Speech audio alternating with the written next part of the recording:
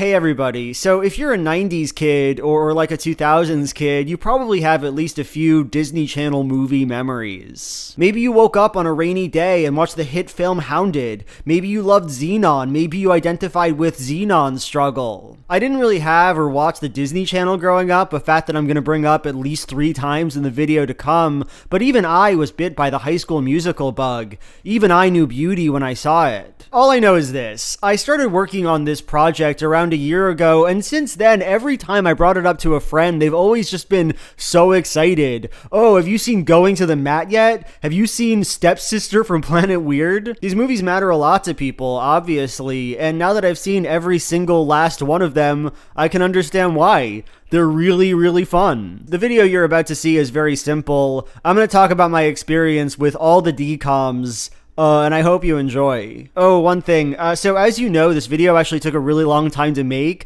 and at some point during the process, I started to give a score to all the movies I talked about. You know, a score from 1 to 10. What this means is that sometimes I don't give the movies a number, and at the end of me talking about them, a score will just pop up on the screen. Really, don't take the scores too seriously, I think. I don't know how to score 117 children's movies. It's often very arbitrary. And with that, let's get into it. Let's jump in. Zapped is a movie about a teenage girl, Zendaya, who gains access to an app that allows her to control men and boys, making them bend to her will. Sit! And one thing I truly appreciate about it is how authentically misandrist it is. Humphrey is also male. So that's 5. 5 males that I am living with. Wow. Zendaya's mom recently remarried, and now she lives with 3 stepbrothers, and they're all little nasty monsters, invading her space, screaming at each other, destroying her life. The boys at school are all freak weirdos too. Even the man Zendaya has a crush on strikes me as deeply fucked up. It's pancake mishap this morning. No, I'm not looking at that. Okay, well then what are you looking at? I'm looking at you. Just watch this man interacting with his teacher and tell me he's alright. There will be a quiz. On the praying mantis?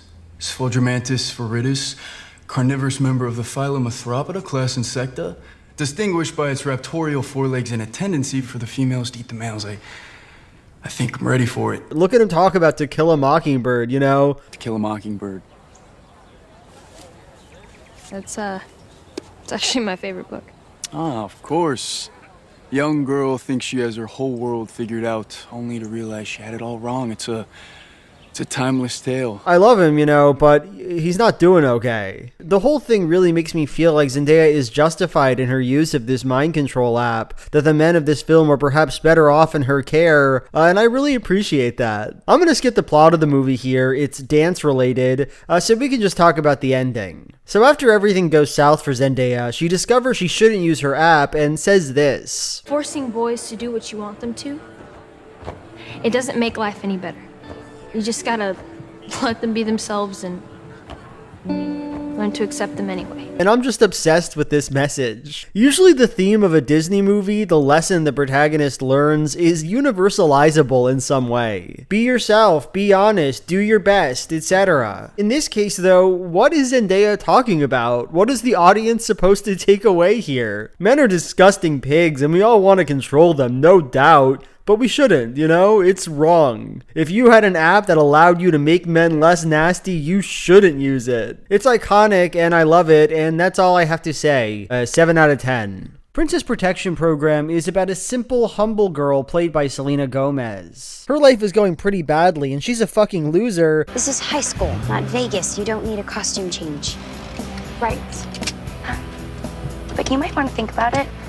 But then her father, a government agent, brings a princess played by Demi Lovato to stay with them because her own country is being taken over by a delightful, sexy dictator. For the good of both our countries, I, General Magnus Kane, declare my son el presidente de la República de las Costas. The movie is about how these two girls grow to love and cherish each other and deal with the military coup. So the funniest thing about this movie, by far, is the Demi Lovato princess. You expect going into this plot to see a kind of odd couple scenario play out, right? Maybe the common girl is an unrefined snob who needs to learn how fancy people do it, and maybe the princess is stuck up and needs to learn what life is like in the real world. It's a very obvious place to go with this story, but it's not at all what it's about. Instead, Demi Lovato is this strange alien presence who is simply in every way perfect. She walks around like a robot, speaking different languages. Oui, j'aime le français. Cooking, bowling, being compassionate, and she don't gotta learn shit. She's done all the learning she needs to do. She's just gotta enjoy herself.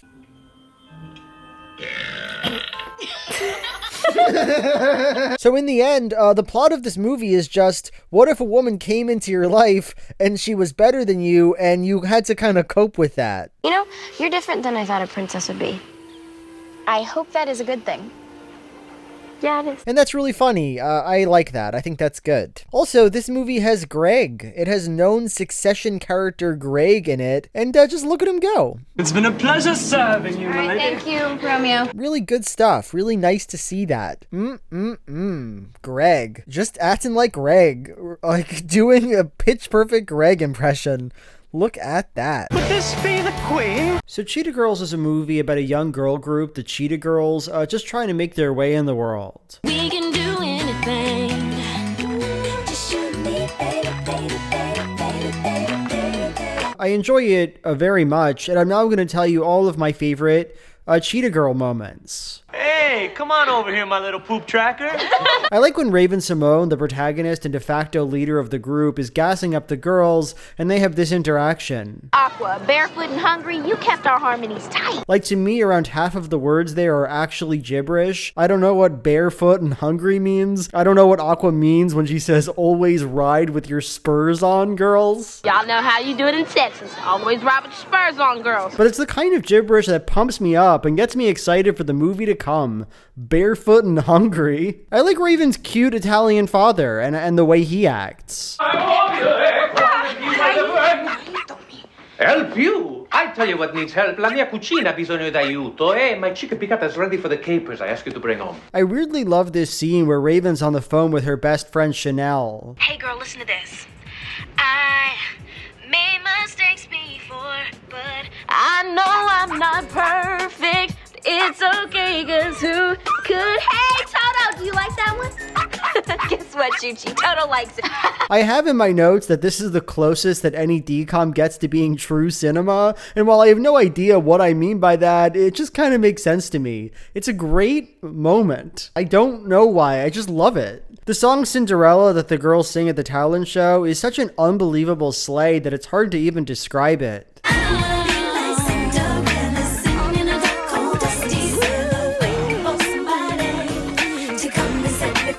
I like the scene where Chanel discovers that one of the Cheetah Girls, Dorinda, has a black foster mom and refuses to process for like 30 seconds that this girl is not black, that she's not a black girl. I mean, the way you dance, you had to have some flavor in you somewhere.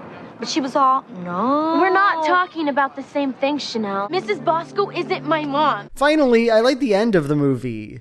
The Cheetah Girls are all mad at each other, but when Raven's dog gets stuck in a hole, Dog in a hole? That's bad. they all reunite and sing to get the dog out.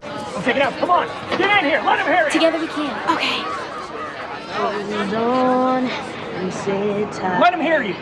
Are you ready for a crazy ride? It's just a great scene, honestly. I like how this cop says, "We got a dog in a hole." I got a dog in a hole by Manhattan Magnet. I like when this fireman yells at them to sing faster to get the dog out. Come on, faster. Okay, come on. Together we can. And I like the dog, I'll admit that. All this to say, I love Cheetah Girls. Raven-Symoné is really funny, the girls have good chemistry, it's a fun movie. Good Luck Charlie, It's Christmas is a spin-off from the TV show Good Luck Charlie. I tell you this because I've never seen Good Luck Charlie. I've never heard of this show, and I couldn't imagine a show about these people. I couldn't imagine watching such a thing. I hate Good Luck Charlie, It's Christmas, and I hate it because it's mean-spirited, and mean-spirited in just the most boring way possible. The movie is about the Duncan family and its horrible trip to Palm Springs to their in-laws' house. When the plane is about to take off, a flight attendant says that they overbooked the flight and that one person can volunteer to get off in exchange for a round-trip ticket anywhere. So we're looking for a volunteer to take a later flight in exchange for a free round-trip ticket to any destination. Me? Teddy, the daughter, wants to go to Florida for spring break, so she jumps up and gets off the flight, and her mom, Amy, follows her. The only problem is, oh my god, every flight is booked up. It's Christmas, and they have no way of getting down to Palm Springs. Let's see about getting both of you on the next available flight, which is in 3 days. What? It's a road trip movie, you see. The mother and daughter go on a road trip. So already, how selfish is Teddy, right? I would never forgive my daughter if she, without a shred of thought, chose to destroy Christmas for my entire family. And she doesn't even apologize. It seems like she thinks it's all normal what she got up to. And then the road trip, oh my god, it's so horrible for the dear mother. It's not a fun road trip, it's a mean one. Amy and Teddy try to take a bus, but Amy pukes too much and has to get off. Mom. And then she has to walk through the snow and the cold to find a rental car. Her life is ruined, and I hate to see it. It's Christmas Eve, Teddy. I want to be with my baby. And my other babies. And my big daddy baby. At one point toward the end of the film, Teddy starts crying because Amy's making her feel bad. You wanted to prove how responsible you were. Mom, I'm not the parent. I'm not the one who's supposed to actually be responsible. And I'm not the one who ruined Christmas. This is the protagonist of the movie, and I feel such intense disdain for her in this moment that it's almost hard to watch. Your mother is making you feel bad? You ruined Christmas to go on spring break. Are you kidding me? I'll kill you. Anyway, look, it's not that I don't like mean movies. Just earlier today, I saw the film White Chicks for the first time, and let me tell you, that movie, it ain't a bag of sunshine. You're wearing the wrong underwear. They're rude to women, they make fun of women in that movie. I mean, if you've seen it, you know it's not for the faint of heart or for the woman lovers in the audience. But White Chicks is a classic because it earns its mean-spirited nature by being funny and having funny jokes. Good Luck Charlie, It's Christmas is nothing like White Chicks, sadly. It doesn't make me laugh or smile, it just makes me feel like I'm on a road trip with this poor sad woman, puking as her daughter destroys her life and talks about how much she wants to go on spring break. I hate it, 1 out of 10. Do better, Teddy. So Den Brother is pretty boring. It's about a selfish boy, Alex, who for reasons I don't care to describe has to lead his little sister's Girl Scout group, or whatever it's called, Bumblebee Troop. My bees come first, right, girls? For whatever reason, the Bumblebees are really gender essentialist, and so Alex has to masquerade as a woman in order to lead the troop. Are you Mrs. Zamboni? Yes, that's me. The one thing that's interesting about the movie is the drag component, and that's because, coincidentally, it shares a trope with the film White Chicks, and it's a trope that I like very much. I enjoy movies where characters do a really bad job masquerading as women, but everyone just buys it completely. Boy, you're really strong, aren't you? From all that protein.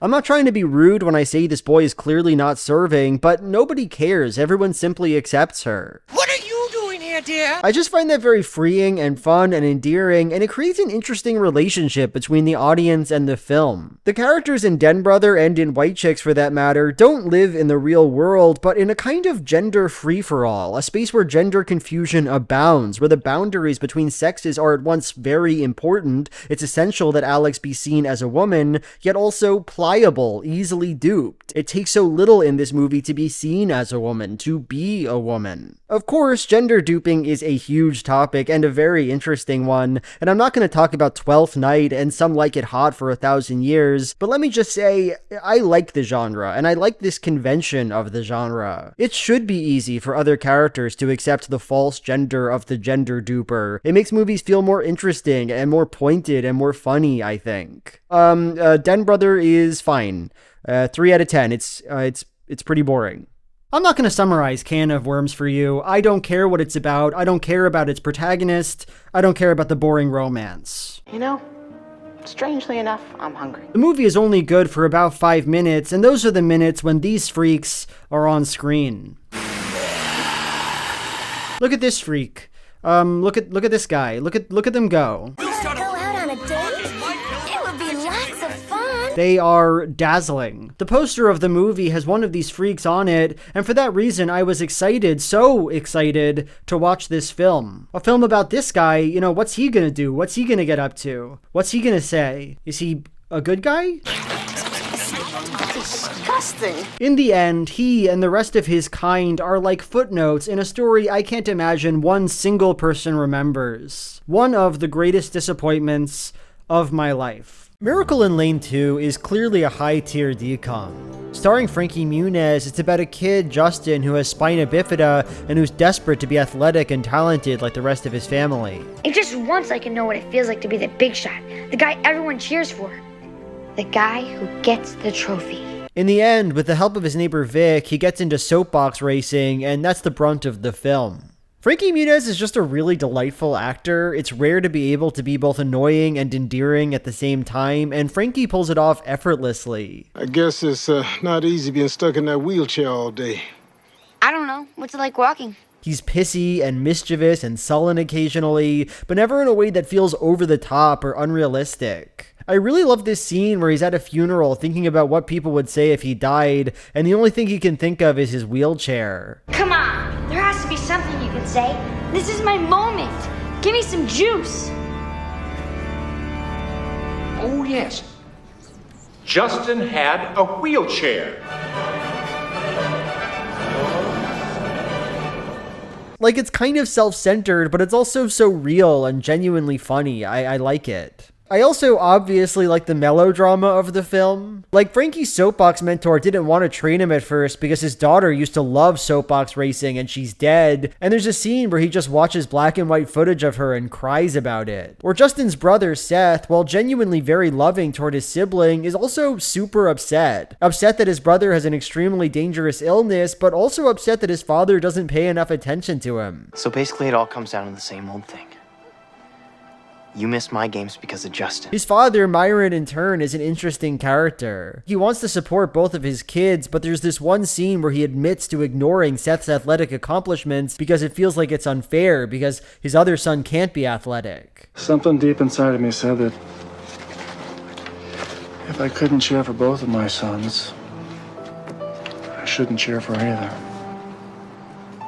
It's such a sad, grounded conflict, and I love it because Seth doesn't just let his father off the hook. Like, yes, it's sympathetic to be sad about your disabled son, but it's also kind of horrible to the other one, and I don't think many teenage boys would be okay with it. One final thing I really love, at one point Justin discovers that his brother goes to therapy and he uses it as ammunition against him in front of his friends. I may be crippled. At least I'm not crazy. I'm not crazy. No? Then how can we see a shrink? And the look on Seth's face, oh my god, it actually hurts me. One thing I find interesting about Miracle in Lane 2 is that almost none of these big melodramatic conflicts are actually resolved by the end of the film. While they do have a cute moment together, Justin never apologizes to Seth over what he said. They never discuss their anger at each other, it just disappears. Likewise, Myron never talks to Seth about their fight. There isn't a nice scene at the end where we see Myron at one of his son's games. No, these things just fall away, and we're expected to be okay with that. So at first I didn't like this, I found it unsatisfying, but now, I don't know, I think it's kinda cool. Justin has a health scare in the final act of the movie, and in the wake of that, his sibling conflict just stops mattering, and I find that very realistic and impactful. I think it's true that in real life, most conflicts are not resolved but forgotten, moved past in imperceptible ways, and it's nice to see that in a DCOM. It's oddly mature. Anyway, Miracle in Lane 2 is really good.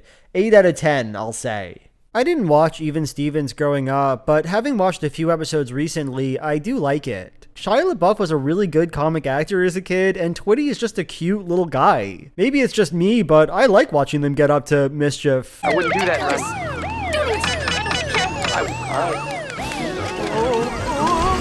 The movie, though, was just okay for me. The plot of the film is pretty clever. The Stevens family thinks they're getting a fun beach vacation, but actually they're on a prank reality show that's ruining their lives. Quite a first date for our unsuspecting vacationers.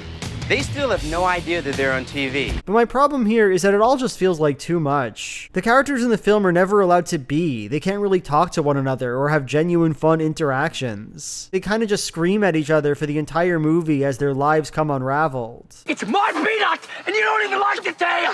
So stop. Stop it. And while I do appreciate that in spirit, it gets a bit old for me and isn't quite as appealing as the show itself. One thing I will say is that I always like it when a movie ends in a completely unnecessary musical number sung by one of its actors.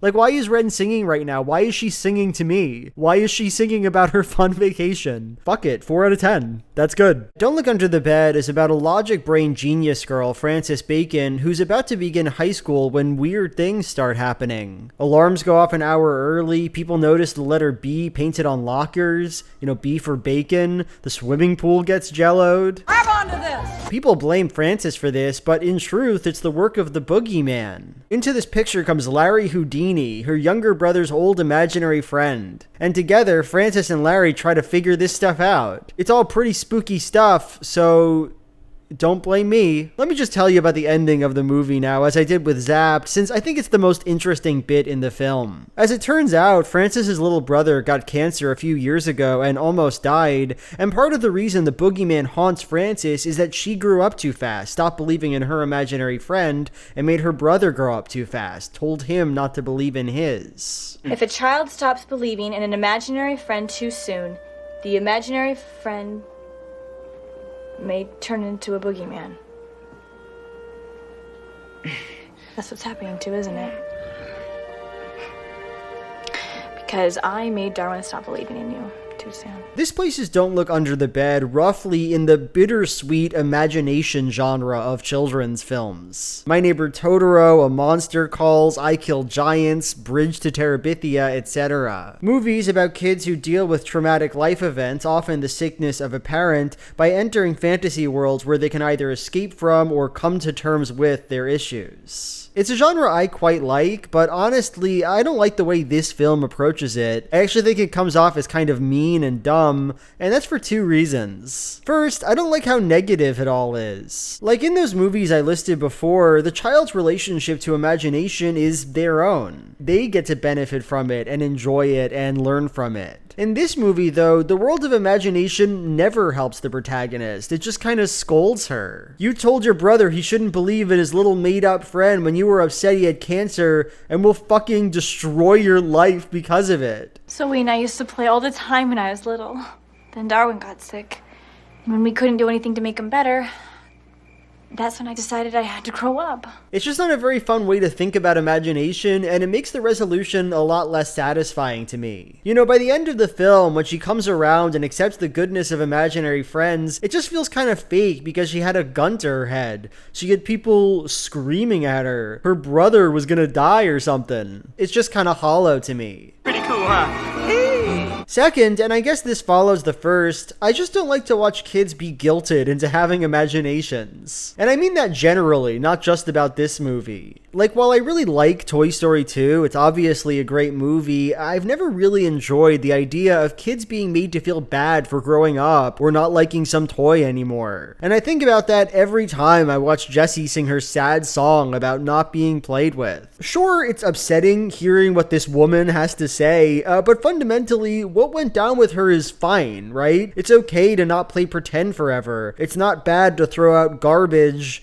that you don't want. And I feel the same way about Don't Look Under the Bed. Let the girl not have imaginary friends anymore, That's a normal event that people experience, and it's okay that they experience it, even as a reaction to a bad thing happening. I'm so sorry I stopped believing in you, Zoe. These kinds of messages always seem more oriented around parents who are sad their kid is growing up than the kids themselves, who are generally happy to think whatever they think. So yeah, I believe the movie should, on principle, be fine with what Frances got up to, and I don't like its condemning of her. Anyway, that's my main point about the movie, but there's two extra things I have to mention. First, the film has a lot of Dutch angles, like so many. Normally I like it when DCOMs try to be more cinematographically interesting, but it does start to look very annoying to me. Second, at the end of the movie, Frances's imaginary friends abandon her because she's too old to believe in that stuff. It's really weird and it makes like no sense to me, but the important bit is one of them, Larry,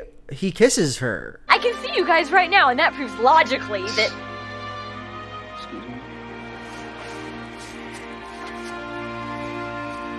Her brother's imaginary friends grabs her by the shoulders and he gives her a smooch. It doesn't come from anywhere. The two characters don't have any chemistry. There's nowhere this relationship can go. It just happens and then the movie ends. 3 out of 10. 13th Year is about a teenage boy who starts turning into a merman and eventually discovers that his mommy is actually a merm. You might be thinking to yourself, wow, that sounds fucking dope. And you'd be right. I like it, honestly. It's fun. The protagonist is a bad actor, but in a kind of endearing way, and I like his friendship with the nerd character. Nerds don't really have friends. We have hobbies. At least nerds have high marks. I'm failing biology. Really? There's nothing to it. Yeah, maybe for a brain like you. I like a jock-nerd duo personally. That's what's always pleased me. With that said, there's really just one moment I need to zoom in on in 13th Year, and I'll just play it. Feels like I'm king of the world. You know he died at the end of that movie, don't you? The utter silence after the other guy says that Leonardo DiCaprio dies in Titanic, the feeling that this comment was not just unwelcome, but also hurtful, cruel, that's good. That's very funny. Smart House is honestly one of my favorite Disney Channel original films. It's about a kid whose mom dies and who tries to replace her with a robot house played by Leela from Futurama. I have worked my microchips right down past the silicone for you people. And it rules. For one thing, the plot is just great. It's not often that one of these movies has an idea that's so good that it could be expanded into a book or serious film, but I really do believe this is one such case. There's something deeply compelling to me about the ideas this movie explores. Loss, technology, isolation. It's a movie that asks the bold, almost feminist-feeling question, in what ways does a woman like a robot house? It's clever, I think. What's more, the execution is good. There's a tenderness to this movie that's hard to explain. What did you say to me, young man? You can't be our mother, Pat. You're not real. So? The protagonist feels delicate and gentle and vivid. His parentification after his mother's death is dealt with an unexpected subtlety. I don't know, there's just something about this movie. It has pathos where so many of these films don't. And you can start dating so we can have a new mom. Why would you want to do that? Also, the ending is downright surreal. So the smart house gets too smart and becomes this embodied holographic woman. Already, that's incredible. The protagonist's desire to replace his mother with a machine turns against him as that machine becomes human, as we discover that there is no true escape from people, that his dream was a tragic one doomed to failure from the start. You're alive. No more or less than I have been. I've just finally reached my full potential. It's great stuff, but it gets better. At the very end, the smart house realizes she's destroying her family's life and she goes away. But then, in the last shot, we see that she's just still there, her face lingering in a helpful robotic ghost. I don't know what to make of this moment. Perhaps I'll make sense of it one day, but in any case, I find it deeply disturbing, and I love this movie. I want you to imagine something. You're a kid, maybe 12 or 13 years old. Recently your parents got a divorce, but you're taking all right, but it's rough. The thing that really bothers you, though, is that your mom has started dating. She has a boyfriend and she seems to love him. The boyfriend has the voice of Patrick Star. So why don't you come on in and have a seat and tell us about the movie? Got some ice cream, and I was thinking, We should all spend some time together. I want you to imagine now that you found a mummy. Most people would be scared of a guy like that, but you know better. The mummy is kind-hearted and sweet, and you have to help him get back in his coffin. Over time, you become better friends, and you even confided him about the recent divorce, about the new boyfriend. Most of my friends' parents are either divorced or they hate each other. I mean, what's the point, right? What voice does the mummy have? Why, of course, it's none other than that of Patrick Star. He understands me. How do you know? I just know. This is the horror described by the film Under Wraps, and it will live within me until the day I die. Everyone in Prom Pact feels like a TikToker. The protagonist, one of the most cringy SJW caricature types I've ever seen. Promposals are just another example of the patriarchy affirming its dominance over women. Okay. Her ninja-ass best friend, the hot jock she dates, they're all TikTokers in their own way.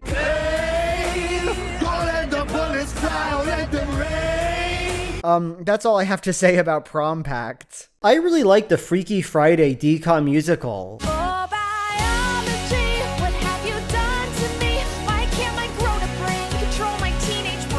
It has some good songs, the performances are cute, and I like the relationship between the mother and daughter who swap places. Do not call your brother a little weirdo. That sweet little weirdo adores you. This is a Freaky Friday musical appreciation zone. Here's a picture of some positive reviews of the movie. Here's a picture of a happy audience, perhaps the audience of Freaky Friday the musical. Here's a highlight reel of the mom in Freaky Friday the musical. That smells like feet and beans. This is toxic. We've got guests in just 10 hours, just the tables from the flowers. I want beauty and perfection, I want total awe. I love my work, I love my life. Keep you in your munchies and your mess. Look at you. Look at me. This must be the groom. Hi, so just no, stop right there. Hey, fella. Those tests are dumb. I need to know whether or not we have a signed suit. Back off, Hansy. You cannot just skip school when you feel like it. We have responsibilities in this world. Okay. Really cool stuff. By far the most interesting thing about the movie Halloweentown is the relationship between the protagonist and her mother. The film is about a teenage girl, Marby. Her name is Marby? It's really Marby? Wait, 1 second. Marnie. It's about Marnie. All right. By far the most interesting thing about the movie Halloweentown is the relationship between its protagonist and her mother. Oh no, Marnie. It's too dangerous. The movie is about a teenage girl, Marnie, who's from magical blood. Her grandmother wants to share magic with her, but the mother, Gwen, is completely against it. Could I talk to you in the kitchen for just 1 minute? Absolutely, dear. As soon as I get the children into their costumes. Costume?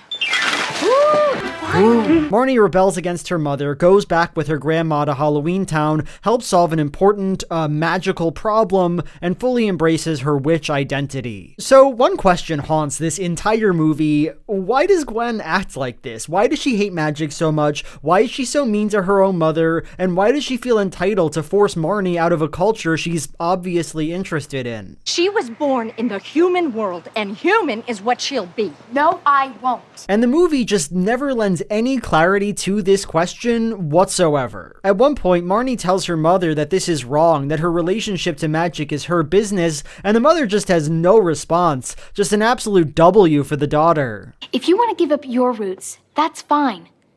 But I don't.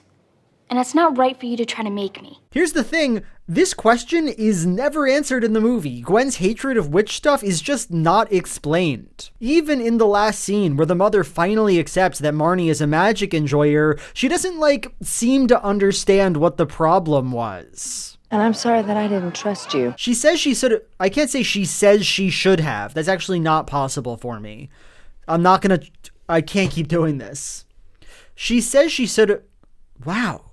She says she should have trusted Marnie, but like, was that the issue? A lack of trust? Trusted to do what exactly? Witches are trained when they're little kids in this movie's tradition, so I'm not sure why trust needs to play a factor here at all. Anyway, I'm not that big a fan of Halloweentown, but I do enjoy the inexplicable motivations of this mother character. It feels like a really honest depiction of internalized bigotry somehow. She just wanders around, seemingly disgusted by her own culture, and she feels this way for reasons she cannot articulate, not to us and maybe not to herself. It just feels honest somehow, I don't know. You Lucky Dog is the second Disney Channel original movie ever made after Under Wraps. It was made in 1998, and it is a sea of contradictions. The plot of the film is frankly incredible. There's a dog psychic, Jack, and Jack meets a dog he's psychic with, and that dog's owner dies, and he cuts his niece and nephew out of his will and leaves all the dog all the money, and gives Jack control of the $64 million estate so the dog can do with the money as he likes. Mr. Windsor decided to leave his entire estate to the only one he knew possessed enough heart and spirit to enjoy the money properly. His dog. But also, the old guy was murdered by his ungrateful nephew, and the protagonist has to use his dog's psychic abilities to figure that out. So between, buying whatever the dog wants, he has to solve a murder. So it's like there's a lot going on. Jack. So all that stuff, everything I've described there, that's not just good, right? That's not just a good idea for a movie. That's incredible. You killed your uncle. I was so happy in the first 15 minutes, and it really made me reflect on how creative some of these movies are, particularly the early ones. That said, it is hard to watch. So much of the movie is dominated by these lazy filler sequences where the protagonist channels a dog while everyone thinks he's crazy.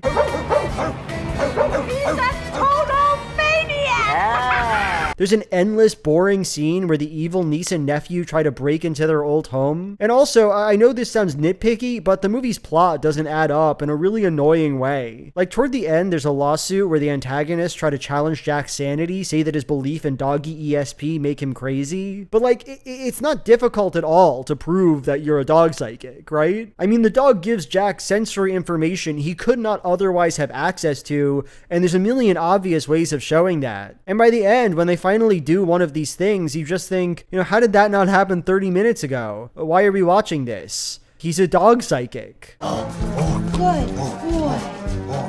That's a spine. My point is, it's a boring, unnecessary conflict in a movie with a million more interesting things it could be doing. What else kinds of stuff does this dog want to buy? There is one thing that I really love about this film, though, and it's that the protagonist, Jack, just immediately fully embraces the reality that this is the dog's money. Ooh, here's something no home should be without: a green lamb chop. What do you think?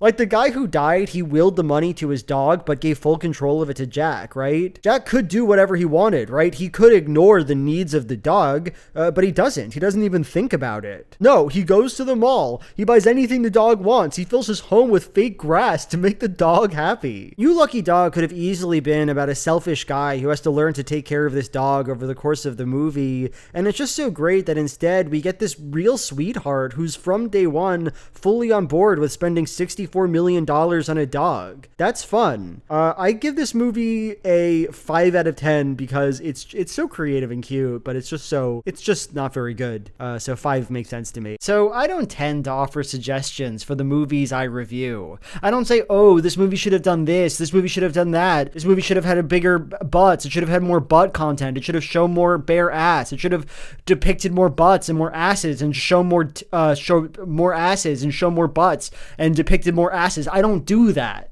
and that's for good reason. Criticism isn't about rewriting media, acting like you could do a better job with it if given the chance. In most cases, I think you should stick to your impressions and thoughts on a bit of art and leave everything else to fan fiction. The reason I say this, though, is because the movie Brink is written incorrectly. They wrote it the wrong way, and I'm going to explain how it should have been done. So Brink is about a roller skating kid, Andy Brink, who just wants to skate with his friends for the love of the grind. But then it turns out his family needs money, and he decides to join forces with his rival, a mean boy skater named Tommy Fresh. I just want to pound the snot out of you. Boomer suggested a race instead. That's not his name, mind you, but it is what I would have named him were this my script. So Tommy is an esteemed and sponsored skater, and he offers Brink the opportunity to compete with him and betray his friends. So here's the problem, and kind of wholly the problem. By the end of this movie, Tommy and Andy should have been best friends, or at the very least, lovers. Toward the middle of the film, Tommy wants Andy to come compete with him, but he knows that's a long shot. On the day of tryouts, Tom is talking with his other team members, and one of them mentions Andy, saying this. Too bad your secret weapon was a no-show. Yes, that's right. Tom described Andy, his rival, as a secret weapon, such as the obvious respect and adoration he has for this man. How wonderful is that? I love that. You see what I mean, right? And, no more bagging on me in front of people. From now on, you start showing me some respect, you got that? Yeah, got it.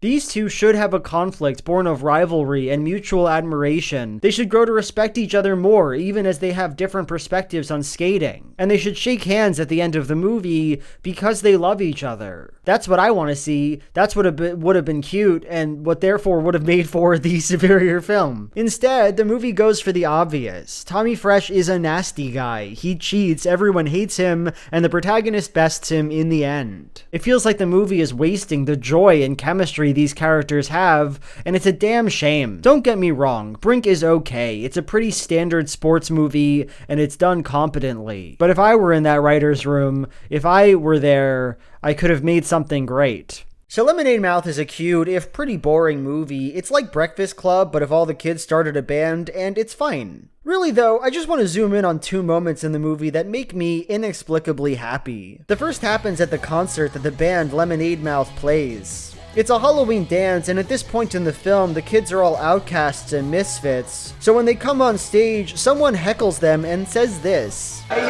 nice costumes.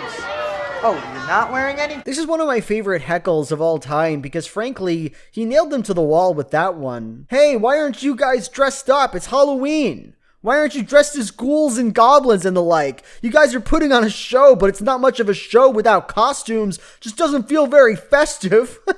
Hey, why aren't you guys dressed up? It's Halloween! I think many people in the audience would agree with me on that one. He got him. He absolutely got him. Great criticism he's giving. The other moment I love happens right toward the end. So one of the girls, I think her name is like Crunch or something, Big Crunch, is sad because her dad is in prison. My dad's in prison. And her friend, another member of the band, starts off sympathetic, but then she says this in a very small moment.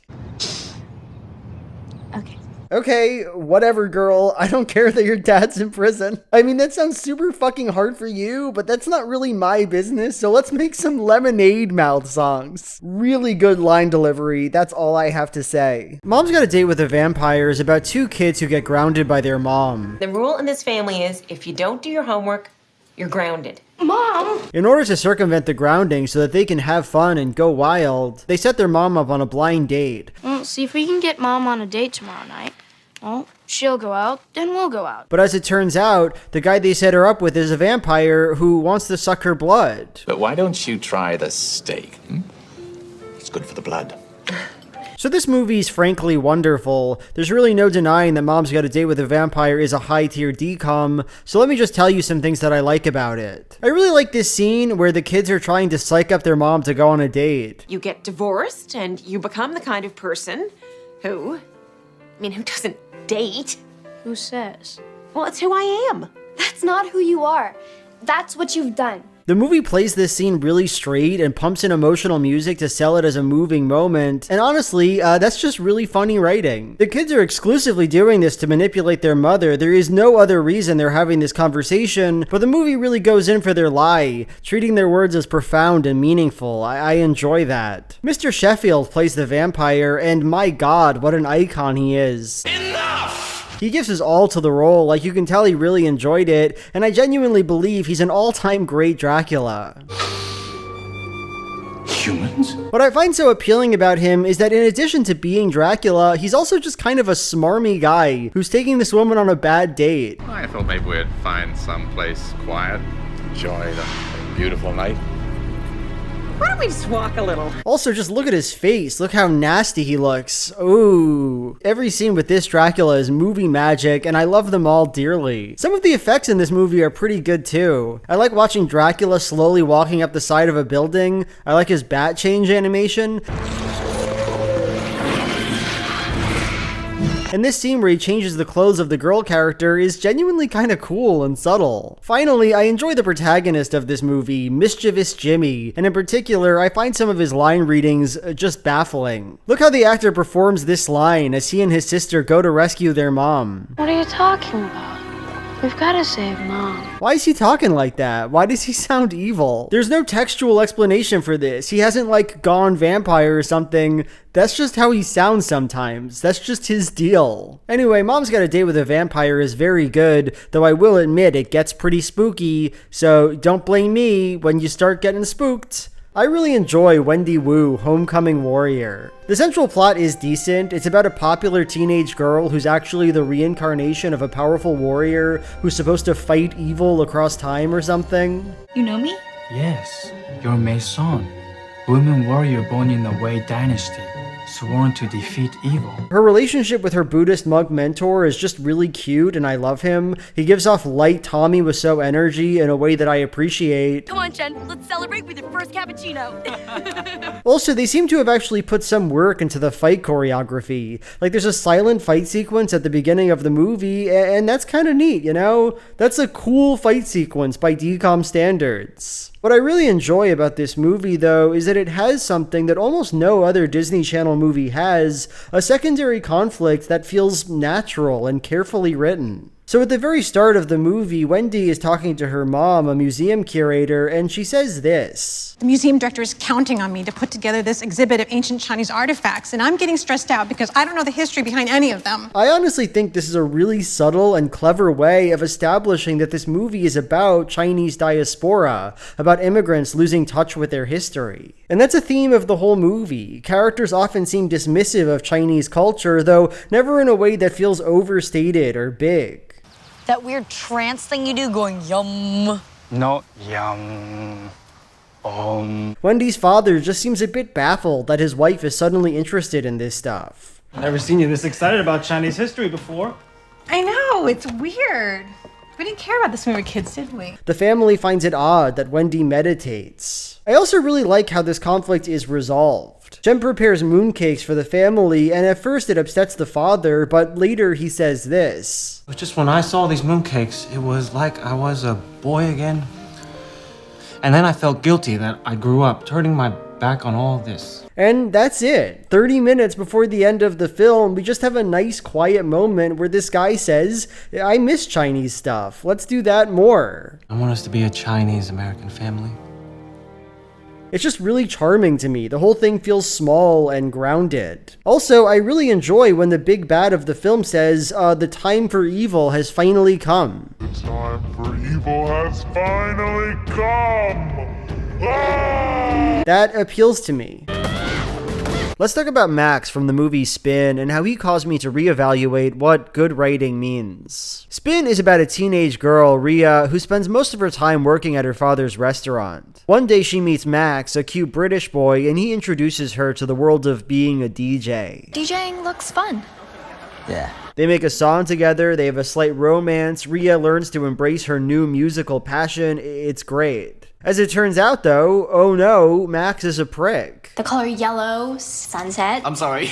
How do you make a song out of food and sunsets? When he plays the song he and Rhea wrote together, he takes all the credit, acts super superior to her, and becomes the de facto antagonist of the film. I have to thank someone, because I couldn't have done this myself. So, word up to Ginger for taking a chance on me. And thanks to all you out there, this is just the beginning.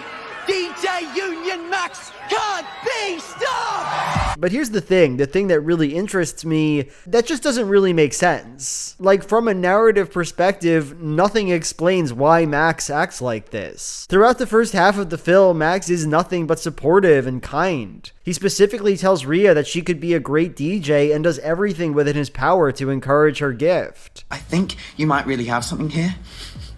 Like, you could be great. They make a song together, and during its production, he seems more than happy to see it as a collective effort. It's been a pretty amazing journey for us to get here. No, there's not one single moment where he seems to have a particularly big ego or be resentful of Rhea. So him turning out to be an asshole doesn't really come from anywhere, and that's bad writing, right? It's sloppy. Well, no, I don't think so. See, there's one thing about Max that I forgot to mention.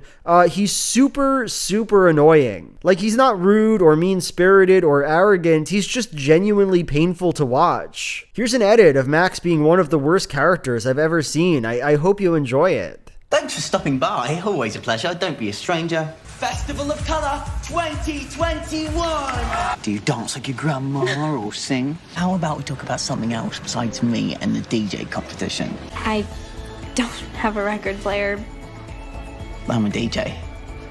I have two. So I want to make an argument here. This works. Watching the character you find annoying turn out to be the bad guy is inherently satisfying and beautiful cinema. And if the film had added something to that, justified Max's douchebag transition, that may have made the movie more clean, more elegantly written, but it would have also taken away from the feeling of purity. I hate this man, the protagonist of the film hates this man, and in the end, isn't that all I ever wanted or needed? Isn't that good storytelling? 7 out of 10 for Spin. So Genius is blatantly a high-tier DCOM. It's about a little boy genius, Charlie Boyle, who goes to a university to teach and study the special graviton particle. He's this close in discovering the graviton. Do you know what this means? If we can figure out how the graviton works, we might be able to manipulate gravity. But he's a dweeb and a nerd, and so he decides that in the midst of his academic career, he wants to sneak back into the local middle school, pretend to be a bad boy, and finally get a date. Well, you can either take a seat here, or you can take a seat just outside the principal's office.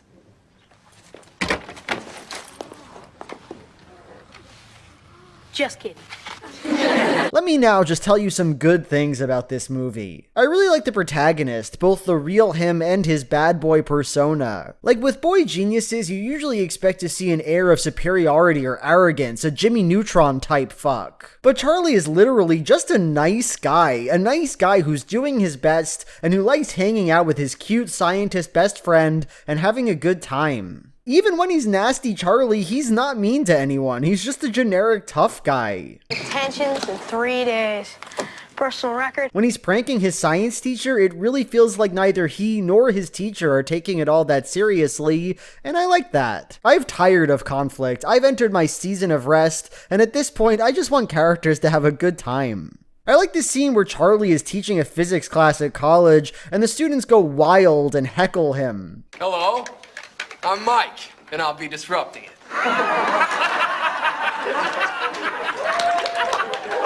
I think I appreciate this moment because it speaks to the kind of fever dream that is academic life within this movie. Are these people children? Are college students essentially 8-year-olds trying to get out of class? Well, for the average 8-year-old watching this movie, that makes sense. That's a reasonable thing for them to imagine, and I enjoy when these movies break with reality in order to represent more accurately how a kid might see the world.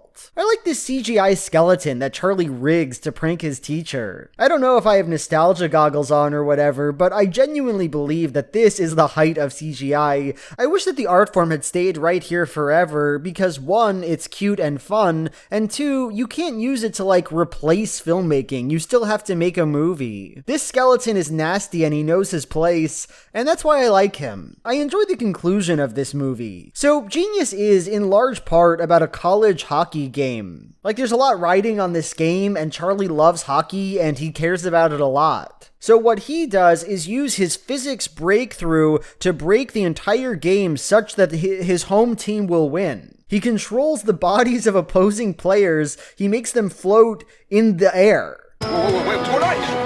Hey, whoa!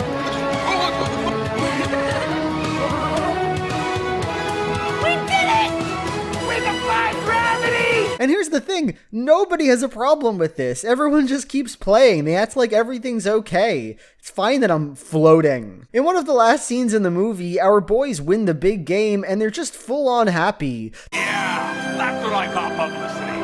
Oh yeah. The message of Genius is unapologetically that cheating is good and you should do it, and it has no negative consequences whatsoever. And that's cool, actually. I like that. Fuck the other team. We deserve that W. With all that said, there is one thing that annoyed me a lot about Genius, and it's the main conflict. So Charlie in his evil man persona obviously falls in love with a girl, Claire, and everything's looking awesome. I love the snow. Yeah, it's alright. But then his secret is revealed. He's a genius. Claire gets mad and says this. What was all of this? Was it one of your experiments? Were you making a study of the local culture? No, Then I guess you were just having a laugh at my expense. Imagine me thinking I could teach you. Were you just pretending to be dumb to make fun of us? To show your superiority? She says that a few times, and that's fine. It makes sense that she'd believe it. But here's my problem. The record is never set straight. No, Charlie did not go to this school to embarrass anyone. He did it for the far more acceptable reason, desperate loneliness, social ostracism. And he never just says that. He never explains it to Claire. Every time you think he's going to, he just stands there like an idiot. And this guy's supposed to be a genius. At the end of the movie, Claire forgives Charlie, but forgives him for what? She clearly thinks he did a way worse thing than he actually did, and he never explains a thing to her. I hate that. It's painful to watch. It casts a shadow over the whole movie for me, and I can't explain why. So Phineas and Ferb got big as I was leaving my cartoon phase. It came out when I was 12, but I became aware of it at 14 or 15, so I watched the show a bunch, and I liked it, but I did have a very slight sense of shame about it, you know? I wasn't talking to my friends about how much I loved Phineas and Ferb. I wasn't exposing my 15-year-old friends to hey guys, did you watch the new episode of Finn and Ferb today? You know what I mean? It was a thing I did in my house. Anyway, Phineas and Ferb the movie is fine. You'd like to adopt a platypus. Oh, is that what it is? Well, yes, maybe have him, please. Okay. You know, it's not really like the other DCOMs we're talking about. It's just a long episode of the cartoon, and it's a pretty good cartoon. I found myself a bit disappointed that it wasn't more funny, though. Ferb, this one's looking at both of us at the same time. The opening 20 minutes had a lot of good bits. Jeremy, you'll see. I can mature, starting with taking this silly photo off. Oh, Mr. Miggins, have you been there the whole time? But then when you get into the movie proper, it's just very plotty and action-oriented. It doesn't have enough songs for my taste. One more brush in our teeth. But it's pretty good. I really like it when the dad cables himself to a subway to get to work. I'm off to the factory. See you next week. That was cool. I'm gonna give this one a 7 out of 10. It's not my favorite in the DCOMs, but it certainly isn't a bad one. I enjoyed it enough. It's pretty good. If you're a Finn and Ferb fan, then get watching and enjoy, Upside Down Magic is about a girl, Nori, who goes to Sage, a magic school for children. As it turns out, Sage is a school that demands extremely intense conformity, which is a shame, honestly, because Nori is so unique. Where some of her peers transform into various animals, Nori can only become various magical animals. So I think that just from that description, you can get a pretty clear idea of what this movie is going to be about. Nori goes to a class of other nonconformist magic users. There, she and her classmates subvert the status quo and show that being unique is cool and good, and that's about it. It's a fine movie, if a bit predictable. Sage is teaching me to be the best abomination I can be. There are two things I want to point out, though. First, right toward the beginning, the kids are all headed to magic school, and they're told by this guy that they can't use magic on their initial hike there. The one rule of this little nature hike is no magic. And I know this is maybe nitpicky, but I cannot figure out why he says this. From a story perspective, it makes no sense to me. You'd think it would be a setup for something, one kid uses magic and it causes a problem or makes something funny happen. But that's not the case. He tells the kids not to use their abilities on this walk, and then they basically don't, and then nothing happens, and then that's it. So what's the point? I just don't get it. Second, so as I said, Nori is in a class of other failed students, but the way the film treats these characters is just so half-baked. One of her peers is this boy, Andres, and he just seems normal, like a completely normal boy, but then at one point in the film, he says something, and everyone's like, wow, Andres said something. That thing you turned into, that was like a cat and a bird and an elephant. Wait, hold up. You talk? But the thing is, I didn't know he was the quiet one. Nothing had communicated that information to me. And then from this point forward, he talks like a normal amount. So is he the quiet one? Is he actually the quiet one? Or did they all the other kids just make that up about him? Because they probably are different. Yeah. I mean, totally. I could just go talk to her about it. You could. I will. Thanks for helping me out, Andres. Or here's another example, another classmate, Elliot. So over the course of the film, Elliot is completely average, if a bit doofy. Nori was surprised when she fell on her butt. Up high? No. But then, in the last act, he says this line. French bread pizza day. What? It's like the most popular day at the dining hall. Everyone loves French bread pizza. So I guess he's the food one. He's the one who's obsessed with food. But nothing established this about him, right? He's just fat, and so they decided that at some point in the film, he should say a line about how he's so hungry and how he wants some French bread pizza. Yum. I don't know, it just seems really lazy to me, but, who am I to judge? Nori can have my sandwich because I have lost my appetite. Up high? Pass. Come on. 4 out of 10 movie right here. I didn't like it that much. So I really love A Ring of Endless Light. It's a movie about this girl, Vicky, who goes to stay with her grandfather on the coast. There, she meets 2 boys. One, her boyfriend from last summer, a rough and tumble freak named Zach. The other, a stern dolphin studier named Adam. They end up catching dolphins even though the fishermen don't want them. So what's the problem? They can just throw them back. They're dead by then. With Adam, she discovers that she can communicate with dolphins, and the movie is about talking to dolphins and choosing between cute boys. It's really cool. Dream about me, okay? So there's a lot to like about A Ring of Endless Light. The love triangle feels oddly nuanced. Like at the beginning, it seems like Adam is going to be the nice boy and Zach will be the douchebag antagonist, but this is not the case. Zach is a troubled, though kind boy who recently lost his mother, and he really does seem to love and need Vicky. My mother died. That's not funny. I know. Oh my god, you're serious? And Adam, I don't know, he's the dolphin whiz. Whoa, beautiful. She picks him in the end because he's so serious about his little dolphins. I personally love them both and would myself have trouble picking who to marry. Besides that, the film is just written oddly well at times. It's based on a book by the great author Madeleine L'Engle, the writer of A Wrinkle in Time, and you can really feel that. Like there's this one scene where Zach and Vicky are on a boat and Zach starts to play chicken. Didn't you ever play chicken, Vic?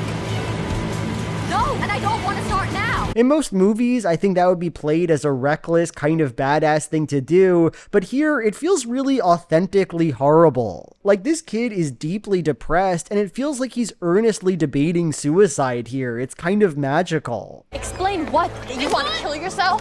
Come on, it was just fun. Or there's a scene where Vicky's grandfather is about to die, and he just quietly goes into the other room to take a nap. It's my time, yeah, I know. It's so small and profound and vivid. Even where the movie is goofy, it still works. Like this scene where Vicky talks about how because dolphins don't have hands, they can't write. With no hands, there'd be no writing. Yeah, no writing, no music, no art.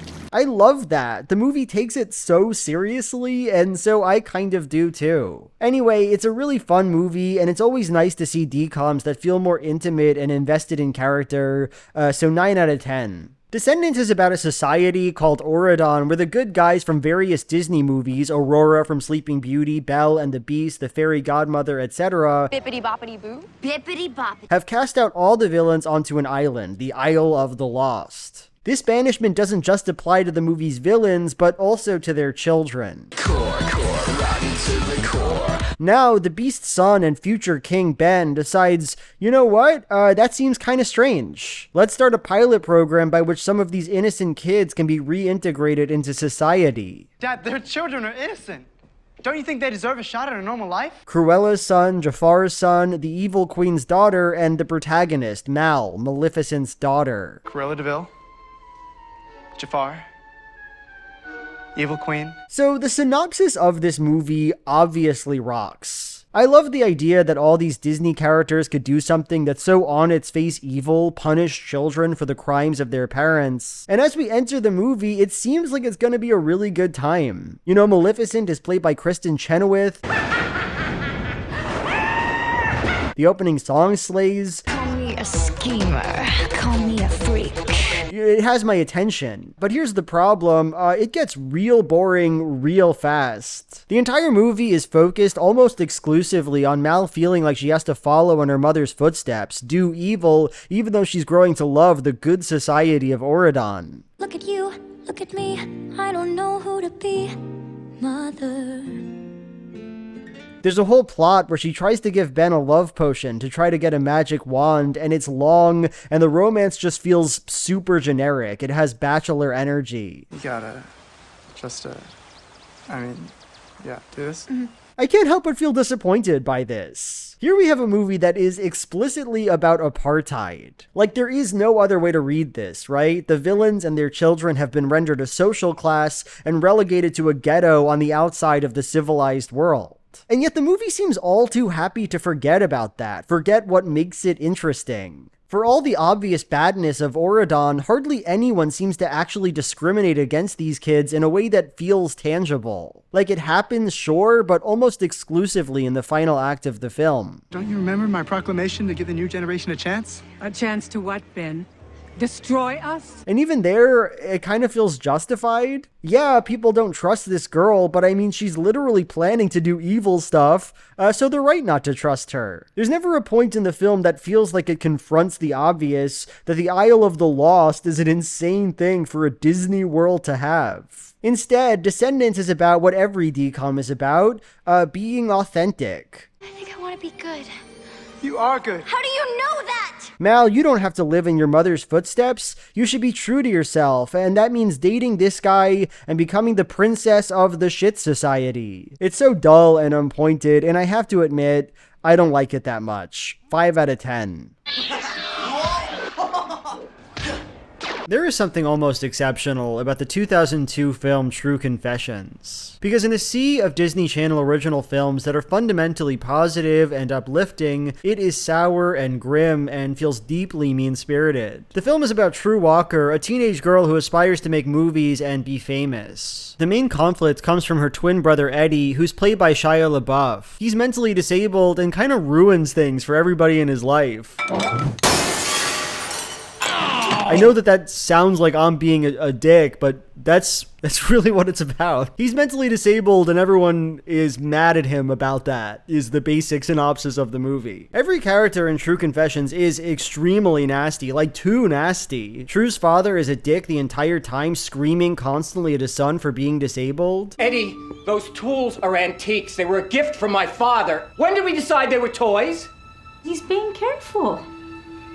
True's mother is oddly rude, acting negative with her daughter whenever she expresses a desire or complaint, yet acting like they should be super close. I'm gonna be on TV!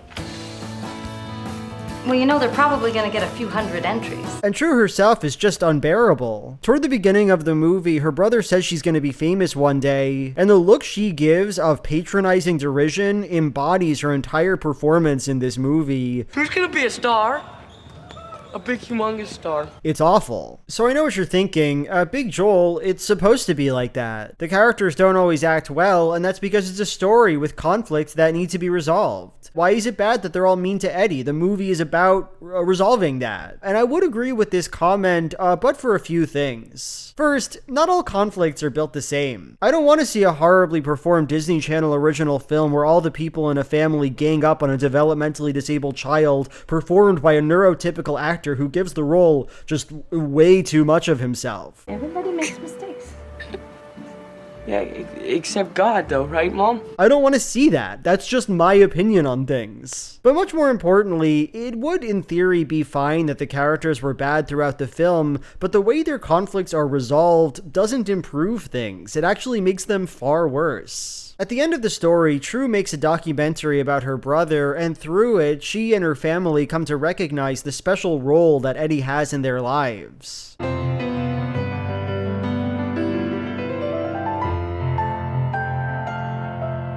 He may not be perfect, he may need help, but he's great because, as Tru says, he shows her the important things in life. This treatment of developmentally disabled people is not uncommon, but I do personally think it's just awful. Tru Confessions is a movie that is fundamentally apathetic about Eddie's subjectivity. He is not a person who just exists and can be loved. He is instead a prop who just makes his sister special, who allows her to become more virtuous and caring and kind and inspirational and to see the world in this special little way. It's a gross, disgusting spider web. No. Perfect and beautiful and strong. It's condescending and horrible, I think. It kind of makes my skin crawl. There are two scenes that bring out this theme more than any other. The first happens between Tru and her mother. Tru just films her bro throwing a fit because he couldn't get a kite to fly. Eddie, maybe there just isn't enough wind. No, Tru, it's not the wind's fault. The kite's stupid.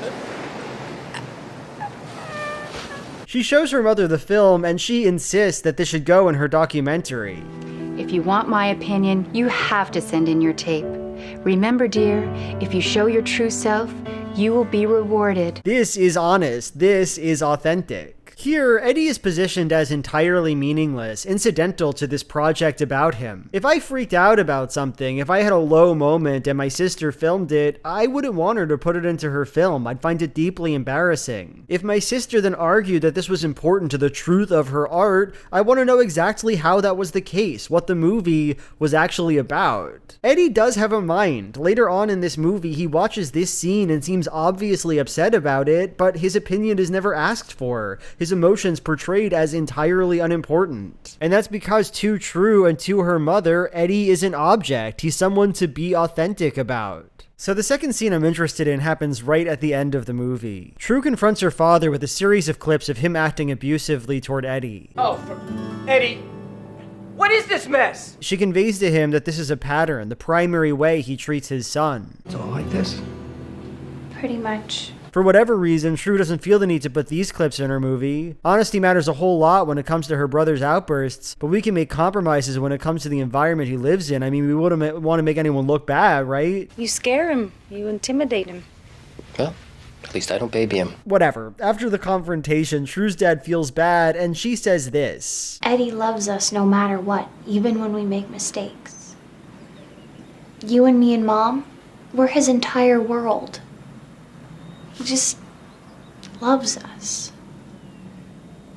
Maybe all we have to do is love him back. There's something almost Jesus-like about this treatment, right? We all transgress against Eddie. We all do things we regret, but Eddie's love, unlike the average person's, is unconditional. He will forgive and forgive and forgive because it's the only thing he is capable of doing. And that's really the central problem here, isn't it? Tru Confessions can only imagine this kid in one of two ways. He is either a lesser life form, the son who irritates us and makes our lives worse, or he is Jesus Christ embodied, forgiving us our sins even though we don't deserve it. There is no in-between. There is no person here. One thing I like about this movie, though, to end on a good note, is the look on Tru's mom's face when she says this. Note to self, when I do make a TV show out of my life, remind me to cast somebody else as my mom.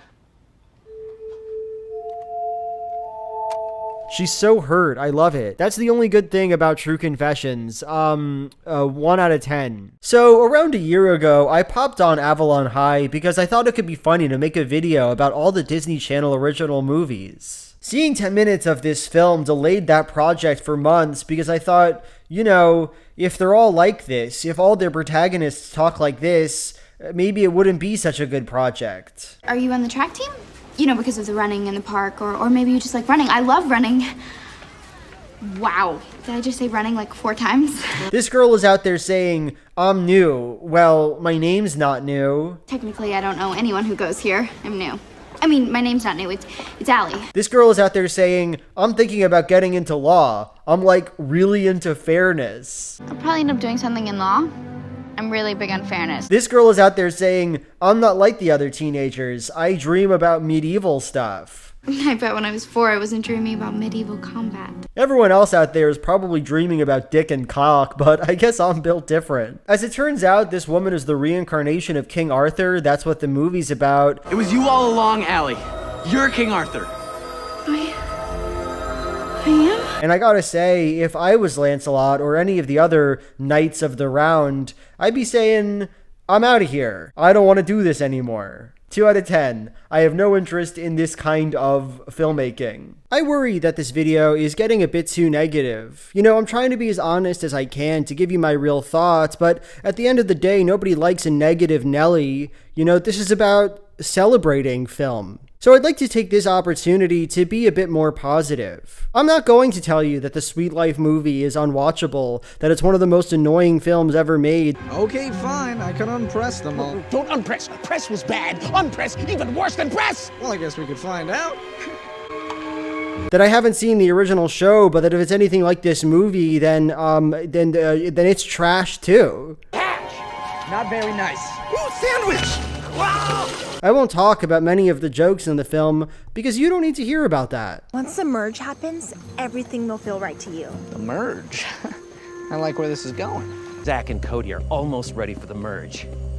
Nellie was telling me something about the merge. Although unfortunately it wasn't what I hoped it would be. No, I'm just going to tell you the one moment of the Sweet Life movie that I think is really funny. So the film involves a villain who disguises his face. Meet Ronald Spaulding, my evil twin brother. And at the end of the movie, there's a flashback sequence where we see how he was behind all the evil stuff that happened. And in every flashback, for literally no reason, there's a strangely long lingering shot where the villain unmasks and we see who he really is. Over and over, after doing these evil things, he rips off his silicone and looks mischievous and nasty. But I was here the whole time, waiting, developing my brilliant plan.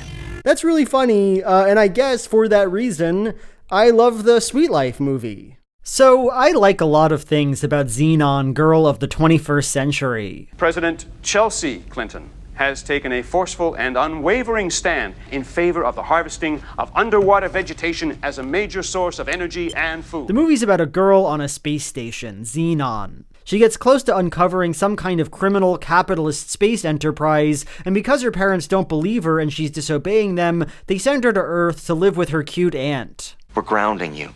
I understand that. No, see, I mean, we're really grounding you. Zenon then has to get back to space and save the day while falling in love with an Earth hottie major. What? And it is, in general, a pretty fun time. For one thing, and I know this might be controversial, I loved the dialogue in this movie. This is difficult major for me. Macro's a good thing. Micro is bad. Viral is nasty. Graphic is beautiful. Excuse me. Here's the thing, when they first started speaking in this dumb slang, I thought it was kind of annoying, but something about the endless repetition of it sold me. Like, Zenon will not stop using her space words, she can't, and I appreciate that commitment. Also, some of the characters are fun. As I already indicated, the shy aunt is extremely endearing. Unlike you, sweetie, I've always been petrified of putting myself out there or taking a risk. It would have been easy to write an adversarial relationship between her and Zenon, and so I appreciate their choice not to. No, you're my hero. Oh, you're brave. I also like the love interest in Zenon. I work at a stable. You know, horses. It's kind of cool. Do you want to check it out? I don't know, but something about him feels less over the top and annoying than most of the crushes in these movies. One thing I will say though is that the parents in this film just kind of feel awkward to me, and here I just want to zoom in on one interesting scene. So Zenon disobeys them and investigates this space criminal, and her parents, told they must discipline their daughter for this, decide to send her to Earth. But in the movie, as Zenon leaves, her parents tell her, "We'll bring you back as soon as we can." Don't worry, honey. We will bring you back as fast as we can. As though it wasn't their choice to send her off in the first place. Maybe you could read this as extremely subtle writings, that the parents secretly don't want to send Zenon away, but are forced to do so by their space boss. But more realistically, I think the moment just speaks to the contradictory role of parents in a lot of these Disney Channel movies. On one hand, they are the antagonists. They don't recognize that Zenon did what she did for a good reason, and they aren't willing to hear her out, so they send her away, give a kind of extreme punishment to our hero. On the other hand, they must be, in all ways, kindly good guys. They can't do anything wrong, they can't make real mistakes, and if something unjust happens to Zenon, it can't truly be their fault. You can't imagine how much I don't want to do what I have to do now. But you haven't left us any choice. And so we have this fascinating and strange moment. Parents wrongly disciplining their child who must, in the end, deny their own agency, treat these events as somehow outside of their control. So Descendants 2 looks at the original film, looks at this obviously unjust society they've painted, and it is begrudgingly more interested in exploring that injustice. Like, we actually get to meet two kids who are stuck on the Isle of the Lost and who are sad about it. One of them is this 11-year-old, Dizzy, granddaughter of the evil stepmother from Cinderella, and the film puts a big emphasis on how unfair it is that she has to live in deprivation. It would make me so happy to know that you were wearing something of mine, Oridon. Almost like me being there myself. The other one, Uma, Ursula's daughter, is so mad that she has to live in this ghetto that she pursues violent solutions, a fact that this movie doesn't really judge her for. Doesn't she have the perfect little life? And we're 20 years into a garbage strike. Like, yeah, of course she wants out. She's imprisoned and stuff. I get that you don't deserve this. This island is a prison thanks to your father. Still, I see the film's interest in injustice is begrudging because even as we finally zoom in on the badness of Oridon, the film really wants me to not blame the ruling class of this society for any of it. In one scene, Uma gets mad at Ben, the king, and he says this. The plan was to start with 4 kids and bring more people over. I guess I was busy being king. That sounds lame. Ah, geez, yeah, I was thinking about dissolving Horror Island, but then I got so wrapped up in stuff. Just being king, you know, dating my queen. Sorry about that. It's just such an obvious cop-out meant to protect our main character's sense of inner goodness that it honestly delights me with how dumb it is. Still, this politics stuff isn't really my problem with Descendants 2. No, what annoys me about it is Mal's arc in this movie, or rather her lack of an arc. So okay, Mal is a lady of the court now, the king's GF, and she's supposed to be a goody two-shoes, and she has blonde hair. But shocker, she doesn't feel authentic in that role. She still feels some amount of evil within her, I guess.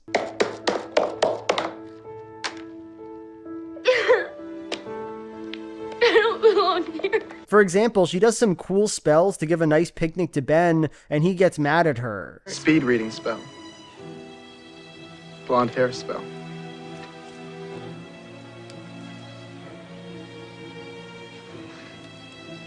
Cooking spell. For that reason, I guess, she goes back to the Isle of the Lost where she truly belongs. And the whole movie is about getting her back, making her realize that she can be her authentic self in Oridon. So here's my problem. I have no idea what Mal's talking about. I am, and will always be, the girl from the Isle. How does she want to be so evil? What authenticity is she missing out on? She's so worried that King Ben doesn't love the real her, but how so? By the end of the movie, he's just like, yeah, I do like you. And she's just like, cool. It doesn't even seem like magic is so important to her, since at the end of the movie, she readily gives it up. This belongs in the museum.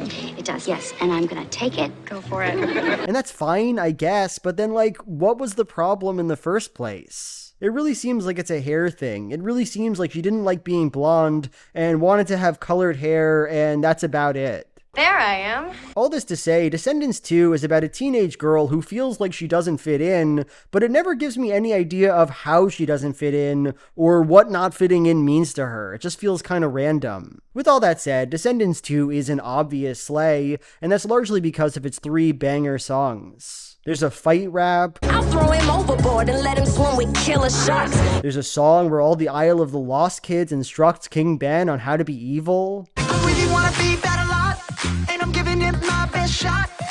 But it's hard being what I'm not. And then of course there's What's My Name? Uma. What's my name? What's my name?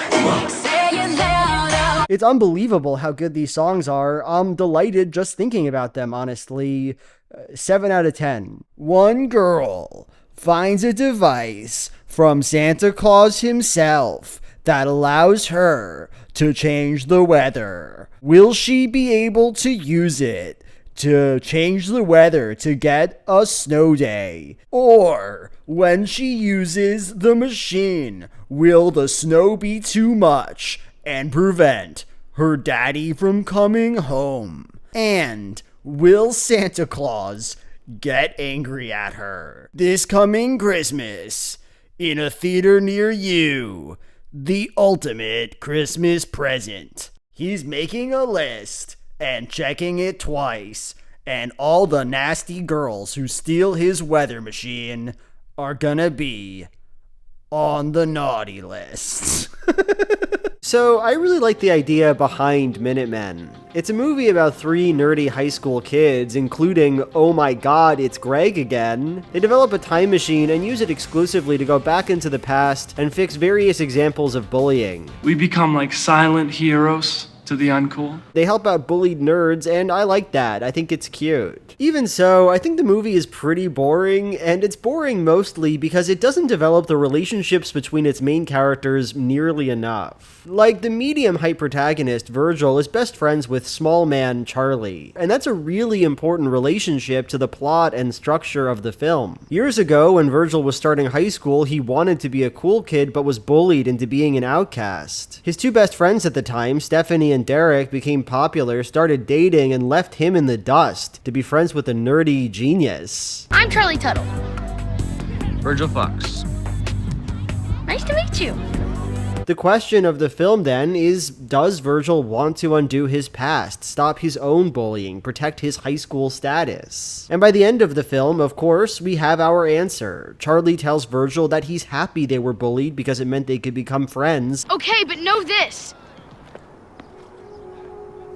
What happened down there is we became friends. And so our protagonist realizes, he likes things the way they are. So on principle, I like that plot, but the only issue is I don't know these people and they don't feel like friends to me. There aren't a lot of scenes where Charlie and Virgil really talk or seem to like each other all that much. And so when Charlie gives his emotional speech, I'm not buying it. This day that you hate so much just because you got a little embarrassed. This is my favorite day. It feels perfunctory to me. This is even more the case with Greg, the tall boy. Before us, you were this big guy everyone was afraid of. You better shut up, Virgil. Greg is known as a scary weirdo by everyone in the school until he joins the time travel gang and makes friends with the boys. And that's great, I like Greg, but where is he? He doesn't get to do anything or develop as a character at all. For most of the movie, he's really standoffish, and then at some point, for no particular reason, he decides, oh, I actually like these boys. I like my boys. Ladies? Well, where's the juice, Where's the fun? Where's the relationship growth? Where's the chemistry? Give me more Greg. Anyway, just as a complete aside here, there's one point in the movie that I just need to talk about. So a black kid is being bullied, right? The jock stole all of his clothes, and the time travel boys go back in time to give him a replacement set of clothes, to make him cool. And they choose to give him like a big gold chain, like a big $sign gold chain. Oh, you can keep those. I got myself some new threads. Like, the boys make an aesthetic choice to give the kid like a cool black guy look. And I don't know what to make of that, honestly. Is that racist? Is that allyship? Are they allies? Who had the idea to give him the big chain? That's what I want to know. That's the real puzzle of the movie. Whatever, Minutemen is mediocre, 5 out of 10 film, easy 5 out of 10. Starstruck is a kind of low romantic comedy. It's about a teenage girl, Jessica, whose sister is obsessed with sexy pop star Christopher Wilde. You guys are the best fans in the world, thank you.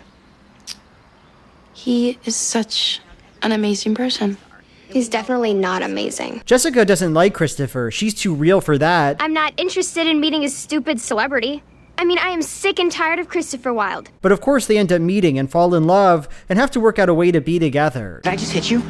No, the door hit me by itself. So the movie is bad and iconic, and that's largely because of its protagonist. She's just mean the whole time. Like, she's such an unbearable presence on screen, delivering each and every one of her lines, especially in the first act, in the same sneering, almost pain tone. I don't want to calm down. I want to go home.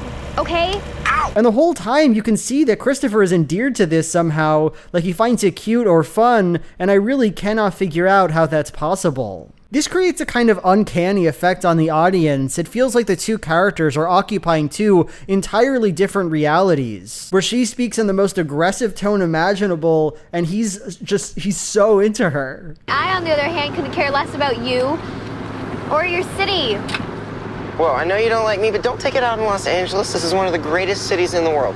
Really? With that said, there's something kind of interesting about this movie, and that comes down to the way the film treats the paparazzi. So the paparazzi are an overwhelming dystopian force in the film. They follow Christopher literally everywhere. He spends all his time trying to avoid them, and the central conflict of the film is that he doesn't want to be with Jessica because fame will destroy her life. Man, you're normal, and I want you to stay that way.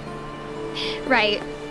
Just leave me alone. And one of the most striking scenes in the film is about this evil paparazzi. In the final act, the relationship is found out, and Christopher wants Jessica to lie about it, say they never met. So Jessica's talking to the press, and then this moment happens. We only want the truth. You don't want the truth. You want a story. You take a good, normal person and turn him into your own little reality show. You build him up into a big celebrity just so you can tear him down in public. Just so you can sell magazines and TV shows? That's really sick. It's kind of great, right? Like, she steps out, acts like she's gonna confront the pops, give them something they weren't prepared for, but of course, that's moronic. She gives them precisely what they want, because what they want is a big story. I've tried not repeating this over and over again in this video, but so many DCOMs are about authenticity, about the value of being yourself, and this moment kind of challenges that idea. Authenticity in this case is meaningless. It is not some solution to the protagonist's problems with the paparazzi. It doesn't make her life better. It doesn't confront anyone with anything. In the end, Starstruck cannot deal with, cannot account for the story that it's told. Christopher and Jessica end up together, and that's great, that makes me really happy, but the problem the film raised cannot be answered. I lied about knowing Jessica Olsen. Because the truth is, I know Jessica Olsen. Jessica Olsen's a terrible navigator and a know-it-all, but she's honest. Chris didn't want to be with her, at least partly, because he didn't want her life to be ruined by the press, and now, no matter what, that's gonna happen. And sure, she can choose to be honest, but really, who cares? Either way, this machine is big, and it's not gonna stop cranking no matter what she does. It's a bit clever, I think. I like it. Did you get that? Also, I feel I should add two things. First, you might be wondering how Jessica goes from acting like this. Oh, Christopher, I'm so sorry I hurt your delicate little feelings. Christopher, forgive me for not treating you like the big, enormous star you think you are. To loving Christopher. And the answer is, broadly, dead grandpa comparisons. In the first scene that she shows any affection for Christopher, Jessica says this. That was my grandpa's hat. He used to wear it when he took me fishing. Oh, wow, I'm sorry. Here. No, you keep it. It looks kind of good on you. And later on, she says this. You know, you drive like my grandpa. Another endearing grandfather comparison moment. I don't know, there's just something kind of great about that. Kind of great and upsetting. You look just like my grandpa. You wear that hat just like my old grandpa. Second, Christopher has a best friend in this movie, and that friend's name is Albert J. Stubbins. You get to hang out with myself, Albert J. Stubbins, best friend since 4th grade. Back to the shit zone, let's talk about Frenemies. 3 stories of friendship gone awry. Fashion teens bicker about an important job. That's my story. Your story, but we thought of it at the same time. That editor job is mine. No, it's not. It's mine. 2 identical looking girls, one rich, one poor, switch places for the week, and it all goes to hell. Wait, so you're saying for 1 week, I'm going to be her? And I'm gonna be her? A boy and his dog squabble over women. This is the worst thing you've ever done. You're the worst dog. I hate you. Get out of here. So as you might know from my video about Disney sequels, I hate writing about movies that are split into 3 stories. Like, I'm not going to talk about all these tales in depth. I don't care about them. So I'll just point out 2 things I felt were very important about Frenemies. First, I want to zoom in on one moment. So a rich girl and a middle-class girl switch places, right? And in one scene, the middle-class girl sits with the rich family, and they have this interaction. Who did you get? Martina Molinara, the famous Italian opera singer. You know, as incredibly entertaining as that sounds, Wouldn't it be easier just to chill out with some friends and get a taco truck? Girl, what are you talking about? What's a taco? You wanted to switch places. You wanted to see how the other half lives. So why can't you just be receptive to this experience? Keep your mind open. Can we have tacos? I'm not super into this rich girl stuff because I'm such a normal girl. Literally, why don't you humble yourself? You know how many people out there have unexplained clones of themselves occupying high society? And of that group, how many of the rich clones are willing to trade places for a week? Just lean in and enjoy is my point. You're not impressing anyone with this taco shit. You're certainly not impressing me. That's my opinion, and I don't even care who disagrees. Second, the credit sequence of this film is one of the cutest things I've seen around. As I said before, they have a dog who does various stunts in the movie, and at the end, we get to see all the doggy bloopers. Him failing over and over to put this letter into the toilet. It's so cute. Personally, I think this is an innovative choice, and that every movie with a doggy actor should be forced to show me some doggy bloopers. Anyway, that's all I have to say about Frenemies. What happened with the other friendship? What happened with the fashion job? You'll just have to tune in to Disney Plus to find out. Mwah.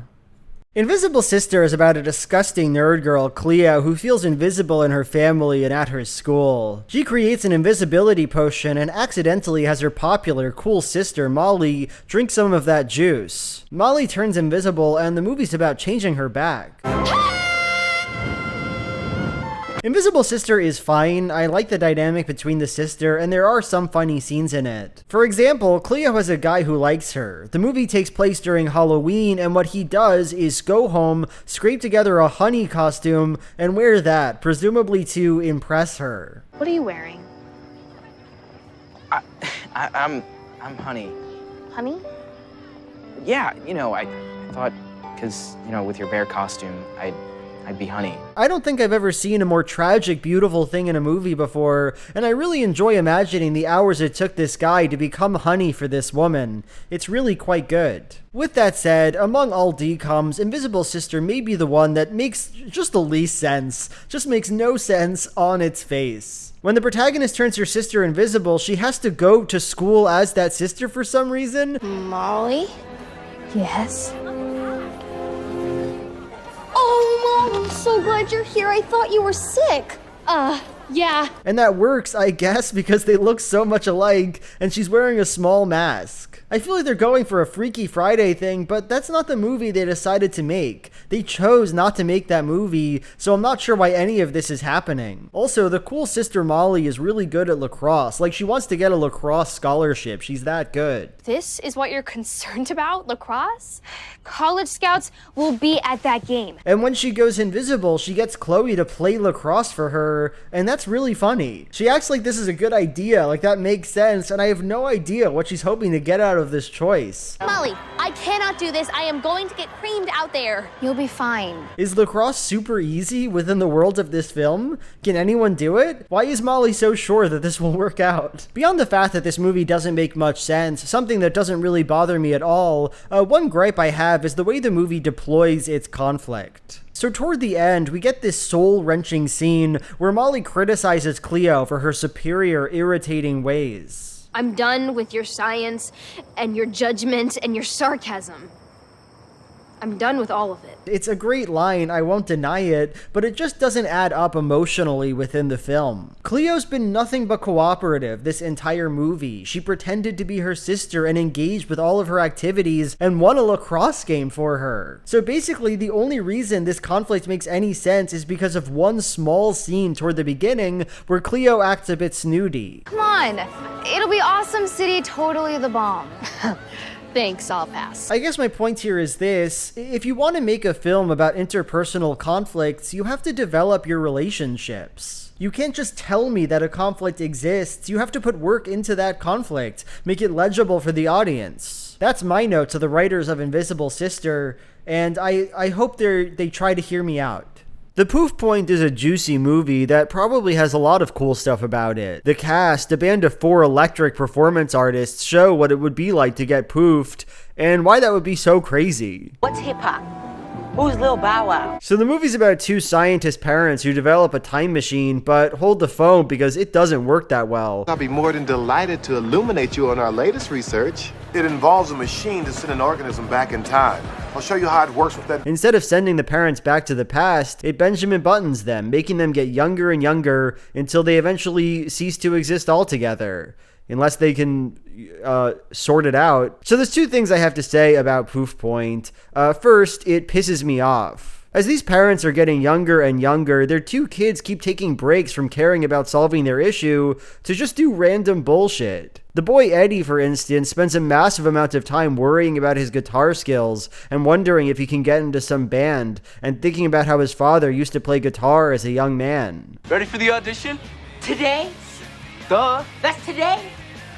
That's like 20 minutes of the movie right there, and he does it instead of worrying about his dying daddy. I got this audition of a lifetime to try for this tight band called Urban Slugs. And Norton telling me to get ready for it. Now, I'm not one to point out every unrealistic thing a character in a movie does as an example of the movie being bad. Action film characters always say pithy one-liners and waste time, and you don't hear me complaining about it. Say hi to Mommy. But still, there's a give and take here, right? Suspension of disbelief is something that a film has to earn, has to succeed at, and I don't feel like Poof Point does that. Eddie spends so much time on this guitar thing, and it's really boring to watch, and we never even get a sense of why it's so important to him, or why I'm supposed to care about it. The effect is a B-plot that just feels dull and distracting to me, and calls into question the importance of the central relationship of the film, the connection between this kid and his dad. I need you to come to the lab, Eddie. Marie, give me 5 or 10 more minutes. It's an emergency. Is this how it's gonna be when we let you into the band? Every day another emergency? Second, another complaint, I don't like it when adult actors pretend to be babies.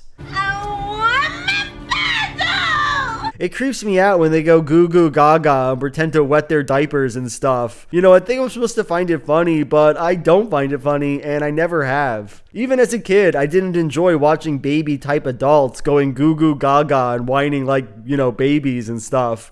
And I'm not going to apologize for that. Poof Point gets a 5 out of 10 for me, redeemed only by the film's strange enjoyment of Ronald Reagan. Our political hero, Ronald Reagan? So, Groundhog Day movies are one of my favorite kinds of movies. Like, I just think the premise of repeating a day over and over is extremely fun, and no matter how many times I see it, I'm always excited to watch another one. For this reason, I was really excited to watch Christmas Again, a movie about a girl, Rowena, who has to cope with her new mixed family by living through Christmas again and again. Tragically, though, I disliked this movie quite a lot, and let me give you 4 reasons why. Reason number 1, protagonist annoying. I thought we agreed you'd clean up, Rowena. I wanted to, but I was so excited for Christmas. Rowena is annoying and mean-spirited for so much of the film, and it's frankly painful and boring to watch. She's really mean and snooty to her uncle, who's literally just trying to do some comedy. So the hardest part of being a lawyer is turning off work mode when you get home.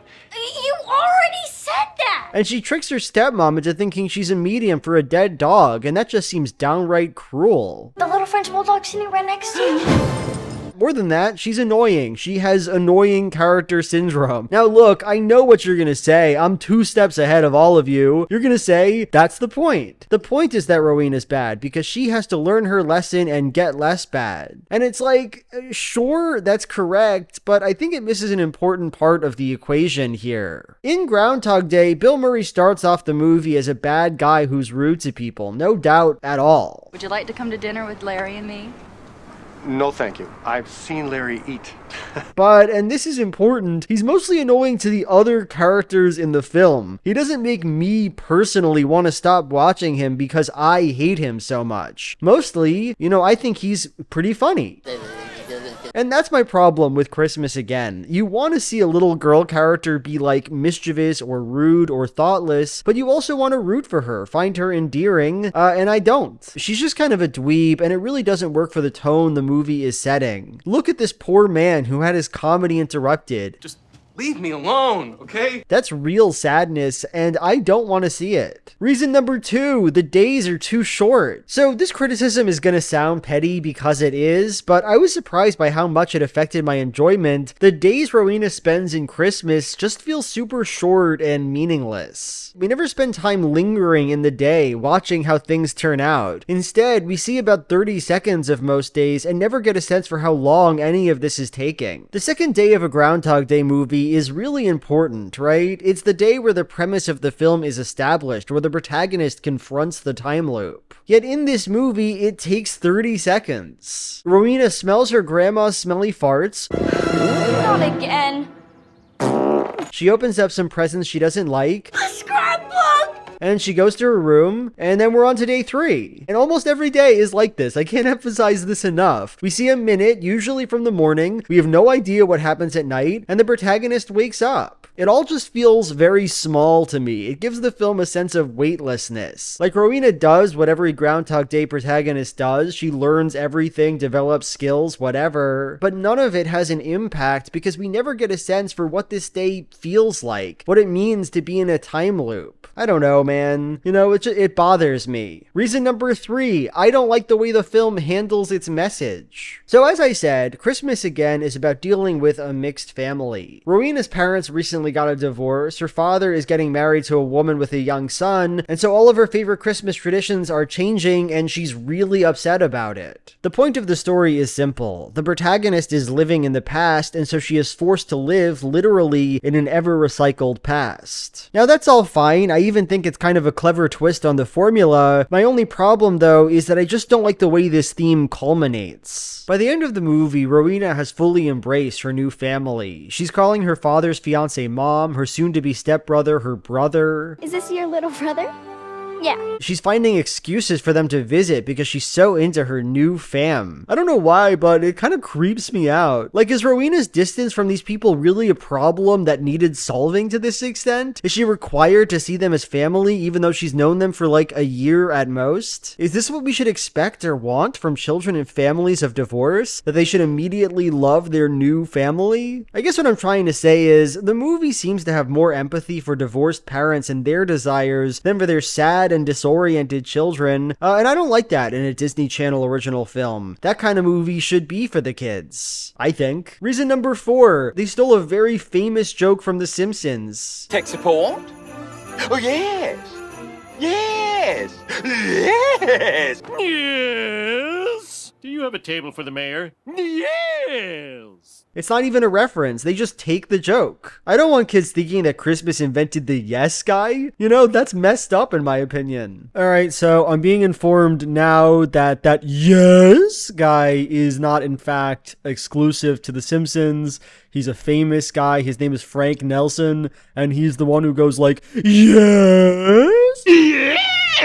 So, that's not a ding to Christmas again, but I stand by the rest of my criticisms and ultimately, therefore, have to give the film a 3 out of 10. There's something that feels genuinely dense about the movie Zombies. I'm Zed, and yeah, I'm a zombie.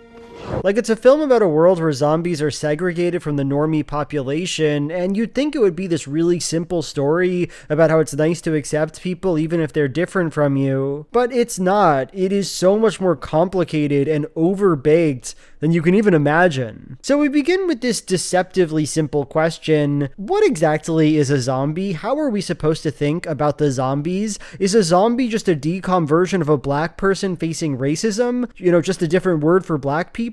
Well, the answer to that is yes, kinda. They're kind of just black people. The world of Seabrook is terribly racist. Zombies are forced to wear a special uniform to signify their otherness and subservience. Zombies have to wear government-issued coveralls. They're not allowed to own pets. They were just recently allowed to go to human schools, but even then, they're kept in the basement. The human administrators are uncomfortable at the idea of touching them.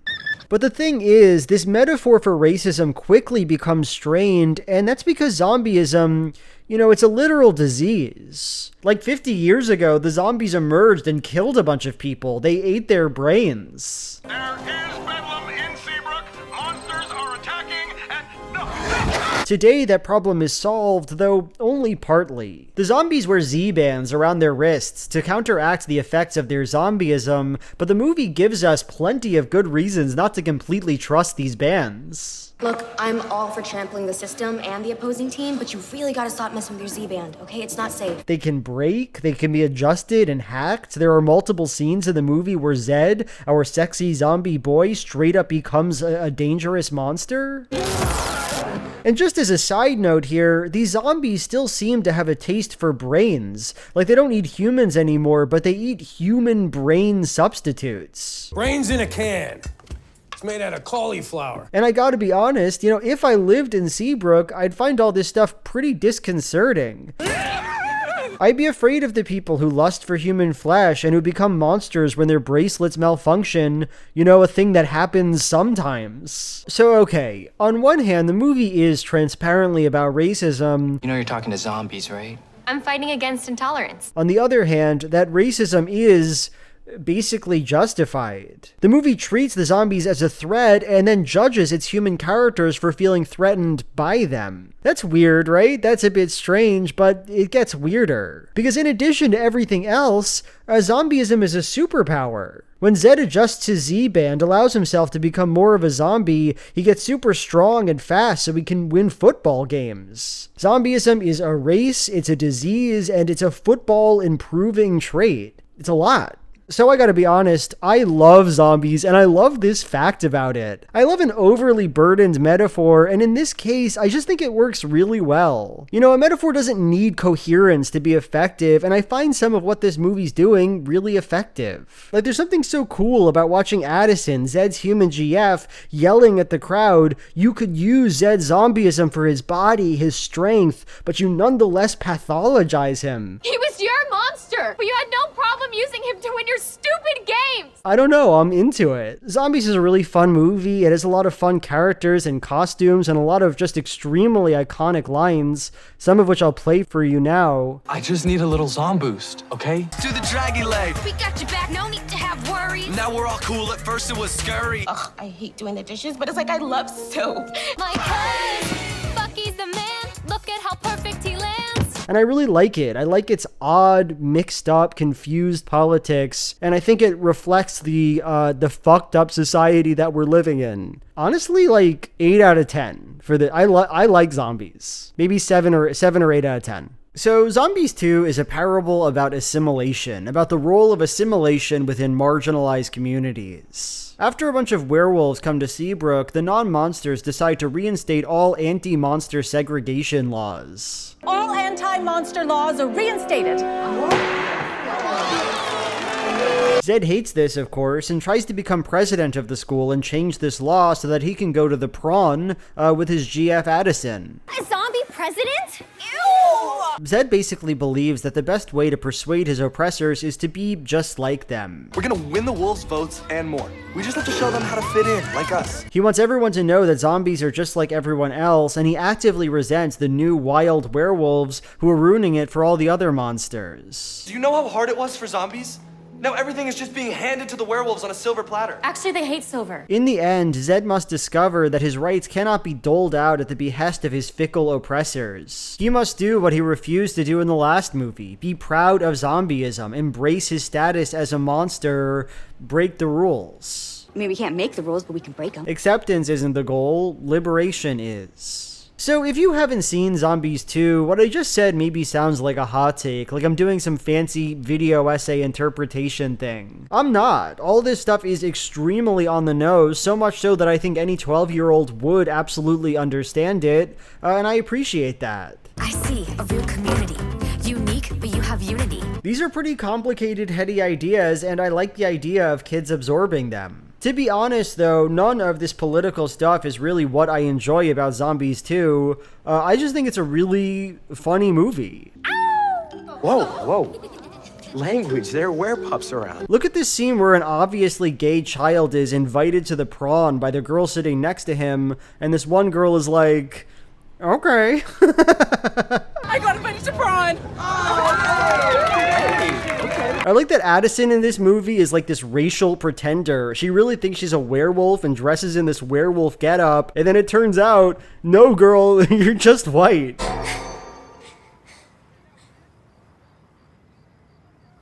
Am I? She's not a werewolf. That is, until Zombies 3 comes out. I like this moment where Addison defends her werewolf hairstyle. Whoa, a bad hair day? A bad hair life? I think it looks great. I like this scene where Addison sings "Stop the Demolition" and does a silly little dance. Can stop the demolition. I guess I just like Addison in this movie, man. She brings something to the role, and I appreciate it. Anyway, I think it's a good movie. I think comparable to the first. 7 out of 10, let's say. Okay, I want to give my opinion on Zombies 3, but I have to talk about something else first. So, when people like me talk about the messages and politics of media, we often do so in a way that's very moral sounding. It's good for media to convey good ideas, and that's because if people internalize those ideas, the world will be a better place or something. Now, to be clear, I think that's true. All things considered, it's definitely good if a movie can make you a better person, and I definitely think that movies can make us better people. Even so, I've always struggled with this idea, and that's because, from my perspective, the main reason it makes sense to include some big message in your movie is that it just makes for a better, more interesting movie. 300 comes to mind here, the Sparta movie. Do I like the politics of 300? No, I made a whole video talking about what I see as the fascistic undertones of that movie. But to be honest with you, these themes make the movie way more watchable to me. It's not just a banal action film, it also has something nasty to say. The movie, on an aesthetic level, is better off because it says something, because it comes from somewhere, because it's not empty. When I was talking about the first Zombies movie before, I did so in a kind of light, fun way, but honestly, the movie really does seem to care about the ideas it's communicating to its audience. Like, here's something you may or may not know. Zombies, like the cultural phenomenon, first came to us from the Haitian tradition, corpses reanimated by sorcerers. They were popularized in the English-speaking world mostly via a book called The Magic Island from 1929, where, in a chapter called Dead Men Working in the Cane Fields, the author describes zombies, corpses reanimated and forced to work on Haitian plantations. Of course, it's no surprise then that zombieism has historically been associated with slavery, with forced servitude. I tell you this now because the name of the author of The Magic Island is William Seabrook. Seabrook, huh? Where have I heard that name before? Well, it's the name of the town in the Disney movie Zombies. Yes, a movie about a racialized other valued only for his body and the way it can be used to benefit the living is actively attaching itself to the history of zombies, a race of people animated and used only for their bodies. Now, I don't know if you find that good or bad or even a bit crude. I don't care if you think Zombies conveys its anti-racism message well. That's just mind-blowing to me. That's a movie that's invested in what it's talking about. That's interesting. Zombies 2 doesn't go this far. It doesn't, to my knowledge, reference any seminal zombie literature from the 20th century. But the movie still cares, right? And you can feel that care most in the way it feels like it's responding to its predecessor. Like in the first movie, faced with the idea of breaking the law to achieve zombie liberation, Zed immediately shuts it down. But in the second, after experiencing firsthand the failure of his kinds of reforms, he's like, oh, it's rule-breaking time. We came from the bottom, then became the problem, now everything's out of control. I had one idea, it didn't work out, now we have to find another way. It's not genius or anything, but it communicates that the movie is interested in itself and in what it's saying, and for this reason, it's really fun to watch. I lost the election. You lost yourself first. And here's where Zombies 3 comes in, because, it's not a bad movie. There are funny things about it. I do have universal appeal. In the film, aliens come to town, and they're kind of cute. There's an alien werewolf romance, and I feel Tumblr will enjoy that. Zed does a good dance. I mean, that guy's always doing pretty good dances. It has everything a zombie movie is supposed to have. But here's the problem. It's not about anything. What weird idea am I supposed to get from these aliens landing on Earth, or from Addison discovering that she's one of them? Mom, Grandma Angie was an alien. What do any characters experience or learn besides the obvious banal lesson that society can be a good place and that we can come to accept one another? It's a conceptually empty film, and that bothers me, not because zombies is going to change my life or anything, but because it's more boring this way. Because when you take away all the big fun ideas, all that's left to ground the film is like the relationship between Zed and Addison. And honestly, I never cared about those two in the first place. You're worried because Zed wants to be with you forever, but you're just kids? Okay, break up with him then. What do I care? Yeah, we're old enough to know we're in love, that's no lie. But we're 17. Look, Zombies 3 isn't a terrible DCOM, but I just feel like it's unworthy of the prestigious Zombies name. There are plenty of movies in the Disney catalog that are just about watching people have a fun time, but zombie movies should be messy and strange and weirdly heady. That is the fun way to do it, I think. 5 out of 10. I like you too. Ow. Teen Beach Movie is another film with a cute premise that I enjoy. It's about two teenagers, Mackenzie and Brady, who get trapped in a surfer musical from the 1960s called Wet Side Story. Please tell me this isn't Wet Side Story! I inherently like that kind of thing, and the movie doesn't totally disappoint. Rodents.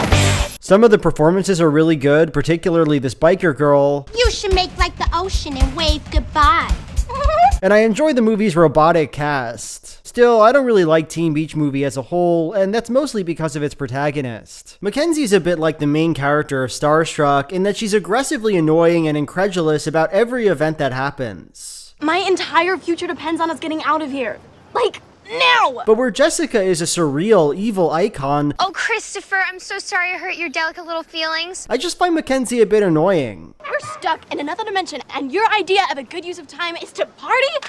Well, not me. This is such an unfortunate way to write your protagonist, having it feel like they hate every scene they're in. It's passive and it's dull, and it makes it difficult for me to enter the film and enjoy its fun world. Her boyfriend Brady is out there having an amazing time. You know, he's saying yes to life, but our protagonist gets to be the irritating one who complains a lot. It's a bit sad. The way Mackenzie is treated by the plot also annoys me. So she's like a feminist, right? She talks a lot about the expectations placed on women. We can do anything a guy can do. But she does so in the weirdest, most grating way possible. Look at this scene where her movie friend talks about what she's gonna wear on a date. Why should a boy influence what you choose to wear? Mackenzie, what are you talking about? Why let a boy influence what you wear? She's going on a date, Mac. She's going on a date with a boy she likes, and because of that, she wants him to enjoy the way she looks. It's not the patriarchy to want to look nice for the man you're dating.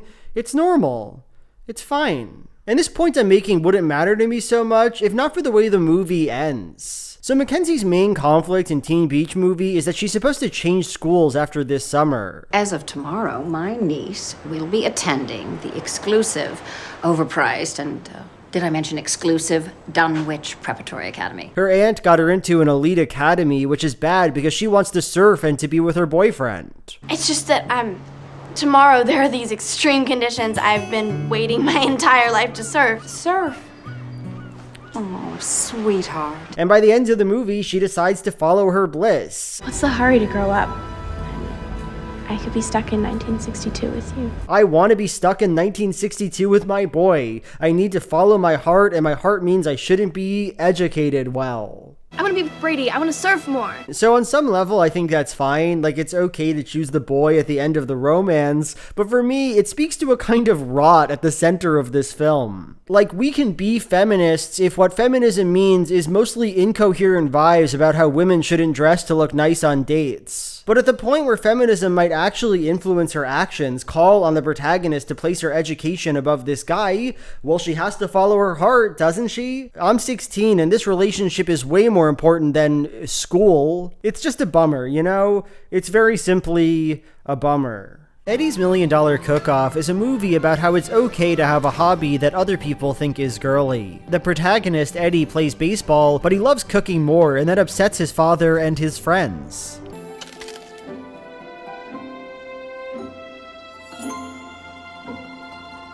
Eddie. Hey, what if instead of putting this stuff away, we make something out of it? Fuck off, dude. No. Fuck off. So obviously this is nothing new. High School Musical has the same basic situation where Troy has a hobby that's deemed unacceptable. But the thing about Eddie's $1 Million Cook-Off is that it just goes way harder. His brother mocks him. It's Edwina, the daughter you've always wanted. Hi, I'm Edwina. I'm the little French chef. His friend is super mean to him. Why don't you go sit with the girls? Swap recipes. Here's my applesauce. Maybe you can bake a cake out of it or something. And his father is like a straight psycho. I got into the cook-off. Oh, honey, that's great. Congratulations. In every scene this man is in, he belittles his son in the most visceral, upsetting way possible. Baseball's got to be your priority. And stop playing with your food. You're dancing around like a little girl. And it just goes on like that for the entire movie. This man's wife is mad at him for treating their boy like that. His team, who were misogynists, decide that cooking is dope. You're better off baking some pies or some stupid contest than here. Right? Right! So go. But he still stands there thinking, my son loves baseball. He has to love baseball. Baseball's cool and cooking is for girls and I don't get it. Now, obviously, he changes his mind and helps out the protagonist by the end of the film, but too little, too late, old man. You're sadistic. You're an evil fuck. I'm not trying to say any of this is bad, mind you. It is just hard to watch. Also, Bobby Flay's in this movie, and in my script, I just say, do a Flay impression, and I don't know what on earth that means. You better hustle and get yourself set up here. What was I thinking when I wrote it? Like, what was my go-to Flay impression that I had in my mind? I'm Bobby Flay. I'm Bobby Flay. Let's do some cooking. I'm Bobby Flay. Do you think you can make a better mac and cheese than I can? Hey, it's me, Bobby Flay. Don't fucking touch me. Don't fucking, it's me. Those are just some Bobby Flay ideas that I had as I'm recording this. Hope you enjoy. It's weird to look at a Disney Channel original film and think, I wish they'd gone deeper. I wish they'd explored these themes a little bit more, but that was my experience of Luck of the Irish. The movie's about a kid, Kyle, who discovers that he's actually an Irish leprechaun. You mean I'm a leprechaun too? And by far the most interesting part of it is the first 20 minutes or so. Do you have to do that? Of course I do. I'm Irish. That's how I manifest despair. Kyle! Kyle doesn't know his ancestry and he's curious about it. Everyone has a heritage, a family history, traditions handed down from grandparents and great-grandparents. But because his parents are concealing the leprechaun truth, they respond to his questions by playing the part of wasps who have no interest in lineage. We're from right here, son. No, I mean, where did we come from? You know, what's our heritage? We moved here from Cleveland.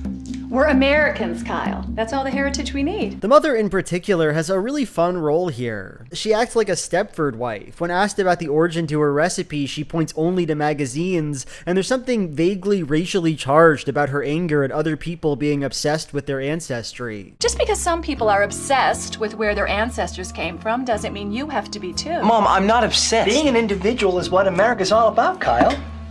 Doesn't matter where you're from. It's hard to not see the subtext here, and it's an interesting subtext. In the sweep of America, its promise of assimilation and homogeneity, our protagonists have forsaken their culture. Within the logic of the film, culture is relegated to the other, the people exterior to whiteness, the people who are obsessed with their ancestors. They came from somewhere, we came from nowhere. We are American. We're from right here, son. I like this theme. I think the film does a good job of humanizing this conflict, making it vivid. I didn't know you really cared about this heritage stuff.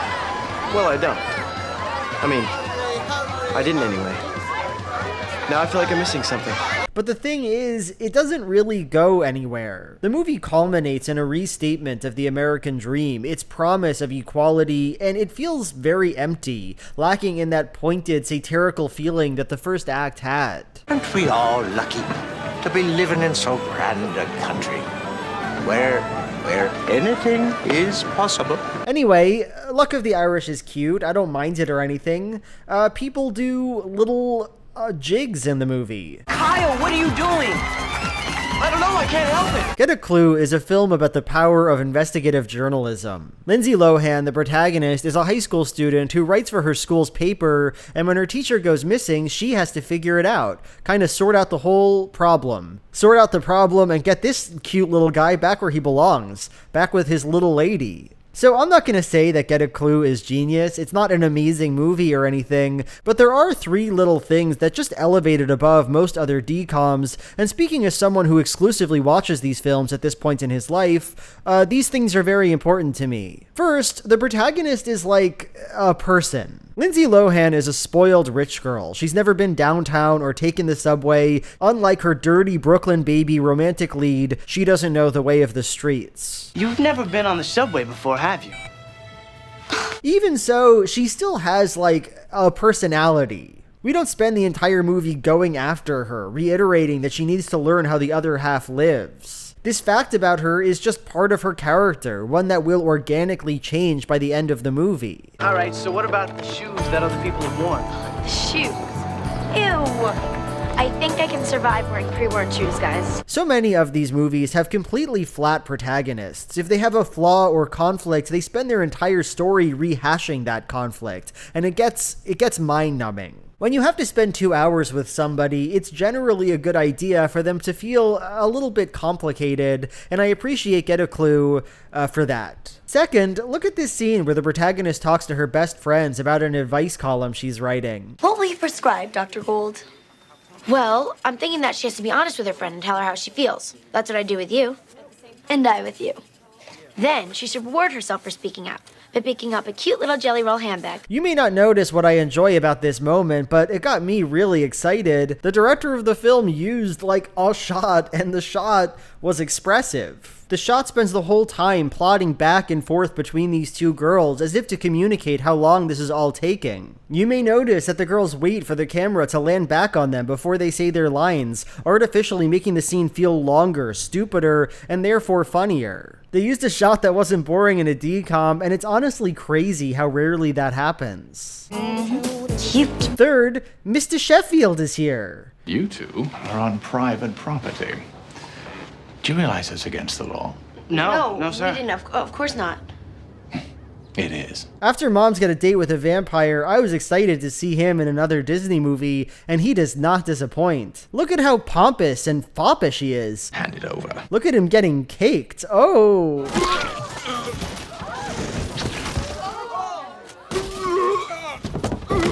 So I love a Disney Channel melodrama. Like, I appreciate the comedies, don't get me wrong, but there's just something so satisfying about a low-budget, weirdly intense DCOM drama, and that's why I like Rip Girls. So this is it.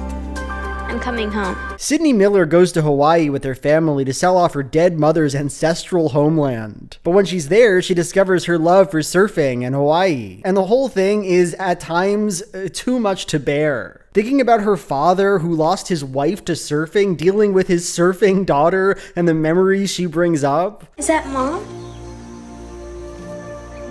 I never saw a picture of her like that. Did she surf?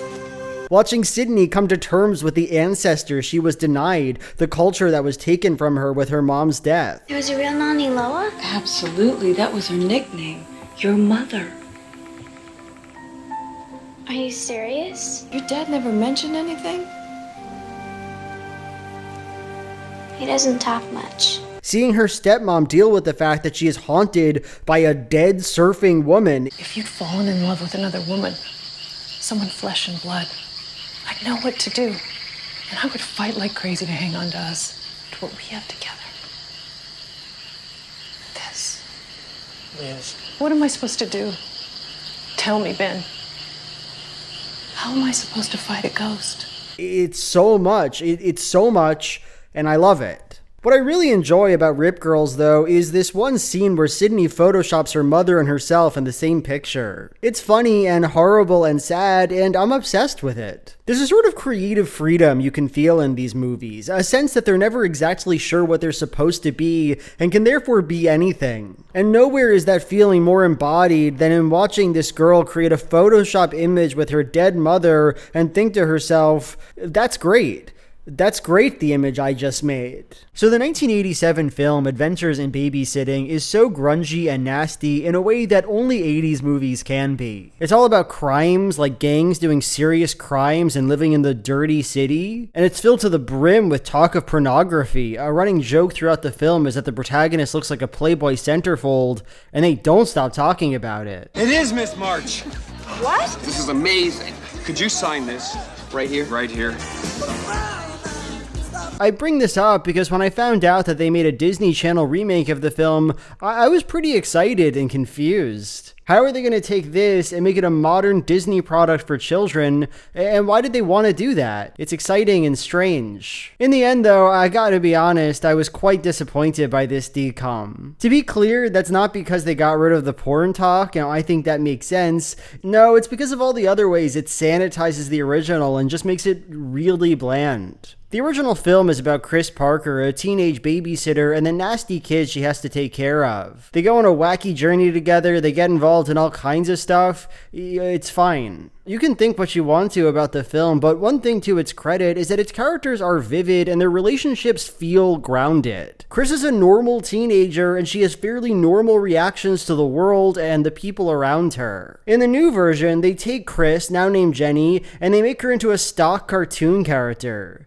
I'm not nerdy, I'm dedicated. She's a goody two-shoes and she's smart, and that's the only thing about her. The central conflict surrounds her relationship to a new character, Lola Perez, and Lola's the nasty one. I'm going to the tattoo place. Cool, have fun, go express yourself. She's mean all the time, and she's chill, and she's gonna show Jenny a thing or two about how to be cool like her. Don't mess with the babysitter.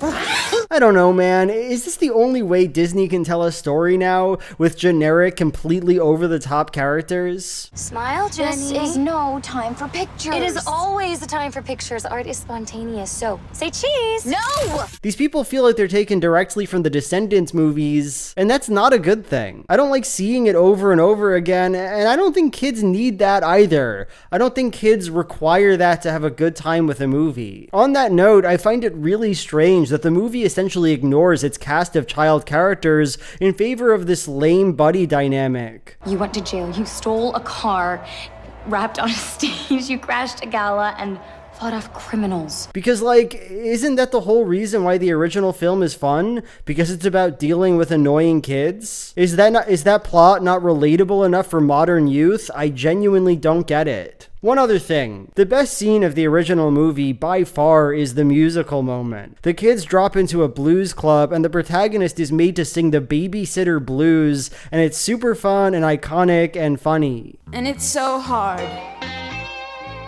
And it's so hard babysitting these guys. I assumed that this scene would excite the DCOM people too, since they love musical moments anyway, but let me tell you something, they made it stinky. They made the characters do the worst, most dull rap of all time. They want you to rap. See, but I can't rap. I'm a babysitter. It all started when our phones made a switch. Lola lied to the parents. She's been a real witch. You're a cool girl, Jenny, but I'm cool too. You're a cool girl, Jenny, but I'm pretty cool too. What are you talking about? Why even remake the movie if you're not going to remake the Babysitter Blues and do a fun job of it? And if we ever get home, I'm gonna need a vacation. It doesn't make no sense to me at all. I don't know. I'm just feeling really negative today, I guess. I don't care about one single thing in Twas the Night, besides the fact that Bryan Cranston is the main character, and he plays a manipulative scumbag who steals from Santa Claus and rich people and chews up the scenery. Oh, it is a Merry Christmas. Excuse me? Sorry? Oh, Mrs. Vanderlip. Naughty, naughty. Look at him go. Look at him absolutely go. I love knowing that Walter White was simply in Bryan Cranston's repertoire before he was ever cast in that role. Very fun performance in a movie that means nothing to me. What is Geek Charming? I must have written the Geek Charming section of this video like 7 months ago, because when I close my eyes and try to imagine a movie called Geek Charming, nothing comes to mind. I want you to know that I have no idea what I'm about to talk about. There's no vision in my mind of the words I'm about to share with you, but understand that a different version of me, one that's familiar with the film Geek Charming, is now expressing itself through my voice. So Geek Charming is a movie about a film nerd, Josh, who makes a documentary about a stuck-up, rich, popular girl, Dylan. I want you to star in my movie for the film festival. Oh, what? And of course, she changes and becomes cooler and less stuck up. He finds out there's so much more to her than meets the eye, and they date. The movie's pretty boring. I don't like it very much, but we do have to talk about one character in the film, an absolute icon, the dumb jock who's dating Dylan until the end of the film. His name is Asher, and I love him. Wanna dance? I'm busy. Maybe later. And I remember Geek Charming now. Now now my memory is jogged. Now I remember the jock from the movie. So the movie really wants us to believe that this guy's stupid and vapid and that Dylan's too good for him, but all the ways the story conveys this completely fall on their face, and it comes off looking really cool. Here's the first way that we learn Asher is bad. He doesn't like sushi. After his volleyball game, Dylan wants to take him and his team out for sushi, but he's like, we already planned on getting pizza, and also sushi's nasty. Well, Mark made me a pizza last night, so I called ahead and got us all reservations to the new sushi place downtown. Raw fish. Ruff! Now, I think sushi's delicious and that he's dead wrong, but I also think Dylan's being kind of annoying, right? This isn't her team, you know? Why does she feel entitled to change her boyfriend's plans? Let them go out for pizza. What's wrong with that? It seems way more appropriate as an after-sports meal anyway, you know? How many teams after the big game are going out for sushi? I just think she's kind of out of touch. Second, Asher gets mad because Dylan didn't go to his volleyball game. You missed my game. I guess this is supposed to make him look clingy or sports obsessed, but I find it cute, frankly, and it certainly doesn't make him come off as a stupid asshole to me. I don't know, it's a very realistic reason for a high school boy to get upset at his girlfriend, and it's kind of sweet. Why didn't you go to my volleyball game, babe? I was looking for you in the crowd and you were nowhere to be found. I don't know, maybe she should go to his games. Makes sense to me. Third, Asher breaks up with her suddenly and with little consideration. You're breaking up with me in a note? What about spring formal? Maybe Josh can take you. So this scene is played as Asher being like really dumb, right? He only cares about his boys and not about Dylan at all. But here's the thing, the reason Asher broke up with Dylan is that she had a little will they won't they moment with the nerd boy last night. And rather than playing some dumb game with her, he just cuts it right off, shoots her a note in class. And you know, that's a pure integrity move right there. That only makes him seem cool as shit, honestly. He doesn't blow up with her, he doesn't go after her, he just says, I'm done, I'm gonna go chill with my boys, they support me better than you ever will. What? Here's my point. Asher seems like a cool dude, and I think he can do better than the protagonist of this film. The movie is a 6 out of 10. Thank you. Made in 2000, The Color of Friendship is such a good movie that it honestly blows my mind a little bit. Like, I love it. The movie takes place in 1977, and it's about a black girl, Piper, who wants to bring an African exchange student into her home. Piper, we've talked about this. Yeah, I know, but the deadline's tomorrow. Then it's over. We'll forever lose our opportunity to enrich our lives and forge a kinship and bond between our black African brothers and sisters. Her father, a senator, agrees, but the family is shocked to find that the student they receive is Mari, a rich white girl with a cop father from apartheid South Africa. That can't be her. Well, how many Mari Box could there be on one airplane? But she's white. Uh-huh. The movie, of course, is about the strange and interesting process by which Mari comes to not be a white supremacist anymore. This is my husband, Ron. Congressman Ron Dellums. You're kidding. This is a joke, right? Right?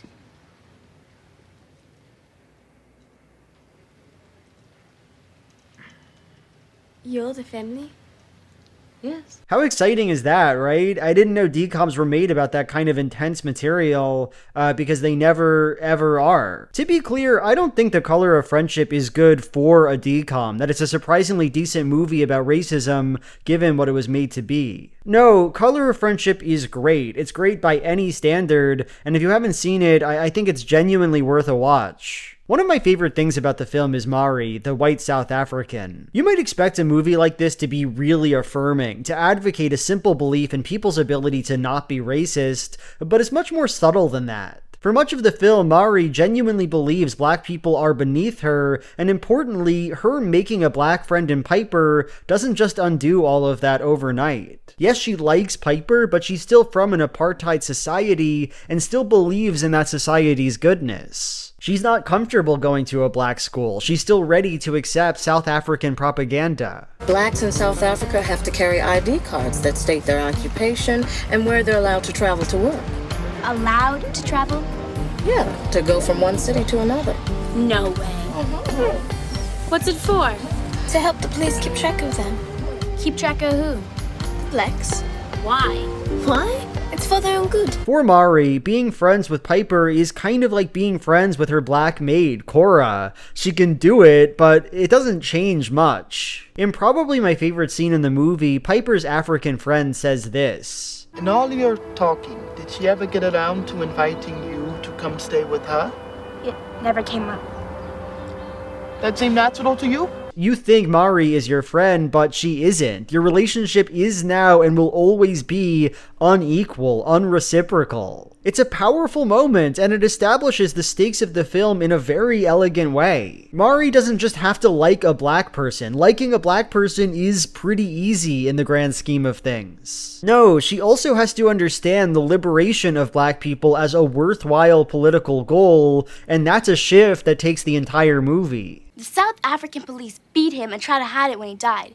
Pigs! The police are not pigs! Another thing I love about The Color of Friendship is the way it structures its conflict. So Piper is the central character in the film, the one who grounds the action, but interestingly, she doesn't really have an inner conflict that needs sorting out. She's not racist, she doesn't hate white people, and she doesn't really need to open her heart to Mari. No, she wants to be her friend about 5 minutes after they meet. You may want to criticize this choice, to say it would be better if Piper had a real character arc, but I completely disagree. Because this choice accomplishes two very important things. First, it establishes that this is not a both-side story. Black Americans and rich white South Africans don't both have moral lessons to teach each other. The latter really just has to learn from the former. That's it. That's the truth. Second, this choice manages to tell a story about deprogramming a racist that does not exclusively center the experiences of that racist. I really love the movies American History X and Jojo Rabbit, but there's always been something kind of odd about them to me. These movies treat their protagonists as the most important people in the world and place those they oppress in a kind of subservient role. They exist structurally, narratively, to help make the racist not be racist anymore. And I just really like that The Color of Friendship bucks that trend, sees racism from the perspective of black people even as the conflict surrounds a white person. It just really works, I don't know. One last note about this movie, one that I felt like I had to include even though there's no natural place for it.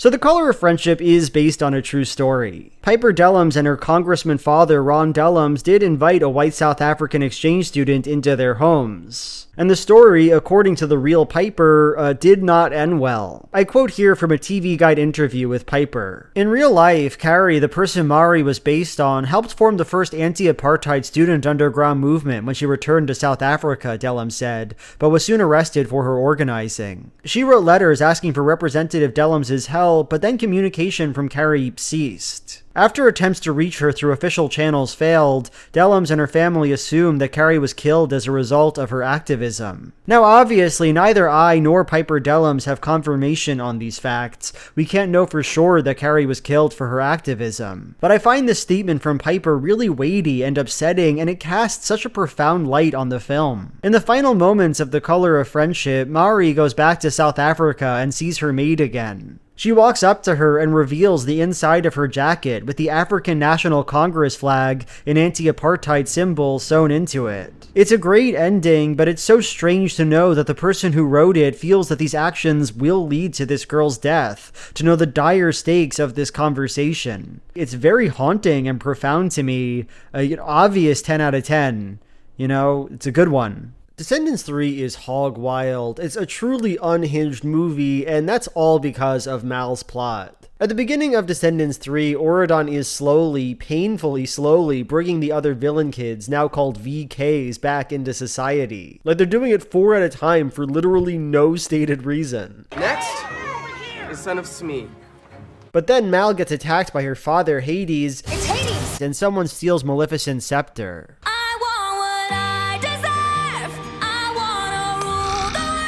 Being nice was my pastime, but I've been hurt for the last time. So Mal tells the royal family, fuck it, opening the gates to the Isle of the Lost is too risky, we have to stop letting VKs in. I think that we have to close the barrier. Forever.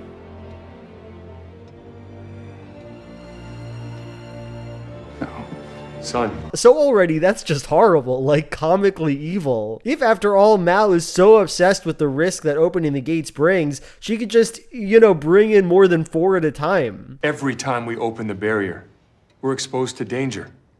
Maleficent, Uma, Hades. But no, now that she's had a taste of power, dissolving the ghetto just doesn't sound too appealing no more. But it gets worse. Over the course of the film, both of Mal's security concerns just go away. They vanish. She kind of befriends Hades, so he's no longer a threat. Mal, don't be bitter. And she discovers that a VK didn't steal Maleficent's scepter. What are you doing with the crown and the scepter? Well, I wanted them, so I took them. But upon receiving this new information, she doesn't, change her mind about ending the shit society. No, she holds on to that desire for the entire movie, betraying all of her poor friends in the process. She literally looks at her villain kid friend Uma, tells her, we're gonna keep apartheid forever, but will you please help me save Auradon? And Uma's like, okay. You're just trying to do the right thing.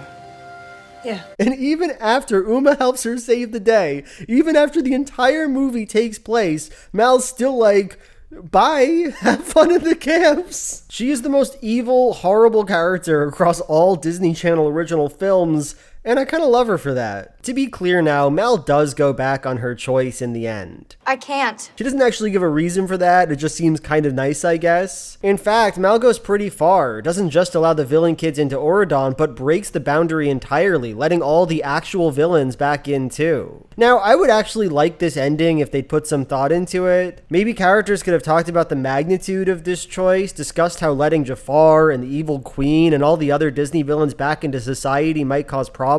Maleficent, Uma, Hades. But decided to make that choice anyway because redemption and restoration are more important. But they don't. They don't talk about it at all. They just destroy the boundary, all the villains come in, and that's it. It's an ending that works aesthetically. It's nice to see walls come down and societies reunite, and I imagine that's why the creators went for it. But ultimately, I think this resolution just kind of undermines the stakes of the series. These are supposed to be Disney villains, right? Murderers and dog killers and stuff? They're gonna do bad stuff to people, so shouldn't somebody at least be worried about it? Shouldn't somebody be asking some questions about how it's all gonna shake down? Anyway, Descendants 3 is my second favorite of the series. It's worse than 2, better than 1. I like a villain protagonist in a DCOM, and I like the scene where the knights dance and do a little dance.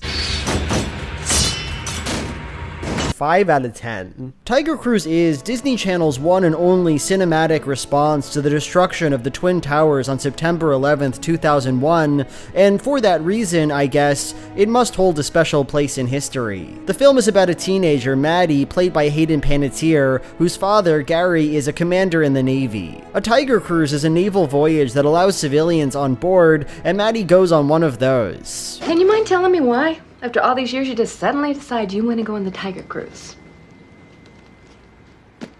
Just drop it, Mom. Everything's just normal, everything seems fine. Anthony, stop! Anthony! Until 9/11 happens. Sir, there's a second one. At which point, the 9/11 becomes a major point in the lives of the film's characters. So honestly, for the most part, Tiger Cruise is exactly what you'd expect it to be, shameless military propaganda funded in part by the Department of Defense. We get to see cool planes going around, they emphasize how much free ice cream you get on board the ships. They talk about Pearl Harbor and the sacrifices made by the US Navy. December 7th, 1941. Our country was attacked. And they spend essentially the latter half of the film's runtime mourning 9/11 and watching the Navy react to it heroically. So I guess all that sounds interesting, but to be honest, I'm just not that interested by it. Tiger Cruise is a movie built to explain and justify the war on terror to a child audience. It doesn't hide that fact, and there's nothing particularly noteworthy about the way the film conveys that message. What I am a bit interested in, though, is the relationship between Maddie and her father. So Maddie goes on the Tiger Cruise because she wants to convince her dad to stop being in the Navy and start being instead a good and present father. Dad, when are you coming home? What do you mean? We're gonna be docking on Friday. No, I mean...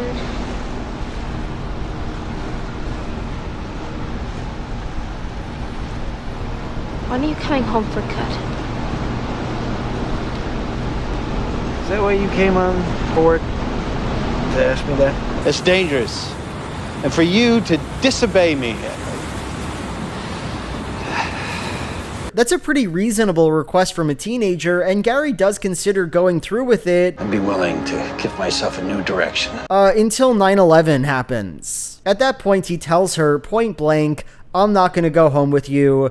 I have to kill Osama bin Laden. Dad, you promised you'd come home.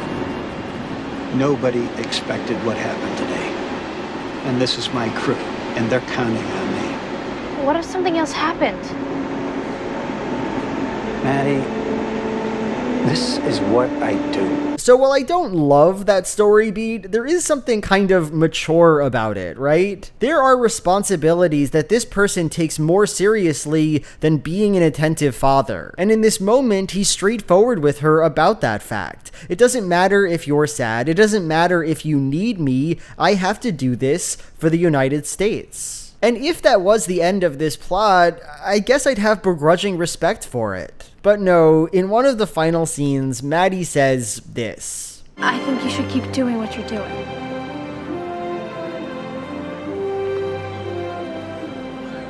I'll be okay. Yep, she comes around. I think this scene is deeply undignified, and I hate it so much. I hate it with all of myself. Maddie is not asserting agency in this scene. Her father didn't leave his career in her hands. He already told her he's not gonna quit. So what does this line accomplish? Well, in my view, it just kind of deprives her of her basic humanity. First, she has to suffer the tragedy of her father leaving his parental obligations to fight a war where he may die. But now, she can't even be sad about that, reject that, be mean about that, do what almost any normal teenager would do. No, she has to endorse it. Draw her father a portrait and tell him to leave her. I made this for you. Oh. Hey, that's great. That's really great. Horrible, evil filmmaking. Filmmaking that hates children. I guess I'll just do Cadet Kelly because it's the other military-themed movie that hates children. Presumably, these shouldn't be back-to-back in the video, though, right? Cadet Kelly is about a teenage girl, Kelly. Kelly's mother is getting married, and her soon-to-be stepfather just got hired as the commandant of a military academy. Oh, Joe, I'm so happy for you. But I haven't told Kelly yet. You haven't? Joe, has a new job. One he's always wanted. Good, because I've been looking in the want ads. Nobody seems to be looking for a retired general. So, what's he gonna do? Some things are gonna change. So all of a sudden, she has to move from her fun, chaotic life in New York City to the rigid structure and discipline of the military school. I want to preface my thoughts on this movie with a little disclaimer. My parents were not bad people. They weren't super authoritarian or unfair. The opinion I'm about to express does not come from a place of trauma. With that said, man, sometimes these movies just normalize the most inconsiderate, harmful behaviors from parents. Kelly is ridiculously happy in her old school. She has a best friend, she's creative, she seems well-adjusted, and there's no implication that her grades are suffering or that more structure would help her particularly. I'm very happy for you both. And I was. And so her mother just picking her up and dropping her off at this new bullshit military school, it just feels awful and mean. Why exactly are her boyfriend's desires and needs more important than Kelly's are? Why does he get unilateral say over where they live, over where this child he's not related to has to go to school? And leaving that aside, there's just something so horrible about the way Kelly's situation goes down. The parents spring this news on her extremely quickly, they never ask her how she feels about it, and there's never a point at which Kelly's mother acknowledges or takes seriously how potentially hurtful this situation is. This is the job I've wanted all my life, ever since I was a kid here. Listening to my dad, watching him, living in this house, I can't blow it. And you think one little girl is going to make that happen? I didn't. Till I met the one little girl who could. It's just so mean. That's the only word for it. It's a mean movie. As you might expect, Kelly grows to love the academy. She makes new friends. She joins the dumb drill club where she does stupid drills. That's when it hit me. This was like Swan Lake. Only instead of tutus, everyone was wearing uniforms. But to me, honestly, that just adds insult to injury. Sure, you can pick up your happy early adolescent daughter and drop her in this new, very strict academy. She'll love that. It'll be great. You don't need to worry about the feelings of your daughter at all. She can just go fuck herself for all you care. She'll be doing fine. Fuck off with your new boyfriend to the academy where you now live, I guess. That's the new normal for you guys. You see why I felt like I had to preface this with I don't have a cruel stepfather. I don't. I'm just saying, if I did, this would be lighting a few neurons in the old noggin. So I know I was kind of rough on Teen Beach Movie, and that a lot of people are no doubt pretty mad at me right now for some of the things I said about that film. I like the grandfather, you're probably shouting. I like the old surfing granddaddy from Teen Beach Movie. And honestly, I think your anger is valid and justified, and I apologize sincerely for the things I said, because here's the thing, compared to Teen Beach Movie 2, Teen Beach Movie is a masterpiece. Teen Beach Movie 2 has two plots, and I'll talk about them separately. The A plot is about trouble in paradise. Mackenzie and Brady go back to school and realize that their relationship is pretty hard when it's not summer, because she's obsessed with academics and clubs, and he just wants to schnonkle on the waves. You're going with me, right? Right.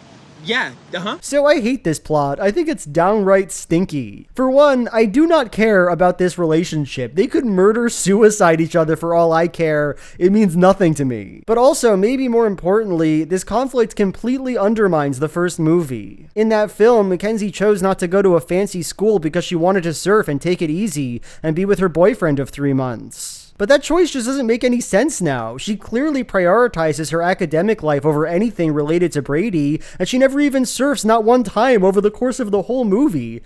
She's too busy for that. She's too busy doing chemistry. So why not just go to the better school then? That would probably make way more sense for her. The B plot of Teen Beach Movie 2 is better. So the two main characters of West Side Story, Layla and Tanner, decide to go to the real world and see what it's all about. Layla falls in love with reality because it offers her liberation from patriarchy and from the confines of her narrative, and so she wants to stay. I don't want somebody to write my lines for me.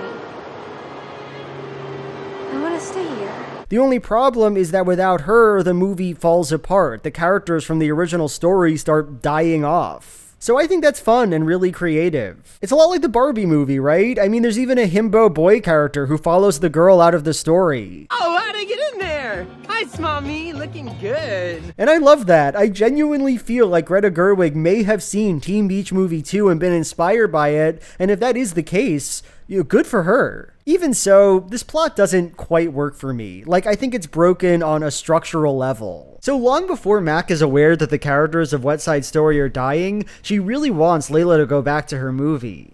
It's all pretty confusing here, which is why you should go home. There's no compelling reason for this, just a feeling that these people need to be shoveled back into their musical. There's even a song about how great being in a movie is, and it's totally unclear why they feel the need to sing it. It's better in a story, always clever, never wordy, you got the part. For this reason, Mackenzie comes off almost as a kind of oppressor, maintaining the status quo because it's normal and acceptable. No! And given that, I assumed the movie would end with Layla living in the real world, Mac learning that we all have to break out of our scripts. And that's a very DCOM lesson, isn't it? Be true to yourself, live authentically. But no, that's not what happens. No. In the end, Layla has to go home. This silly plot contrivance that the movie can't exist without her drags her back into West Side Story. It just feels awful to me. And I know what the Teen Beach Movie 2 fans are thinking. You know, sure, that's kind of weird, but Layla gets to change her movie, become the leader of her story. And yes, that is true, but it doesn't really make things better for me. Why should our protagonist not get what she wants? Why should she be relegated to some fictional prison? Why is that the lesson we have to leave this movie with? I hate it. Also, just one little snipe at the end here, I really don't like the guy that Layla brings back with her into reality. Like, he's trying to sell big, dumb jock energy, but he feels more like a 6-year-old to me. What was that about? I don't get this character, and I don't like the time we spend with him.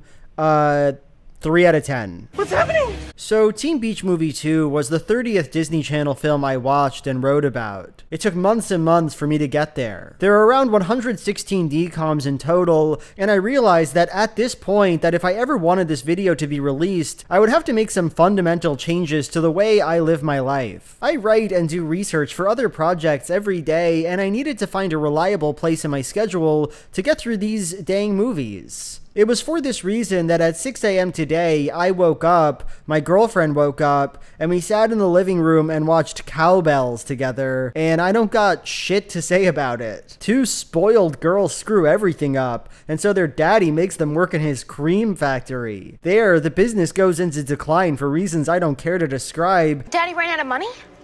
Oh, there's no possible way. And the girls have to team up and learn the value of owning capital. Both of them sacrifice some of their exorbitant spending money to keep the factory afloat, and everyone grows to love them. Their daddy celebrates this achievement and says to his devoted workers, "You're all promised jobs here forever. You made my cream for me. Thank you." I want you all to know that as long as I'm in business, every one of you has a job.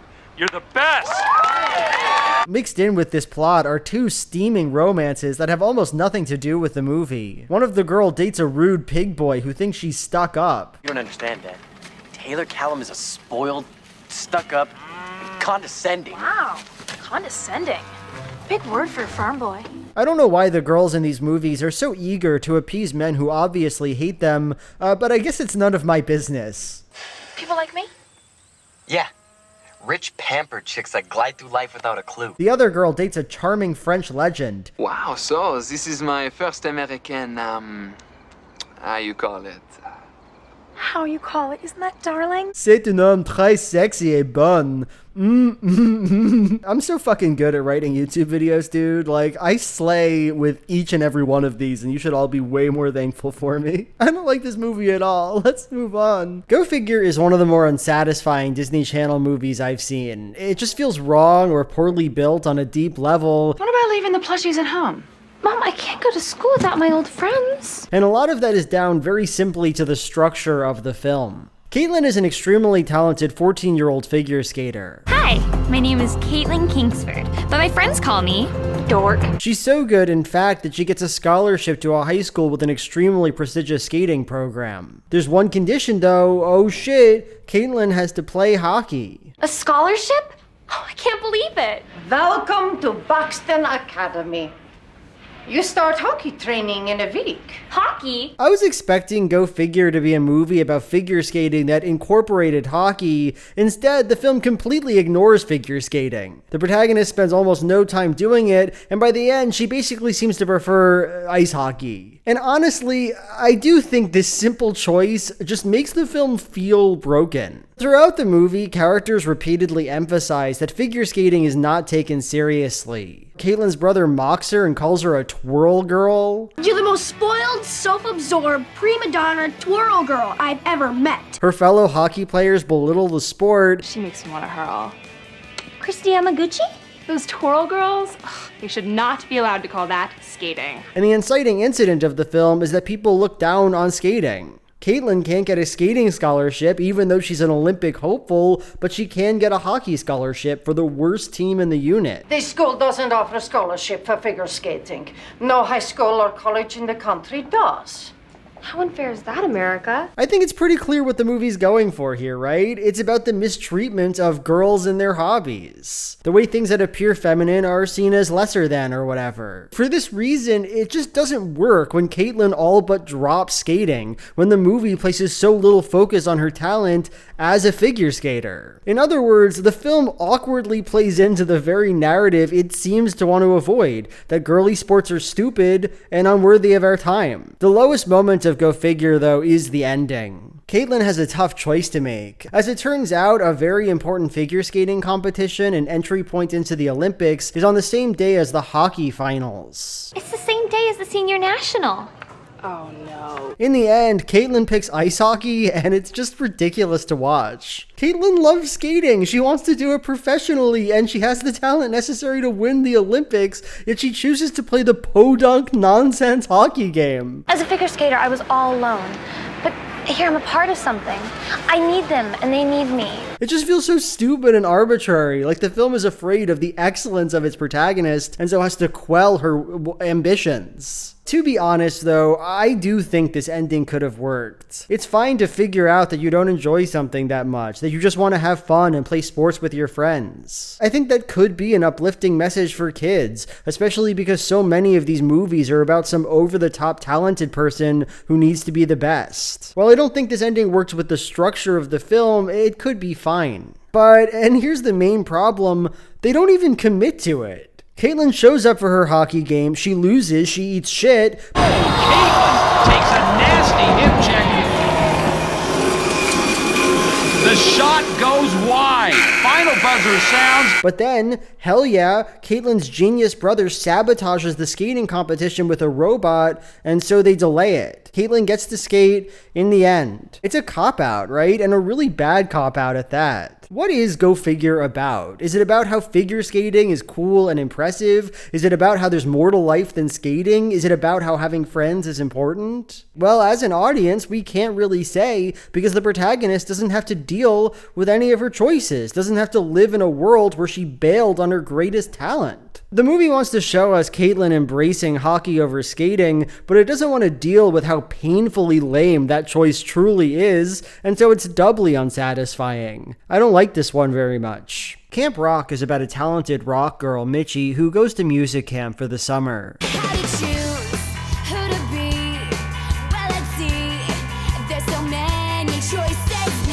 She's a humble and poor lady, but when she decides she wants to make friends with the popular kids, she lies and says that she's rich and that her mommy is a big player in the music industry. The movie is about Mitchie navigating her lie and growing closer to the boy of her dreams, pop icon and music instructor, Shane Gray. Wow. You're kind of being a jerk.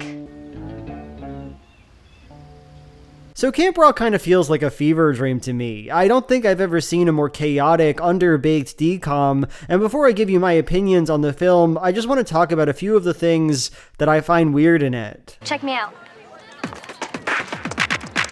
Cool. Number 1, the movie is weirdly against the concept of backup singing. Like, Mitchie becomes friends with this mean rich girl, Tess Tyler, and Tess wants her to sing backup in her group. And the movie just hates this. It's a major conflict. I can't believe I agreed to be some background singer. Mitchie shouldn't sing backup. She has to be a solo artist because that's her true, authentic self. I can't help but feel like this somehow goes against the spirit of a music camp. Like, I get if Mitchie wants to sing solo, that's fine, but it's not like low or stupid or inauthentic to be part of somebody else's act. Music is a cooperative medium, right? You're not always going to be the star of every show, and it's her first year at this camp. So it's like, I don't know, maybe we could relax a little bit? Maybe it's not the end of the world to make music with other people? DCOMs are so obsessed with expressing yourself and your identity, and I can't help but think this sometimes doesn't play well with the idea of community or shared achievement. Number 2, so on the first day of camp, Shane Gray overhears the first lines of Mitchie's song, This Is Me. This is real, this is me. I'm exactly where I'm supposed to be now. He's blown away by it, of course he is, but he doesn't know who's singing and he doesn't know how his beloved song ends. What follows is a kind of Cinderella plot. Shay starts a camp-wide search to see who sang the song. At one point though, Tess Tyler hears about this and finds Mitchie's notebook with the finished song. This is real. This is me.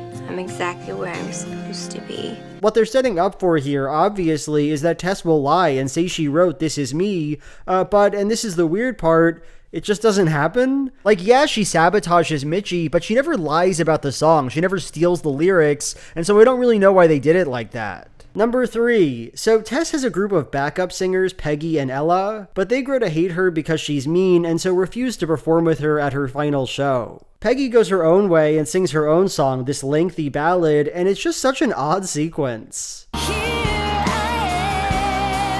Peggy has almost no lines in this film. She's a completely unimportant character and totally interchangeable with the other backup girl. And yet here, she sings so emotionally that you'd think she must be important to this movie, right? You must have missed the scene where she was given, like a personality. To make it even stranger, during her song, they play a clip show of scenes she'd been in. Like, wow, do you remember when she practiced with Tess? That was pretty cool, and there's probably something to that. It's really strange, and all the stranger because, number 4, Peggy's song preempts Mitchie's. Like, these two songs are about 2 minutes apart in the film, which is important to note because they are just very similar to each other. Peggy's song, Here I Am, is about going your own way and being yourself, and that's also what Mitchie's song is about. This is real, this is me. I'm exactly where I'm supposed to be now. It's like they repeated a scene, and it's genuinely surreal to watch. Number 5. Toward the end of the movie, after her lie is discovered, Mitchie stops being friends with Tess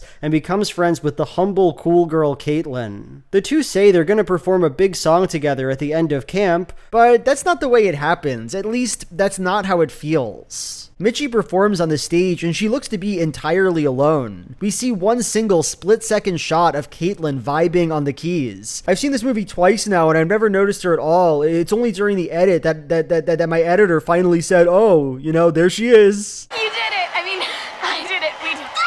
It just feels sad, right? It feels like they want to establish that this friendship exists, that there's this true feeling of cooperation between these girls. But when push comes to shove, nothing can get in the way of Mitchie being the only important person in the world. So there's other weird stuff about this movie, but I think you get the idea. The movie just doesn't feel super considered or careful. There are plots that come out of nowhere or that don't go anywhere, characters that are forgotten about or given too much weight. It just feels like they cobbled it together, kind of. Now, you might reasonably think, given these thoughts, that I don't like Camp Rock, but the more I think about it, the more that that's not true. Camp Rock is good because of, not in spite of, how weird and off-putting it is. It's good because it is 2 back-to-back Kelly Clarkson ballads. It's good because it is tons of awkward a cappella singing and characters looking like they're in pain when they listen to it. Where you are is where I wanna be.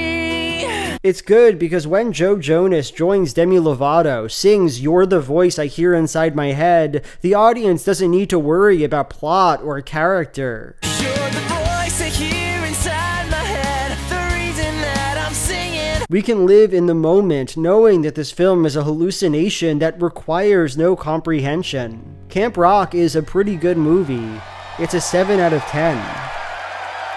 Quints is a movie about a 13-year-old Jamie whose mother gives birth to quintuplets and who has to adjust to their new quint life. Hey, not bad. Totally bogus, but not bad. I will say that the movie is cute. There's a phenomenon common to Disney Channel movies of the 90s and early 2000s where characters will just narrate a lot, give the audience a lot of information. But I think Quints is probably the best I've ever seen it done. The protagonist begins the movie like this. Quintuplets. Pretty cool, huh? And I don't know how to explain to you why I like it so much. Her holding up the newspaper with the quints and saying, pretty cool, huh? The beautiful infomercial 90s music, it just fuels me somehow. Later on in the movie, they get more creative with it. Events will happen and Jamie will say, but that's not really what happened. Forget about school, Jamie. Your only job now is to have fun. Are you buying this? And I don't know, man, I gotta admit, I enjoy. Am I crazy? Isn't there something kind of kind of good about that. Another thing I really enjoy about the movie is one of its conflicts. So the main conflict in the movie is that since the Quints were born, Jamie feels unloved and starved for attention. Everyone's trying to put the quintuplets in ads, they take a massive amount of work, and Jamie's parents just don't have the bandwidth to really be there for their daughter. Now that's fine, it's the expected problem for Jamie to have, but I do prefer the secondary focus of the movie, that the parents cannot seem to individuate their own children. Like, they gave birth to 5 people, and because of that, they don't love them separately, but as a child block. This is definitely Becky. Hey? Hello, not Becky. This comes up a lot. Jamie says some haunting lines about it. I know this one. This is Daddy's big boy, Adam. Yes, the biggest and the bounciest. See, Jamie, we know our kids. Well, good.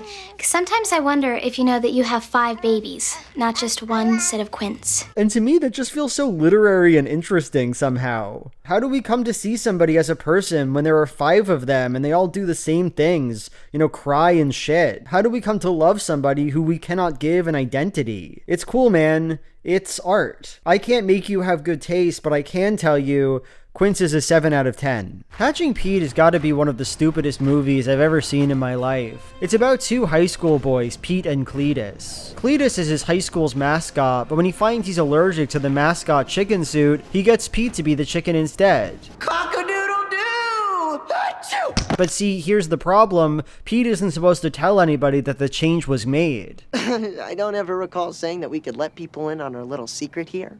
Oh, so I keep being the chicken, you keep getting the credit? Cletus's father and grandfather were both this mascot, and Cletus feels it would break their hearts if they knew that he didn't want to do it himself. He didn't want to be the chicken. Me? My dad? As it turns out, Pete is really good at being the chicken mascot. Multiple women start desiring the man behind the chicken, but because everybody thinks that the chicken is Cletus, Pete isn't seeing any of the rewards for his effort. No girls want to date him, and that sucks. They don't know the real him. Angela, we're seeing her on the computer every day. Come here.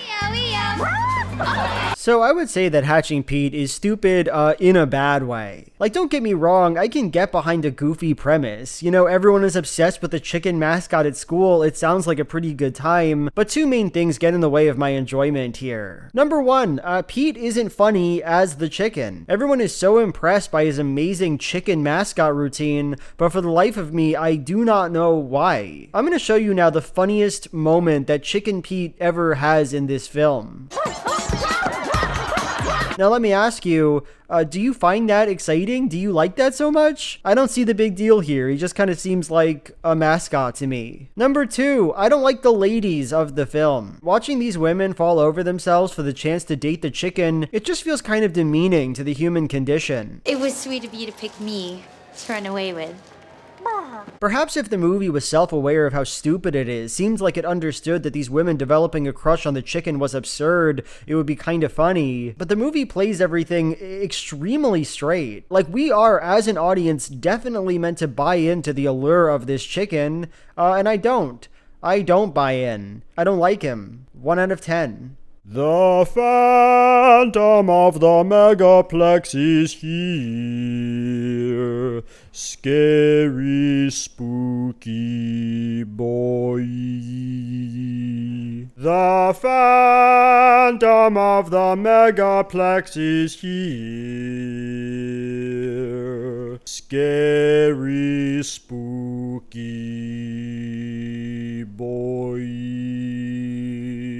Who is the Phantom? Is he here to haunt us? Phantom of the Megaplex, don't haunt me. Phantom of the Megaplex, no, no, no. Phantom of the Megaplex, so spooky. Phantom of the Megaplex, don't say no. I am here, I am the Phantom of the Megaplex. I am going to haunt your cinema. Don't you see, I am the manager. You thought I was an old guy, but I'm just a guy. They thought he was the old guy, but he's just a guy. The Phantom of the Megaplex is dead. What a story of dread. Maybe like a 3 out of 10 for Phantom of the Megaplex. It was alright. Maybe 5 out of 10.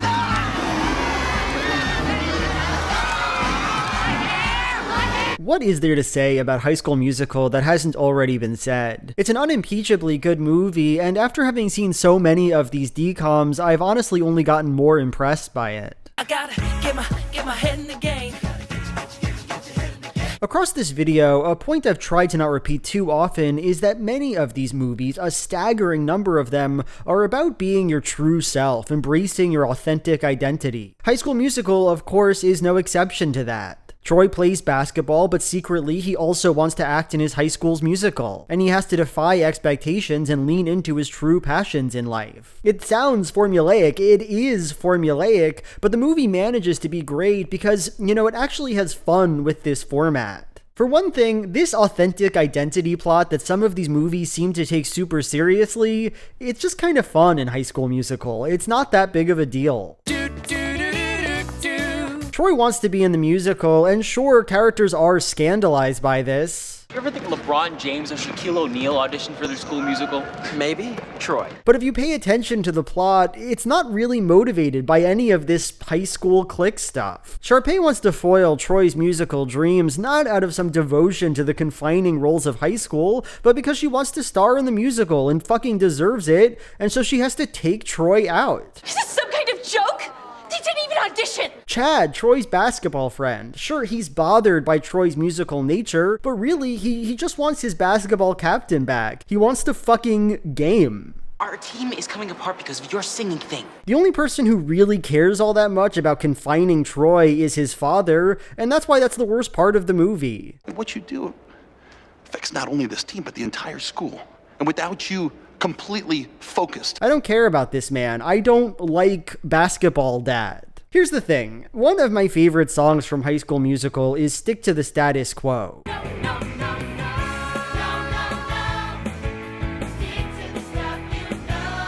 In it, everybody sings about the importance of staying in your lane, but various kids revolt against that. Oh, the nerd girl dances, the stoner kid plays the cello. I play the cello. Another basketball kid, an unrelated one, loves to bake. They're all embracing their true, joyful selves. In another movie, this song would no doubt occur right at the end, the lesson the whole school comes together and learns, the moment where the confining roles of high school give way to liberation and pleasure. But in High School Musical, it happens like 30 minutes in. Everyone's just immediately ready to do whatever they want to do. And that's because that's the more joyful way to tell this story, the way that hasn't been done 1,000 times, the way that's silly and that allows characters room to breathe and have fun together. Look, I'm not trying to say that High School Musical is genius or something. It isn't. Well, it is though. Why do I write it that way? Yes, it is genius. But it does know what it's doing. The acting is good. Zac Efron and Ashley Tisdale are both really talented and funny. Sharpay is the best DCOM antagonist, and it's not particularly close. The songs are bangers and really catchy. Straight to the top, going for the glory. And it's not overly sincere or emotional in the way like Descendants is. It's a good movie, is what I'm trying to say. 9 out of 10 as far as DCOMs are concerned. I've been trying for a few days now to think up a hot take about High School Musical 2. It's an incredible movie, I think better than its predecessor, but honestly, I just think that for very simple, almost self-evident reasons. Sharpay sings the Hawaiian song in it. There's a whole Jewish summer camp throwback song sung by Sharpay.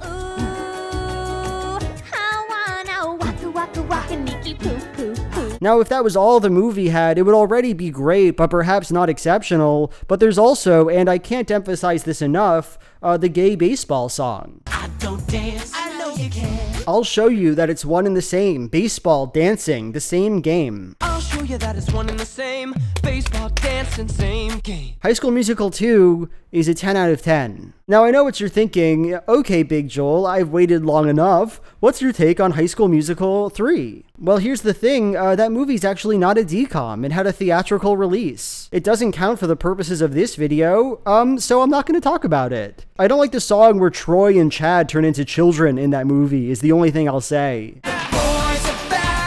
Also, I really like the end where the whole cast bows. I find it oddly touching. Okay, we're moving on. No ranking for this one. It doesn't matter. We're not doing this. Be disappointed. Die mad. Halloweentown 2, Kalabar's Revenge, is the rare DCOM sequel that is straightforwardly better than the first in its series. It's about the son of Kalabar, the evil warlock from the first movie. He attempts to destroy Halloweentown, and Aggie and Marnie, they gotta put a stop to that. The reason why the movie's better, I think, is pretty simple. It's about fun magic stuff. It has lots of cute magic in it. Whereas the first movie is all about this annoying conflict where the protagonist's mom inexplicably hates magic and her grandma, Kalabar's Revenge is all about spells and getting to the bottom of supernatural problems. There's a magic incantation that turns back time, there's a spell that makes everyone gray and boring, and a spell that reverses it. There are golems made out of frogs, and there's a lovely CGI black hole. It's literally fun to watch the movie because they put fun stuff in it, and you really can't overstate the value of this. They forgot to do that in the first movie. What's more, this is a great movie for the man lovers in my audience because there are many good men in this movie. There's Gort, for example, the nasty, deep-voiced man who loves dirt and grime and seems to treat this large, cute bug, as though he were a dog. Okay. Play nice. There's Kalabar's son, who is a good and interesting character from the start, but only gets better when he speaks through this wall in a truly incredible scene. You're Kalabar's son. Catch you later.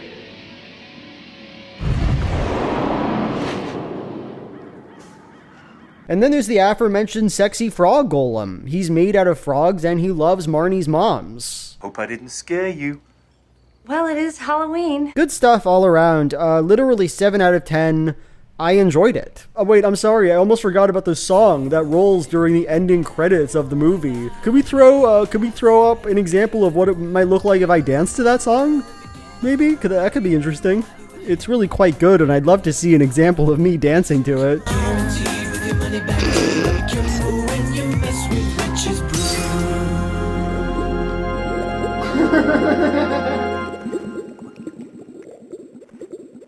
Motocrossed is such a profoundly weird movie. I really didn't expect it to come out looking as strange as it does. Andrea Carson and her family are obsessed with motorbike racing. Her father quit his job to pursue it as a career, and her brother Andy wants to be a professional. Andrea also loves the sport, but her father Edward won't let her pursue it because he's an overt misogynist and thinks it's too dangerous for girls. I've told you before, Andrea, I don't want you racing. It's too dangerous. When Andy gets injured, though, Andrea decides to take things upon herself. She dresses up as a boy, and with the help of her mother, Geneva, she starts racing. From the description I just gave, you might imagine that Motocrossed is a simple feminist movie about how girls can do anything that boys can do. And it is that, don't get me wrong. Andrea does succeed in her motorbike race, everyone does come to accept her. But what makes the movie more interesting, more complicated, is the way that her father is positioned in the movie. When Andrea decides to get in drag and race as a boy, when her mother decides to help, they do so covertly. The implicit understanding here is that Geneva is like a child, submissive to her husband. She must scheme to have a say in what her daughter is allowed to do. And you'd probably expect this would change when her father realizes his daughter's plans, that the mother would insist on her daughter's equality, but this doesn't happen. Instead, Geneva tells Edward super gently that he's maybe being kind of unfair, kisses him on the little cheek, and leaves the decision to him. Honey, you have all these reasons why she shouldn't race. There's too much at stake. She is just a girl. Well, the truth of the matter is, she is just as good as any of those boys. And as far as her getting hurt, well, if you're willing to allow Andrew to take that risk, don't you think it's a bit hypocritical that you're not also willing to do the same thing for Andrea? I love you, honey. She may have a say in the way they raise the children, but he is the final word, and she never questions that. In the end, Edward does relent, allow his daughter to race. Though he does so in this really embarrassing way, I think. Talks about how he wanted to have a daughter because she wouldn't want to do anything so dangerous as racing. When I was racing and I got hurt, I saw a lot of my friends get hurt. I swore I'd never let my kids go through that. And I thought if we had a girl, that'd never be a problem. He never acknowledges the obvious misogyny at play here, the fact that he was happy to let his son race but not his daughter. We're expected only to empathize with him in this scene, see his decision as misguided but fairly normal. Motocrossed is a story about the patriarchy, about the expectations that girls can't be great like boys are. But strangely enough, that story is nestled into another story about the patriarchy, about how fathers and husbands are not to be questioned or disobeyed. And while it resolves the first story, it never meaningfully touches on the second. Edward never has to question his authority over his daughter or his wife, and that's kind of weird. That's thought-provoking to me. We're all through here. Why don't you get packed? We can talk about this when we get home. Oh, Edward, this was as much my idea as it was hers. If we hurry, we can miss the traffic. Anyway, I think the movie is like a 7 out of 10 because it's entertaining and interesting and odd. Also, there's this brief lesbian plot in it. While Andrea is masquerading as a boy, this mean girl develops a crush on her. Oh, man, I'm sorry. I wasn't looking where I was going. That's okay. I'm gonna post shopping high. Nothing actually comes of it. Like, I was hoping the movie would lean into that story way harder, but even on its own, that's kind of fun, right? Extremely rare same-sex attraction in a Disney Channel movie. Cool. So let me tell you about Pixel Perfect, one of the greatest movies ever made. It's about a precocious kid, Roscoe, who manages a high school band called the Zetabytes.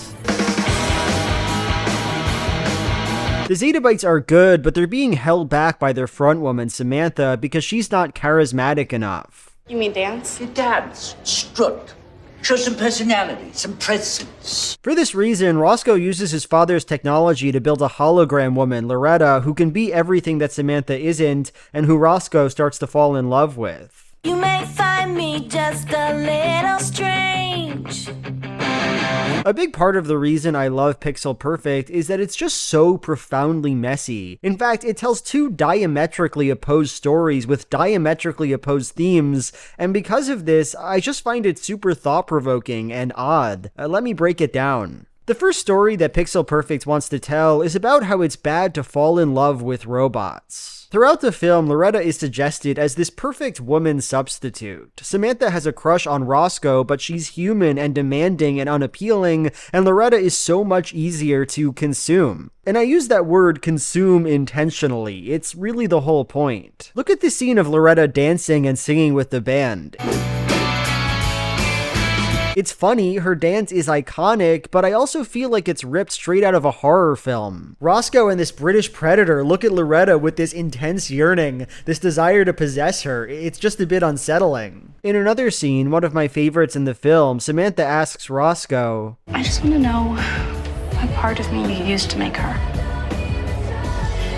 What part of me did you like enough to keep? It's a jaw-dropping moment, genuinely, because it's at once complimentary and frightening. Samantha has been used to create this robot, an object that is owned and controlled, yet she also wants to be that robot, be consumed like that robot. And this horror becomes very clear toward the end of the film when Samantha attempts to dance like Loretta, falls, and almost dies. The message is clear, right? You shouldn't try to be a robot, even if men like robots more than people. In the end, Roscoe learns his lesson too, stops wanting to be with Loretta, though the way the movie portrays that is extremely sad and cynical. Roscoe's father tells him that while we all want perfection, we have to learn to live without it. Look how perfect this is. The way the crystal captures the light, refracts it to beautiful patterns.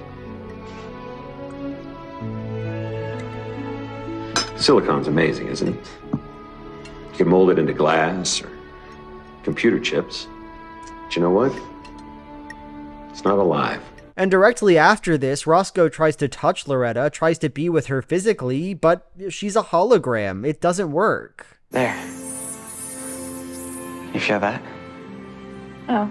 The message here is simple. Of course Roscoe wants to be with the robot. Who wouldn't? Robots are beautiful. But in the end, unfortunately, you can't have real sex with them. You have to settle for a real woman. So that's the first story of Pixel Perfect, a dark parable about the allure of fictional women. But the movie wants to do something else, and it's really interesting. It wants to make Loretta a human being. Loretta becomes more and more human over the course of the film and stops being as enthused about being a hollow simulation. At one point, Roscoe says he's happy with her, and she says, "What about what I want to be?" And in her final scene in the movie, she momentarily occupies a human body, the body of the injured Samantha, and she finally gets to feel the rain, to know what it's truly like to be alive. Here, Loretta is understood as a woman who is also hurting from the way men treat her. She's not merely a sexual delusion, but a person, a mistreated person. And that's all well and good, but you can see how it contradicts what was supposed to be the entire point of the movie, right? Loretta isn't supposed to be a real woman, but a distraction from real women. If she is a person, then how does it make sense for Roscoe to realize he can't be with her?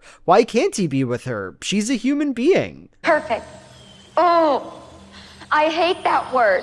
If I'm so perfect, why do I feel so limited? So the movie has this huge contradiction at its core, right? In one breath, Loretta is a human being who should be loved and given agency, and in another, she's a simulation who needs to be rejected. And how does Pixel Perfect resolve that tension? Well, it's super weird. As I said, Loretta occupies Samantha's body briefly when she's in a coma, and at that point, Roscoe tells her, "Will you bring back Samantha? Will you let her come back? She's real, and I love her now." When's Samantha coming back?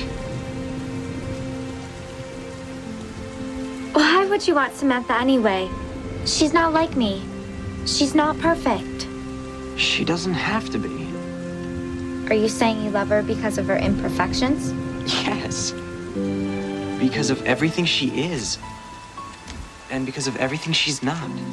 How crazy is that? That in the moment where Loretta is finally alive, where she gets to have choices and experience the full breadth of humanity, Roscoe tells her, "You're fake. Please go away. I want the real thing now." It's horrific, genuinely horrific, and it conveys one horrible message very clearly. That humanity is not a trait possessed by the female characters of the film, it's bestowed. Should we care about Loretta? Should we love her? Is she a person?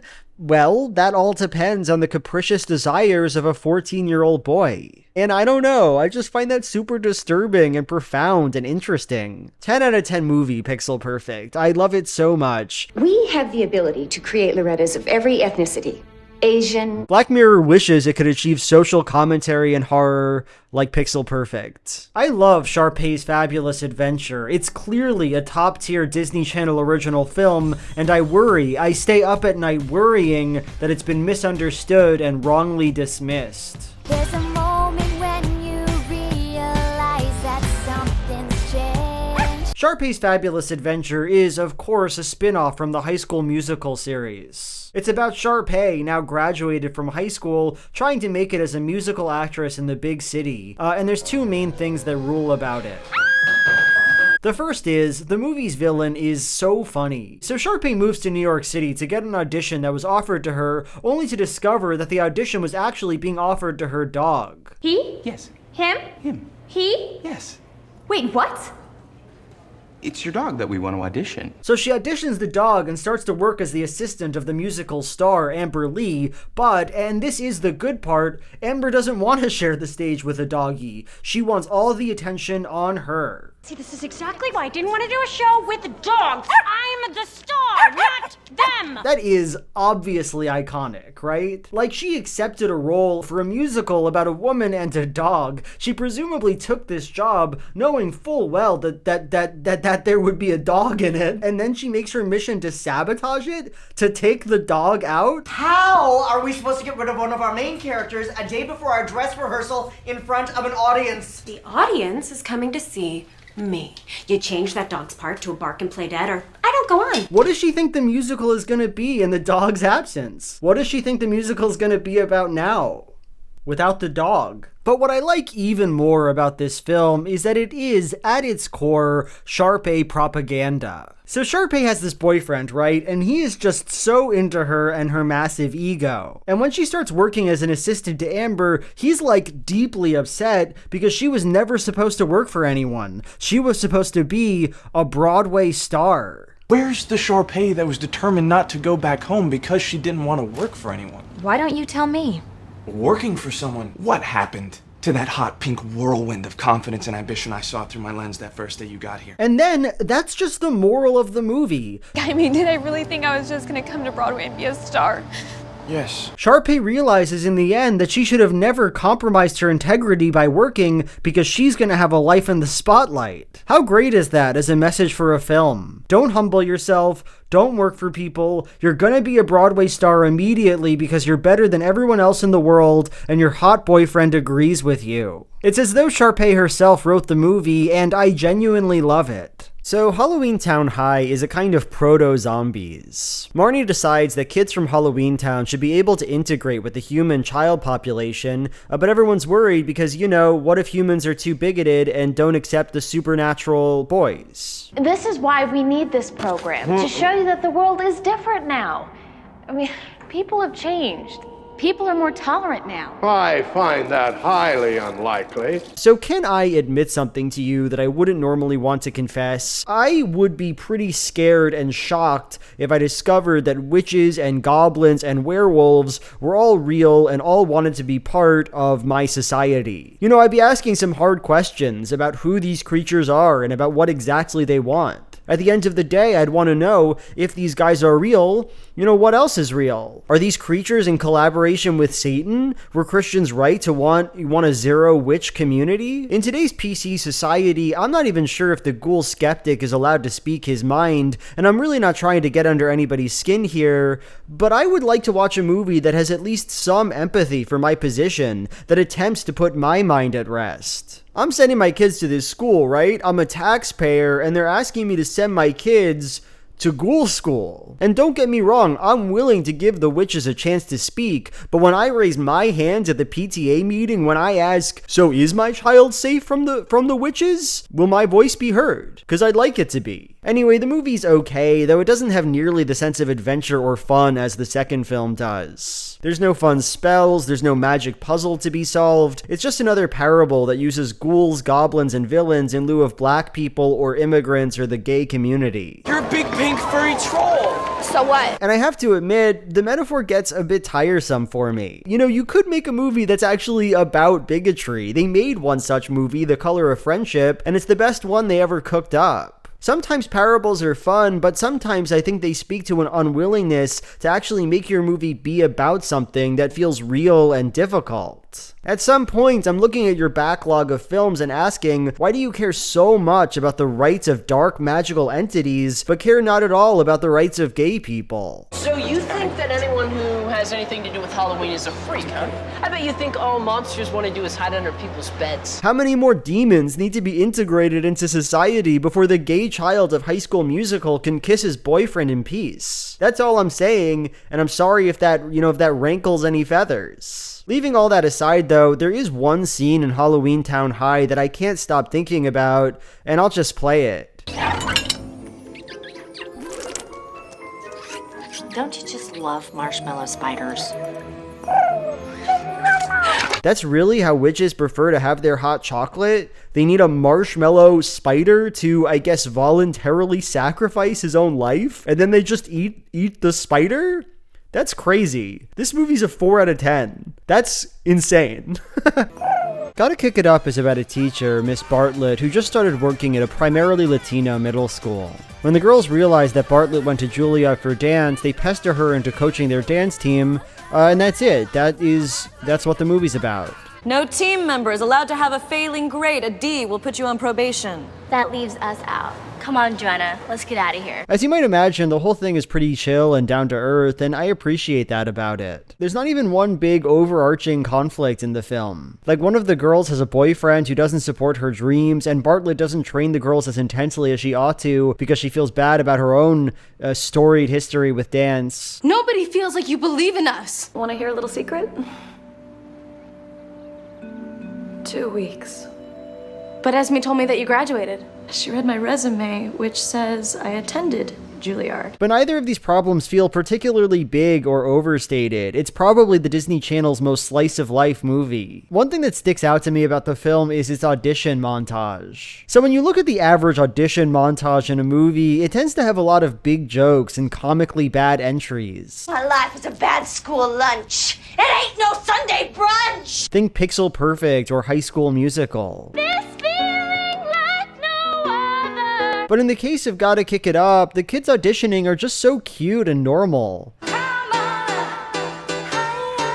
This is really how 13-year-olds would dance, and it's funny because of that, because you feel like you're watching real, kind of doofy people. I like that. As it turns out, Gotta Kick It Up is based on a true story. Megan Cole, someone who worked at Disney, pitched the film about her time working for America Teaches, and they went for it. In all my years watching movies, I don't think I've ever seen one that's based on a true story that's as banal as this one is. Nothing all that inspirational happens in it. There are no life-shattering events. The girls just have a dance team and the team does well, and that's it.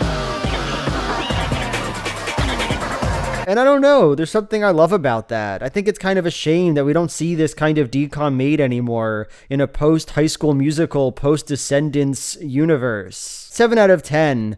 We're on kind of a good streak here, I guess. Stuck in the Suburbs is a movie that feels almost magical in its first 20 minutes. Brittany is a totally normal teenage girl. She loves her friends and is, like everyone else, obsessed with this pop star, Jordan. He's nasty. But one day a new girl comes to school, Natasha, and Brittany is immediately obsessed with her. I've been living in Europe off and on for the last couple of years. Guess I'm not up to the latest trends. She's cool and smart and travels and seems somehow above the normie taste that pervades Brittany's life. The two immediately become friends, and honestly, it's hard for me to explain why I like their relationship as much as I do. I've been thinking about it all night and we've got to give it back. You really are impossible. Oh, Natasha, nothing ever happens to me. Oh, Natasha, my life is so boring.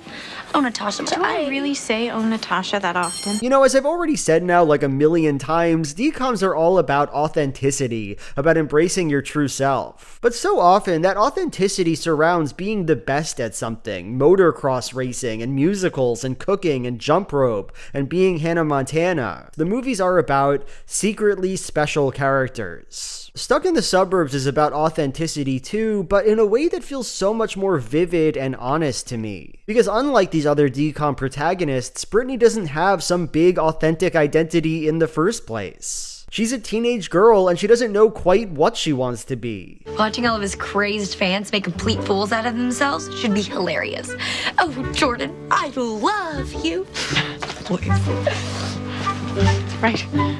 Jordan, I love you. Wow, you're really good at this. Is it wrong that she loves this pop star? Does she not want to be like her friends? She's worried about how much she conforms to everyone else, but she's not totally sure what not conforming looks like. Good morning, Jordan. There's something that's just so grounded about seeing her meet Natasha, the first person she's profoundly challenged by, whose taste she takes so seriously, who has the identity that she seems to lack. It's so good. It works. I don't know. But the movie after the first 20 minutes, I kind of feel like it's a letdown. It's all about how Brittany gets access to the pop star Jordan's phone, and about how Jordan needs to stop being who the record label wants him to be. Guys, this isn't my phone. Does anybody see my phone? He cuts his hair and, he likes it better that way. He likes the way it looks. Half of my career has been about my hair, and now it can be about me and my music. I don't know, it just feels like I've seen it all before. It's just a worse version of Joe Jonas from Camp Rock. I don't care if this guy writes lyrics that are true to himself. I don't care about the authentic song he sings, and that's especially because it sounds like every other, DCOM pop star song. There's nothing about it that feels so authentic to me. I've been so lost, baby, now I'm found. No, I want to focus on this real feeling character and on her relationship. It's what the movie deserves to be about, I think. 6 out of 10, I'll say. I'll award it that number. I think You Wish is a surprisingly cute and good-natured movie. I really like it. The film's about a 16-year-old named Alex who has a younger brother named Stevie. Ow, Dad, Alex is hurting me! Stevie! Stevie is annoying and a pest, and so one night Alex wishes, unthinkingly, that he didn't even have a brother. Right now, I wish I didn't have a little brother. Little does he know, a coin he has is magical, and the wish comes true. So here's where the cuteness begins for me. See, I think it would be really easy to write a movie about a character who actually just hates his brother, who, when given the chance, says he doesn't want him around anymore, only to realize by the end that he actually loves or needs the little guy. I find the idea of this plot inherently kind of disquieting. I think it would make the protagonist come off as an unfeeling, immoral freak. You know, he hates his brother, he's really happy to see he's not around. I don't think it would make for a very good DCOM. So the film, preserving Alex's moral compass, makes it very clear that Alex's wish isn't intentional, that he doesn't actually hate this little guy. You-Wish actually goes pretty far in protecting the moral goodness of its protagonist. It establishes from the get-go that Alex loves Stevie and they generally get along really well. More importantly, Stevie doesn't quite go away. After Alex makes his wish, he emerges in this child actor Terrence, who plays a character named Stevie on TV. Alex, why are you hanging onto the television? It's Stevie. Yeah, Terrence Russell McCormick. He's so cute.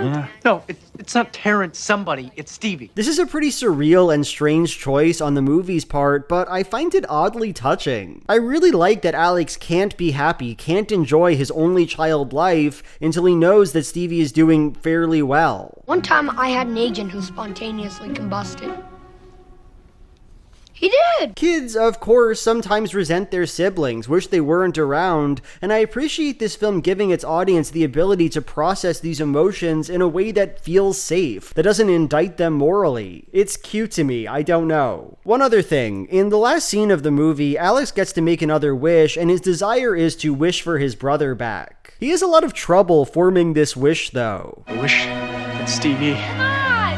And I love that because it gets at the strange philosophical density of what's going on here. Like, if Alex said, I wish to have Stevie back, or I wish my brother was around again, it's not entirely clear what would happen. After all, Terrence is right there. Is that not Stevie? Is that not his brother? What relationship does Stevie, Alex's brother, have to Terrence, the child actor with the same body and personality? I'm not a movie star. I'm a regular, ordinary kid. What exactly does it take for two people to be the same person? It's a really odd can of worms, and I like that Alex just ends up saying, I wish I hadn't made my last wish. I wish I never made the first wish. It's the kind of careful, considered line you don't often see in Disney Channel original films, and I kind of appreciate it. I like You-Wish is my point. It's a good movie. Let's give it a 7 out of 10. I mean, it's a good watch. So there's a lot to hate about Return to Halloweentown. They replaced the main actress from the films, the one who plays Marnie, with this way less endearing woman. Did I buy that dress? I bought that. Oh, love it. This Rory Gilmore type lady, I really don't like her. There's hardly any of the grandma in this movie, and she's the best part of all the other H-towns. You're fading. You won't be able to contact me. Marnie's brother is this sex hound who really puts me off and makes me uncomfortable. I'd like to buy you dinner. And I'd really like a unicorn for a pet, but that's not gonna happen either. Is it, Toad? Hey, you can't talk to my brother like that. Yes, you can. And Marnie's mother just recycles her disdain for magic, even though she was supposed to have changed her magic opinions in the first and third movie. Not all magic is good, okay? There are some very bad witches in Halloweentown. It's just so dull to watch this woman hate her witch daughter yet again. Why did they do her like this? Why didn't they come up with a new idea for her? It's so tiresome. Develop your characters. But the worst thing to me about Return to Halloweentown is that it may actually be the least coherent DCOM ever made. The movie is about Marnie going off to witch school and trying to learn magic. There she learns that magic use is actually forbidden at the school because not all the students can use it. It means no magic allowed. In the dorms? In the university? What? So already here I'm asking, why then is she even at this school? What is she getting out of this education that she wouldn't get out of the state school that her mom wanted her to go to? She's literally learning Shakespeare. Her attachment to this place just doesn't make much sense to me. But you know, it gets way weirder. See, the antagonists of the film is this group of witches called the Dominion who want to control Halloweentown. To do that, they want Marnie to wield her ancestral, extremely powerful gem to give them power. power. So how are they going to do that? What's their plan? Do they manipulate Marnie into thinking that their coven is good? Do they come up with some other evil scheme? Well, no, not really. Instead, the Dominion's plan comes down to 3 steps. Step 1, threaten Marnie and turn her brother into a dog. Step 2, tell her that she has to use her super powerful gem to give them power. And step 3, give her the gem. Take on your gift and fulfill the prophecy. The whole movie, I was looking at this plan and thinking, when she gets that gem, won't she just be able to do whatever she wants? Won't it be easy for her to defeat the bad guys? And then, of course, that's exactly what happens. She gets access to the powerful magic, and then she saves the day with that magic. Now, Anissa! What a bad plan. What a downright horrible plan. Also, here's another thing. The Dominion, runs this school. Most of the faculty is Dominion, the headmaster is Dominion, and they spend much of the movie trying to manipulate Marnie into gaining access to the gem with her magic. Marnie refuses to do that, though, because she doesn't want to cheat and use magic when the school laws forbid it. That's what magic is for. Are you kidding? Here's my question. Why did the Dominion instate this anti-magic rule in the first place? And when it turns out they need Marnie to use magic, well, why didn't they just rescind the rule? This is the easiest problem in the world to solve, and yet we're forced to pay attention to it for, the entire movie. This Marnie chick is super tough. She's just so goody-goody. Why don't you just open the box, Daddy? Everybody knows you're super powerful. It's really genuinely shocking how much of this movie is spent with evil guys trying to manipulate Marnie into using her magic spells. Just tell her she's allowed to do that. She'll believe you. You're special, Marnie.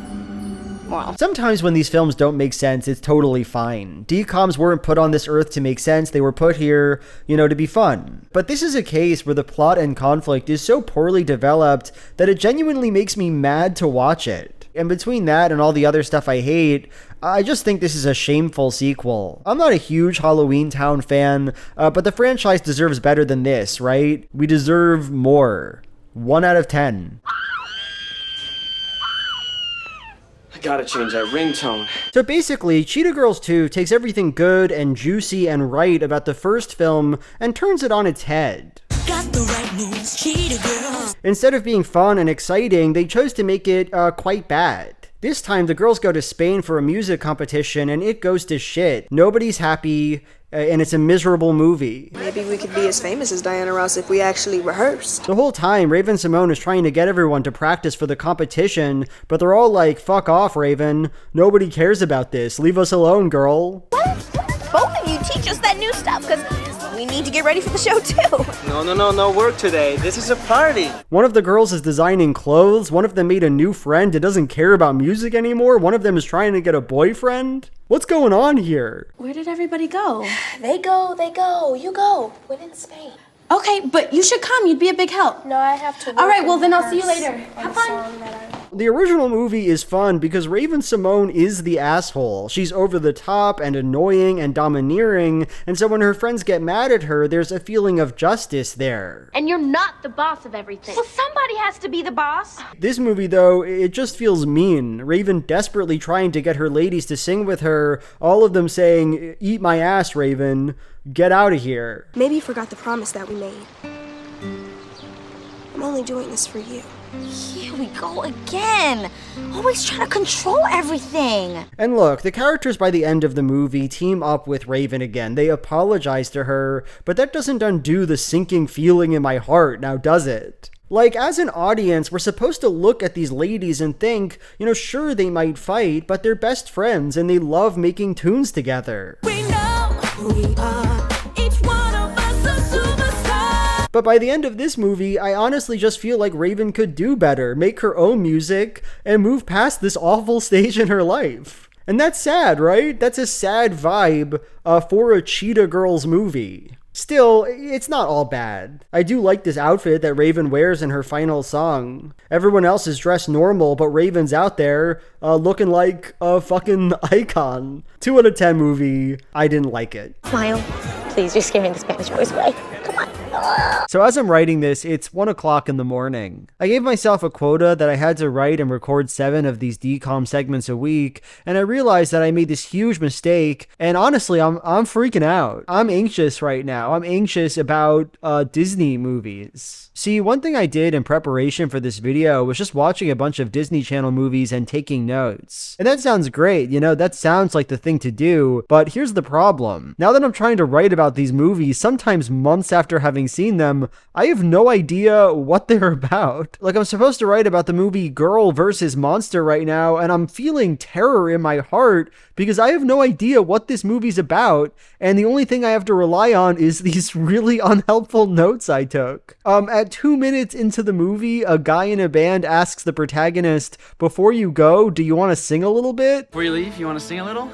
Sure. And then she sings, I guess. I just want to scream out loud. Is that funny? Is that a funny thing about this movie? I wrote that at about an hour and 8 minutes into the movie, one character says that she's smart and cool, and a witch lady responds, "You're stupid and weak." I am smart and confident. You're stupid and weak. That seems funny to me, but I don't know. Could be funny, could be worth saying. At an hour and 20 minutes in, I write down that there's like a minute-long sequence where they shoot Fear in the face with a gun. Does that really happen? Why didn't I write down anything helpful about this movie? Why did I do this to myself? I'm gonna give Girl vs. Monster a 6 out of 10, and we are just gonna move on. We're not gonna talk about it. So Zenon the Zequel is a very mixed film because on one hand, it's kind of just a pale shadow of the first film. Once again, Zenon has some important knowledge about the state of space. She believes she's found evidence of aliens. What you heard? Was it some sort of fuzzy, crackling, static-like noise? No, it was a very specific and very distinct zum. And once again, nobody believes her. Her shit-tier parents, completely forgetting that their daughter literally saved the fucking day 6 months ago, think she's lying about it for attention. Oh, don't you think it's possible you could have invented this signal just to put yourself back in the spotlight? Dad! It's horrible to watch and just very repetitive. And where the first film has the joy of a space girl having to acclimate to Earth society, the Zequel doesn't really have anything that interesting. Zenon has to go on an alien-finding adventure with an annoying girl, Margie, and the girl is annoying the whole time, and that's kind of it. What are you doing here? Are you trying to ruin everything? I can't believe this. Were you spying on me? Did you tap my zap pad? What? What in the cosmos are you trying to prove? Maybe I got tired of you being the one to always fly off and have the macro adventures. Maybe I wanted a glory moment major for myself for once. Even the slang, the best part of the first movie, feels oddly repetitive and uncreative here. Hey! Will you ice? Snooze Central. On the other hand, I love the end of the movie. So I don't know if many of you guys will have seen 2010, the year we make contact. It's the sequel to 2001: A Space Odyssey, and I just love it. Where the first movie is this brooding, existential, surreal masterpiece, the sequel, very much not directed by Stanley Kubrick, is way more direct and optimistic and just kind of fun. Someday, the children of the new sun will meet the children of the old. I think they will be our friends.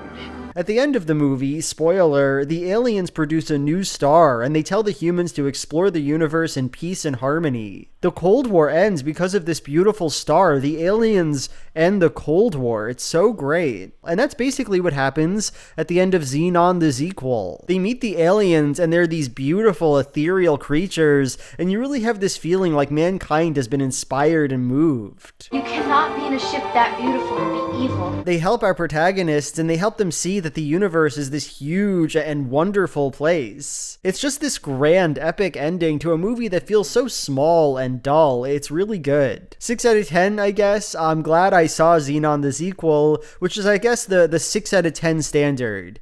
Do I regret having watched it? No. Not in this case.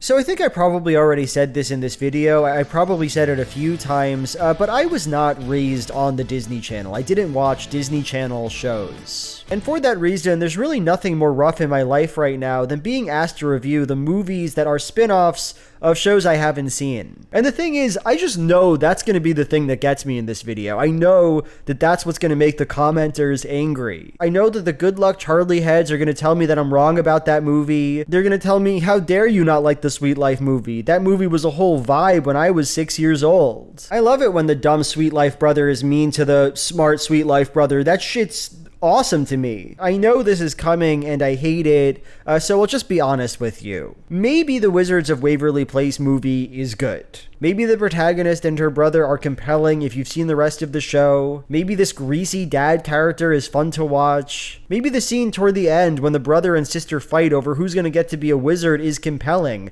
That could be. I'm not denying it.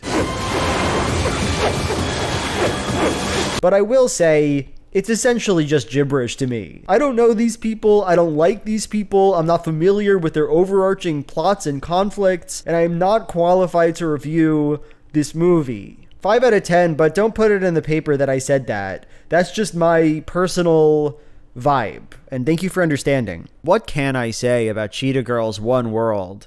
Nothing. Nothing at all. Cheetah Love, Scene 1A, Take 1. Mark it.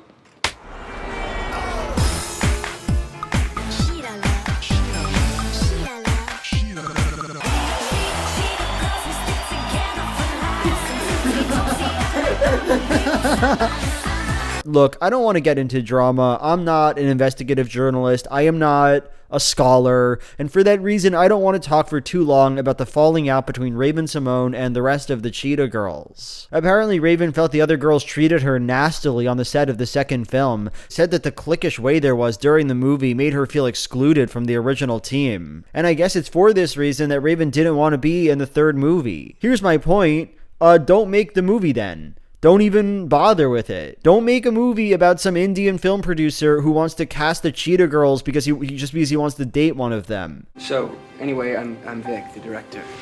I would like you, all of you, to star in my movie. Don't have a dance-off between Bollywood actors and the Cheetah Girls where they sing the line, "Dance me if you can." Get it together or fall apart. If you think it's not that hard, then dance me.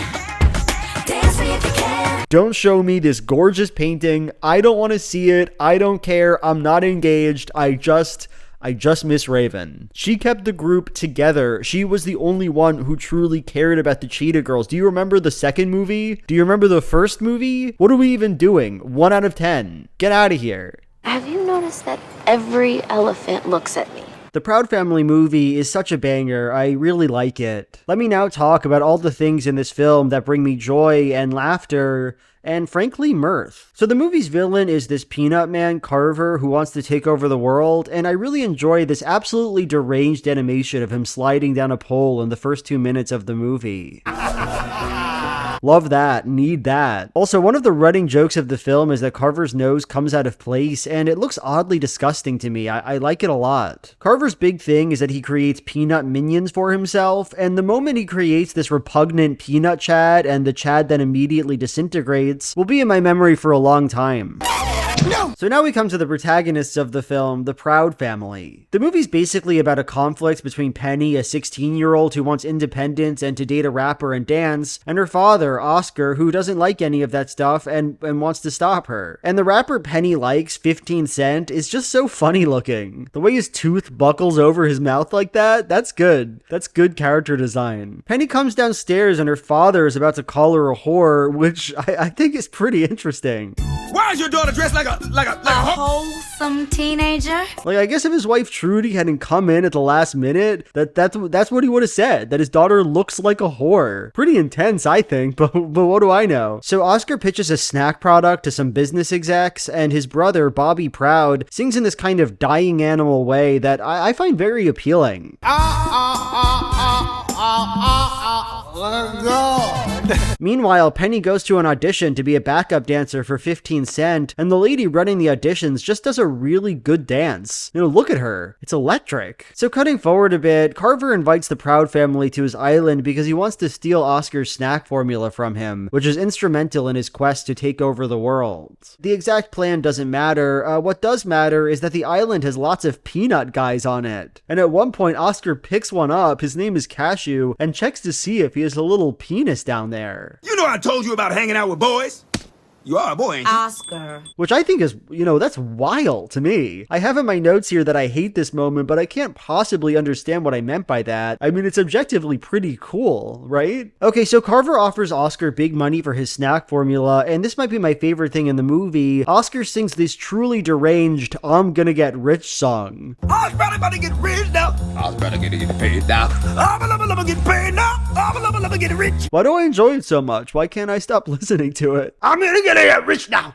I'm gonna get rich now. Why is it so fucking good though? So looking at my notes here, there is some funny stuff after this point. A clone of Oscar eats a hot dog in a funny way. Oh my. There's some good dance sequences.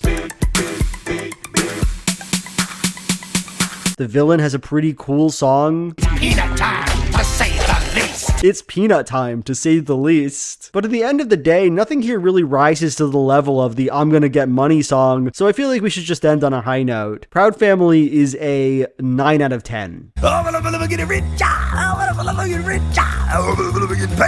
So I don't like the movie Double Teamed, and I find that a bit interesting. The movie is about two twins, Heather and Heidi, who are both tall and really athletic. You girls are different.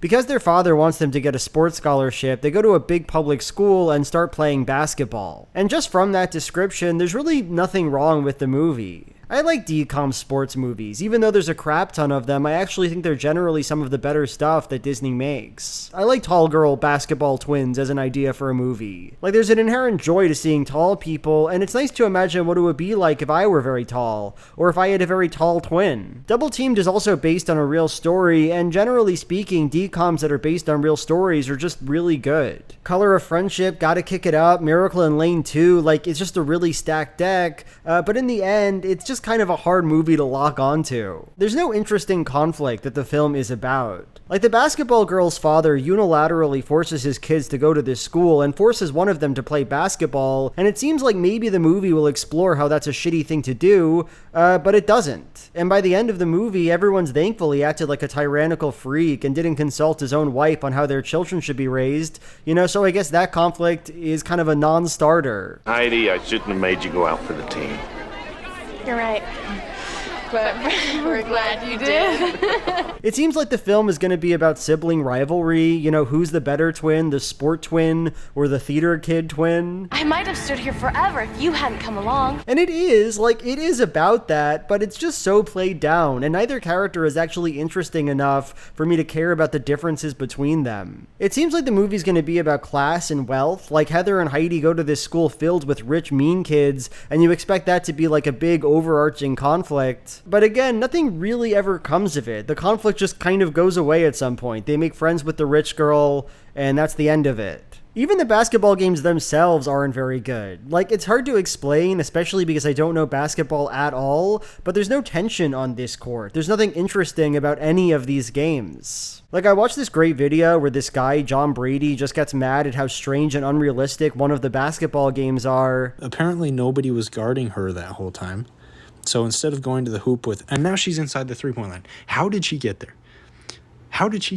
And even if you don't give a shit about the actual physics of the game, you can feel that it's not quite right, that they're not really paying attention. At one point in the film, the sisters are described as having great chemistry with each other on the court. The real-life people shared that feeling, that they just had a great basketball twin connection. The sister-sister connection is just unique. But the movie never actually has any of that. They just play basketball and then stop.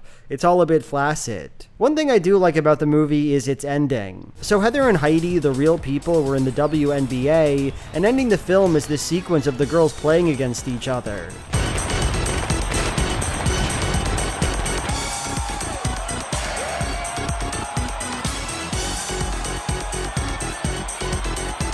It's just so long and strangely hallucinatory. I really enjoy it, and it bumps the movie up to a 3 out of 10 for me. I don't like it, but it's not, it didn't wrong me, this movie. Thank you. Cloud9 is a pretty generic sports DCOM. It's about a girl, Kayla, whose life is going great. She's rich, she's a competitive snowboarder, she even has a boyfriend. But then it all gets turned upside down when she discovers that she's actually pretty bad at snowboarding and her boyfriend is mean and leaves her. You see, I gotta focus on my training right now and I can't have any distractions. In response to all this trauma, Kayla seeks the former best snowboarder, Will, and decides that she needs him to coach her. The last time I rode, I tore a tendon in my knee, shattered my ankle, and collapsed my lung.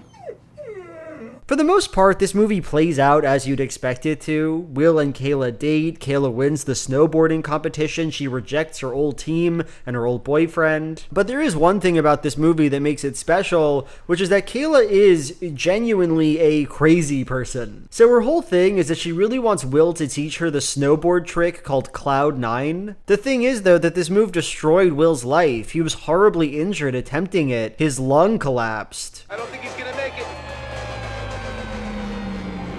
What makes Kayla think that she, a notably mid-boarder, should start her board improvement journey by learning this terribly perilous move? And then it only gets worse. At one point in the film, in order to get Will to teach her, Kayla decides to board down the most dangerous mountain. Like, she's going down this 90-degree slope, she has no idea what she's doing, she could die just so easily. In the movie, it's supposed to come off as badass, but I would never teach this woman, and that's because she frightens me, because her choices are so upsetting and painful. Anyway, I know what you're gonna say. All I'm doing right now is trying to hold a woman down, right? To put her in a cage. Kayla is a daughter of the witches who didn't burn, and I should keep her fucking name out of my mouth, is probably what you're saying right now. And maybe you're right, but I have one question. Will that be her attitude when she's dead? When she dies on her board? What are you gonna say when her lung collapses because she boarded too hard down the scariest mountain? 2 out of 10 movie. Too dangerous. Right on Track is kind of a fun one. I feel like I made a mistake and watched too many DCOM sports movies back to back. They're all iterations on the same movie and there are a trillion of them, so this is getting to be kind of a hard project. The movie's about 2 drag race sisters, Erica and Courtney, and they're really good at what they do and they have to prove that girls are just as good as boys at racing. Those are for your son, in case he starts crying when I whoop him in the final. So in lieu of diving deep into the plot here, let me just tell you one thing I like about this movie and one thing I don't. I like that the father in Right on Track is supportive. You think that's a good idea, letting a little girl go out there? Well, let's wait till the end of the race and then you can tell me. I was actually borderline ready to turn this movie off because I can't stand the idea of watching yet another horrible dad insult and belittle and step on the dreams of his children. I don't want to see it. I'm not interested in watching it anymore. I don't like DCOM dads on average. But luckily, this guy's cool and he likes his children and he believes in them. So, love that. The thing I don't like about Right on Track is what it does with this guy. His name is Randy. For a boy, you say some pretty intelligent things once in a while. I'll take that as a compliment. He's literally cute and flirty, and he and Erica are great friends and go to the ice rink together. Are you okay? But then he asks Erica out and she turns him down, and that's it for Randy. He's done. I don't want to hurt your feelings or anything, but it's kind of be like dating my brother, which is kind of what you are. Erica dates some jock and Randy is left out in the shit. Look, listen to me. I know this is gonna come off as some men's rights activist moment, and I'm not trying to say, oh no, it's so sad that Erica gets with the conventionally hotter man, nice guys finish last, whatever. But is there no room anywhere in DCOMs for the slightly chubby Asian boy to have his day? Is it inherently reactionary to want movies for children to celebrate all kinds of people and want them to all feel desirable and alluring? Randy is literally so kind and he has great chemistry with Erica and his performance is so good, and I was rooting for him, man. I don't know what to say. I was rooting for this boy. 6 out of 10 for Right on Track. It was pretty good. And the jock guy is fun also. I mean, he's not a bad guy. Bon chance. Merci beaucoup. So Zenon Z3, the final in the Zenon trilogy, is truly one of the most broken down trash movies I have ever seen in my life. Zenon? Is it called parallel parking or parallel smashing? And I think the easiest way to jump into this review is just to go over all the main conflicts in this movie. It's harder than it sounds. Conflict 1. Zenon is in a competition with a bunch of other teens, the Galactic Teen Supreme contest. Zenon Carr or Bronny Hale will be the first ever Extreme Teen Supreme!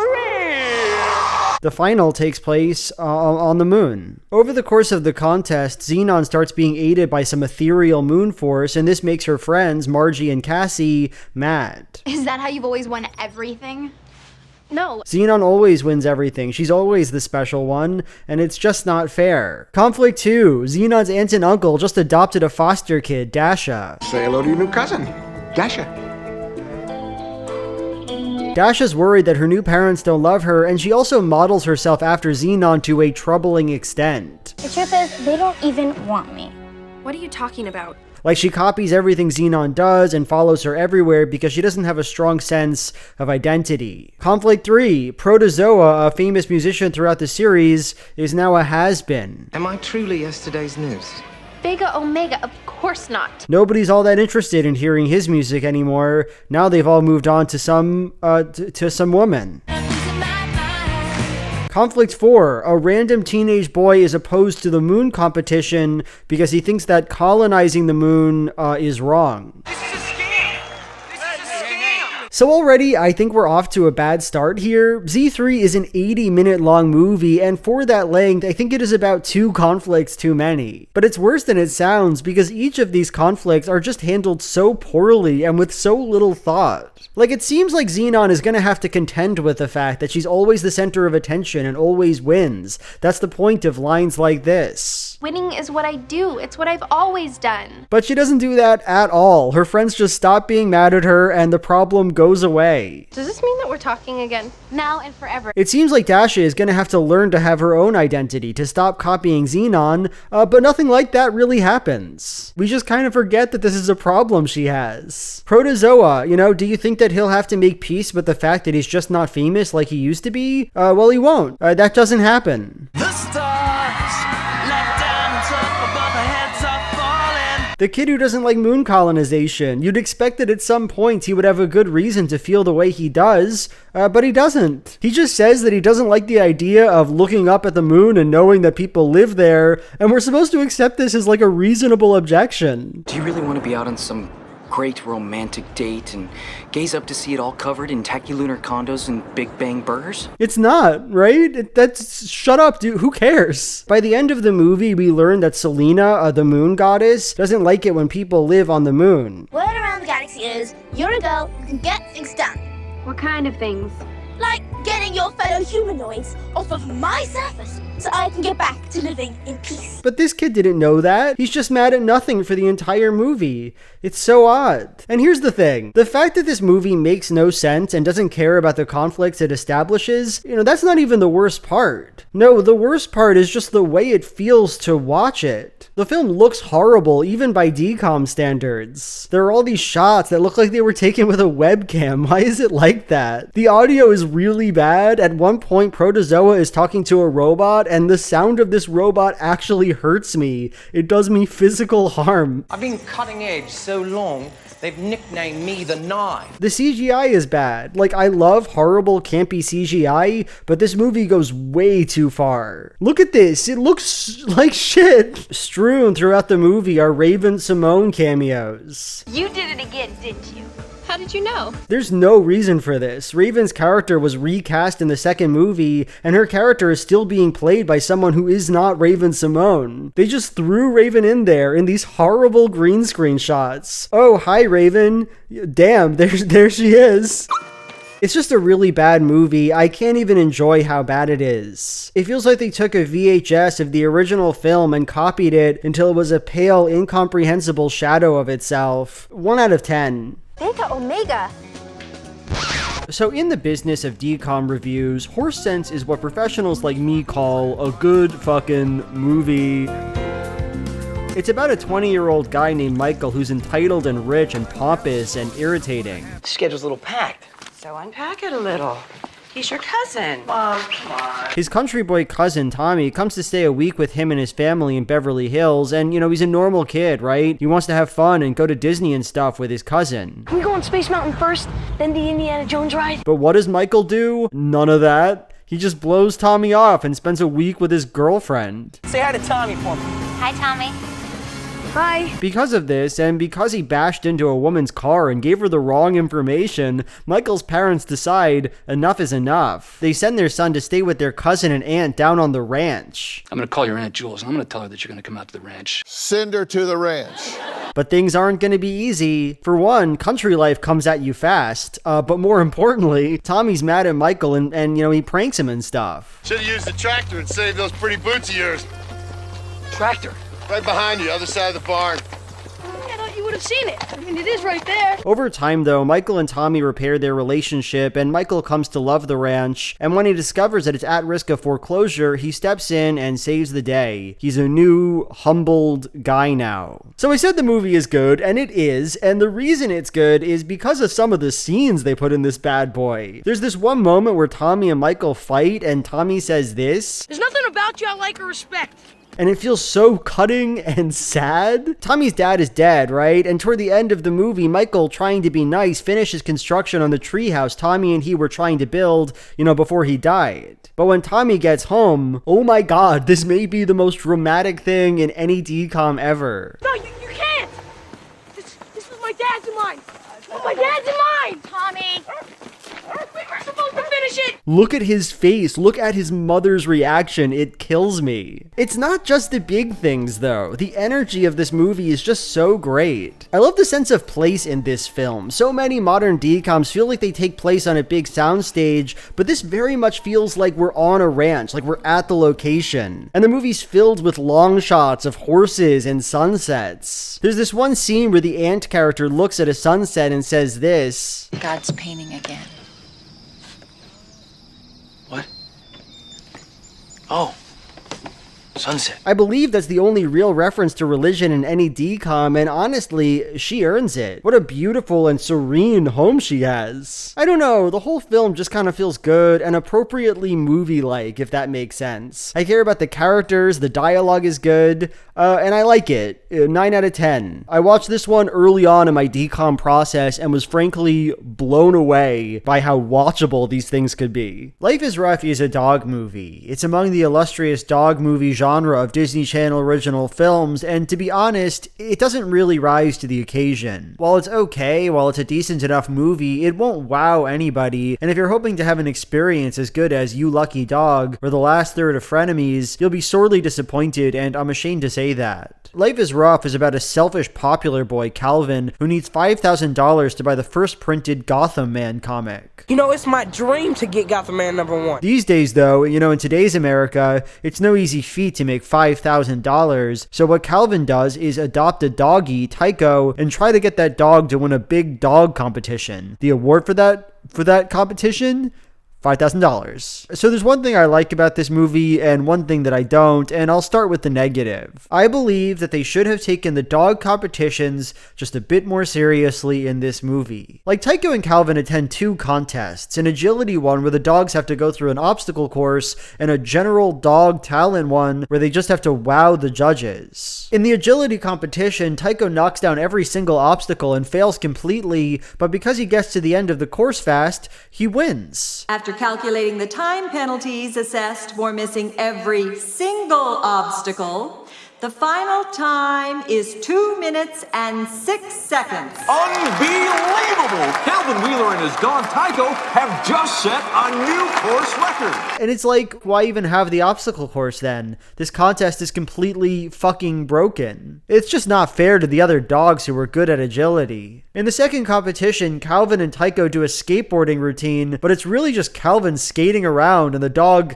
following next to him. At one point, Calvin is falling, and you think maybe something cool will happen. Like maybe the dog will grab the skateboard and bring it over to his master so he lands on it. Maybe it'll wow me. But nope, Tycho just limply grabs the skateboard and stands there.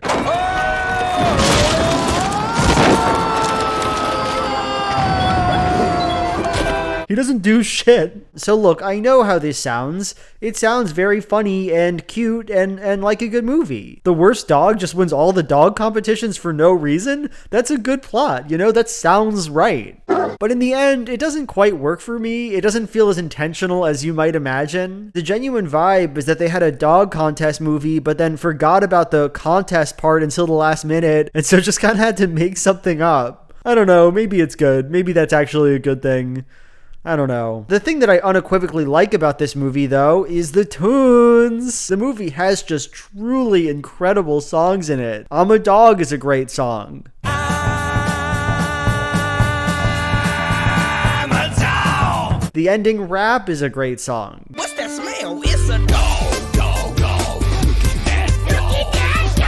There's a song in the middle that's legitimately been in my head all week. That's the honest truth about the way it is when you're a dog. That's the honest truth about the way it is when you're a dog.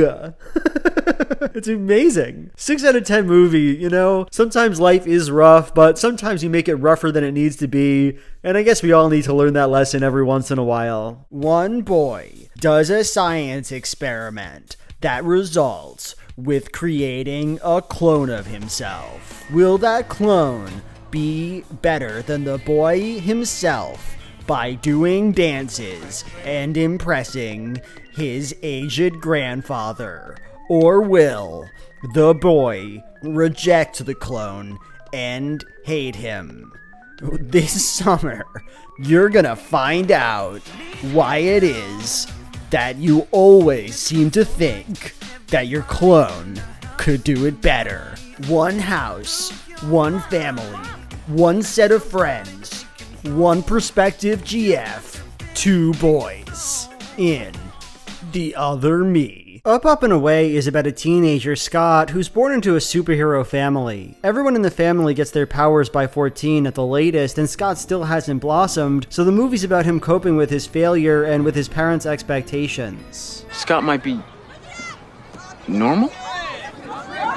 Yeah. The movie's alright, but honestly, there's only one thing about it that interests me, and that's this interaction in the first 2 minutes. But who can be mad at a kid who's got a birthday? 4 days.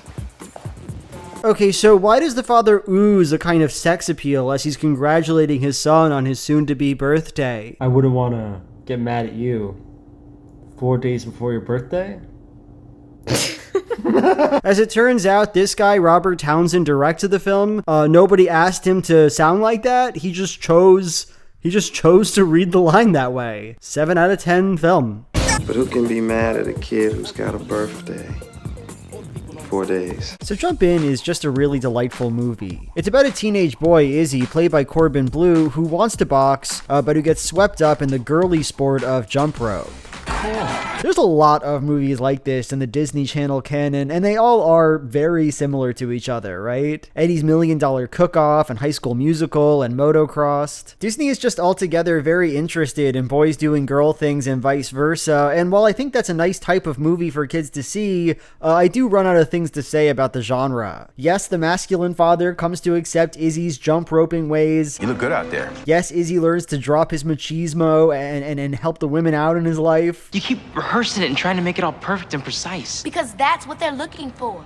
But is it fun? Yes, we learn that there's more to life than boxing and following the rules. I'm done with this. Honestly, what makes Jump In good has nothing to do with its plot and everything to do with its cast. My name is Izzy. Yeah. I'm smooth and clean. Yeah. Corbin Bleu is just a genuinely talented and endearing actor. He was great in High School Musical. I recently got to see him on Broadway playing Seymour in Little Shop of Horrors, and he kicked ass. If you want a rationale, it isn't very hard to see. No, no, no. Stop and think it over, pal. If you need blood and he's not more than enough. And he's good here too. He's a good actor. I was trying to find a scene where he did a particularly good job, but I had trouble because I think the thing that Blue is best at, the thing he does that's so rare among Disney Channel stars, is just acting like a real normal guy, seeming like an all-around nice person who doesn't have to chew the scenery or give an over-the-top performance. Oh, come on, Mary. You know you can't forget me. Just look at him appreciating the jump rope girls for the first time. Come on, yeah. It feels real and good, right? I can't explain it. To make things better, I think Jump In maybe has my favorite romance of all the DCOMs, and again, that's because it just feels normal. It feels like these two people like each other and have personalities, and you really don't have to complicate things when the performances feel vivid and textured. You know, if you try to impress me, you're gonna be up all night. My one criticism of Jump In, though, is the final scene. So the group, including Izzy, are performing in the contest. They're doing an amazing job of jumping rope, but then all of a sudden, they stop jumping rope and start dancing.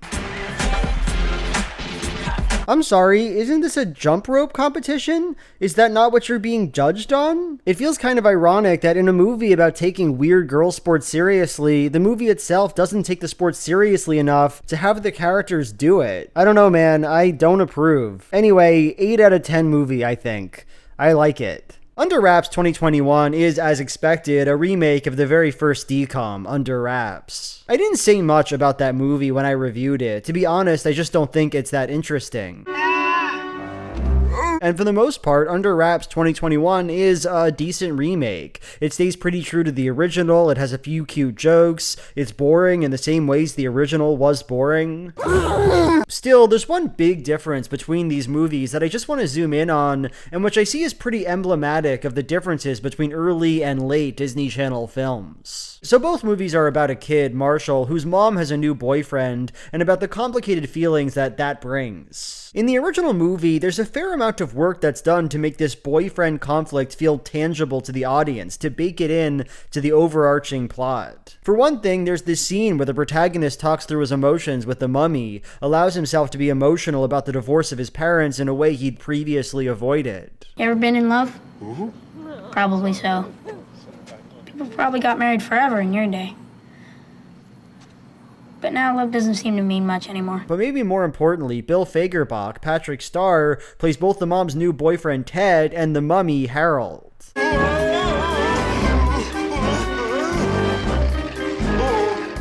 Like, I made a joke about this when I reviewed the film, but it really is an effective, abstract way to communicate to the audience that Marshall's feeling about one character are linked to his feelings about the other. It gives the movie a sense of wholeness. And so, by the end of the film, when Marshall embraces Ted, it feels like it comes out of something. It feels like the movie meaningfully led to this point. This Ted guy, do you really love him?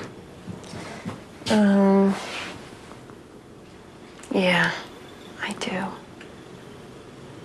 Then you should marry him. In the new Under Wraps, though, they just don't care about any of this stuff. Marshall's mother is still dating this new guy, but there's no big emotional moment where Marshall gets to process this. There's no feeling of thematic connection between these plots. That Marshall's mom got a divorce, that she's dating Ted, it's just kind of an incidental fact, and so its resolution feels meaningless and unearned. Didn't see ya! Really? I don't think modern DCOMs are, as a rule, worse than older ones. There's things these new movies do better, and I can see why people like them. They're often, better produced. But still, a modern DCOM is just way more likely to care a little bit less about its characters and their interpersonal conflicts. If Under Wraps were made from the ground up today, I don't think there would be this stepdad character. I don't see why it would occur to the writers to add it. And honestly, I think it would be a better movie for his absence. What we get in Under Wraps 2021 is a movie that wants to play it both ways. It wants to have this intimate conflict, and it wants to be an hour-and-a-half non-stop movie about a mummy doing a fun sort of a TikTok dance.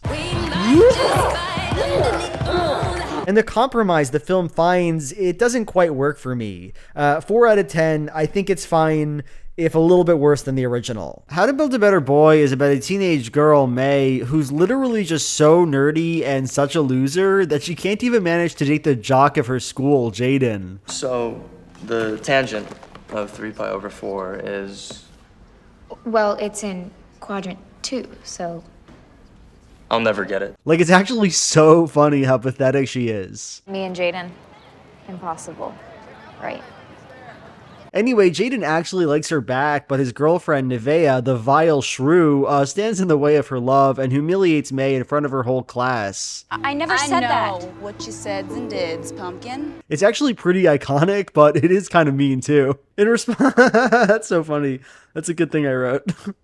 It's actually pretty iconic, but it is kind of mean too. In response, May lies, says she actually does have a boyfriend. Because I already have a boyfriend. After that, she goes home and her best friend Gabby offers to design this fake boyfriend for her amusement, I guess. His name is Albert. Hello, May.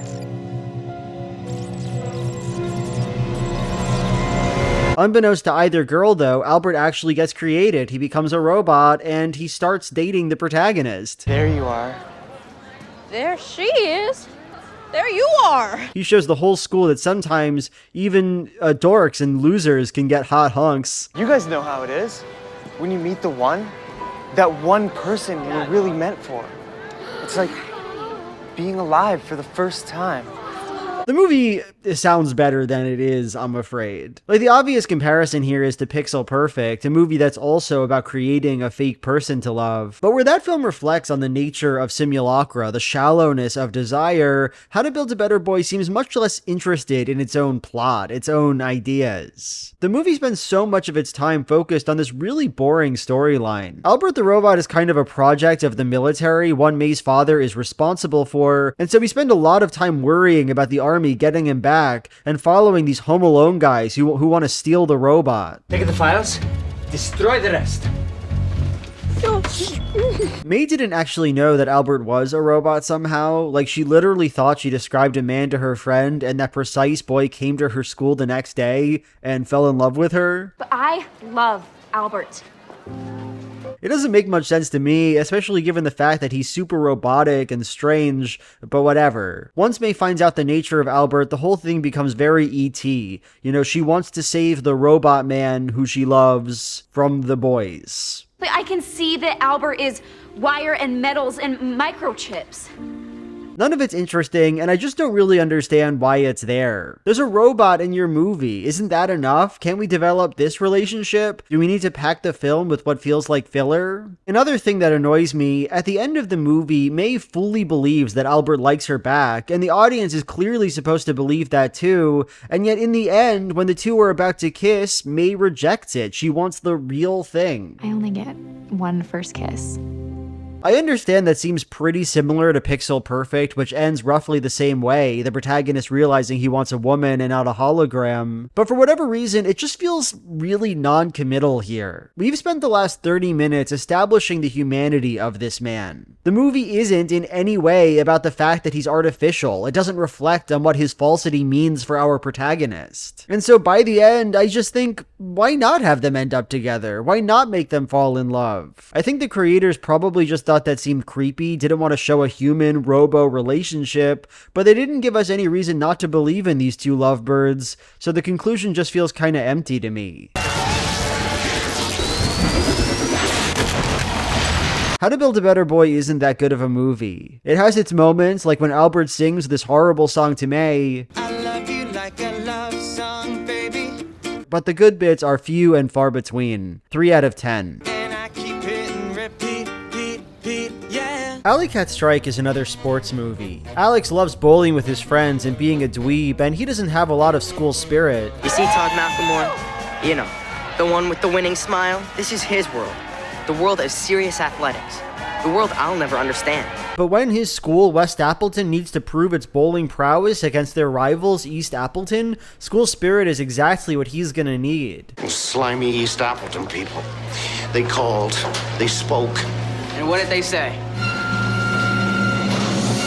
Bowling.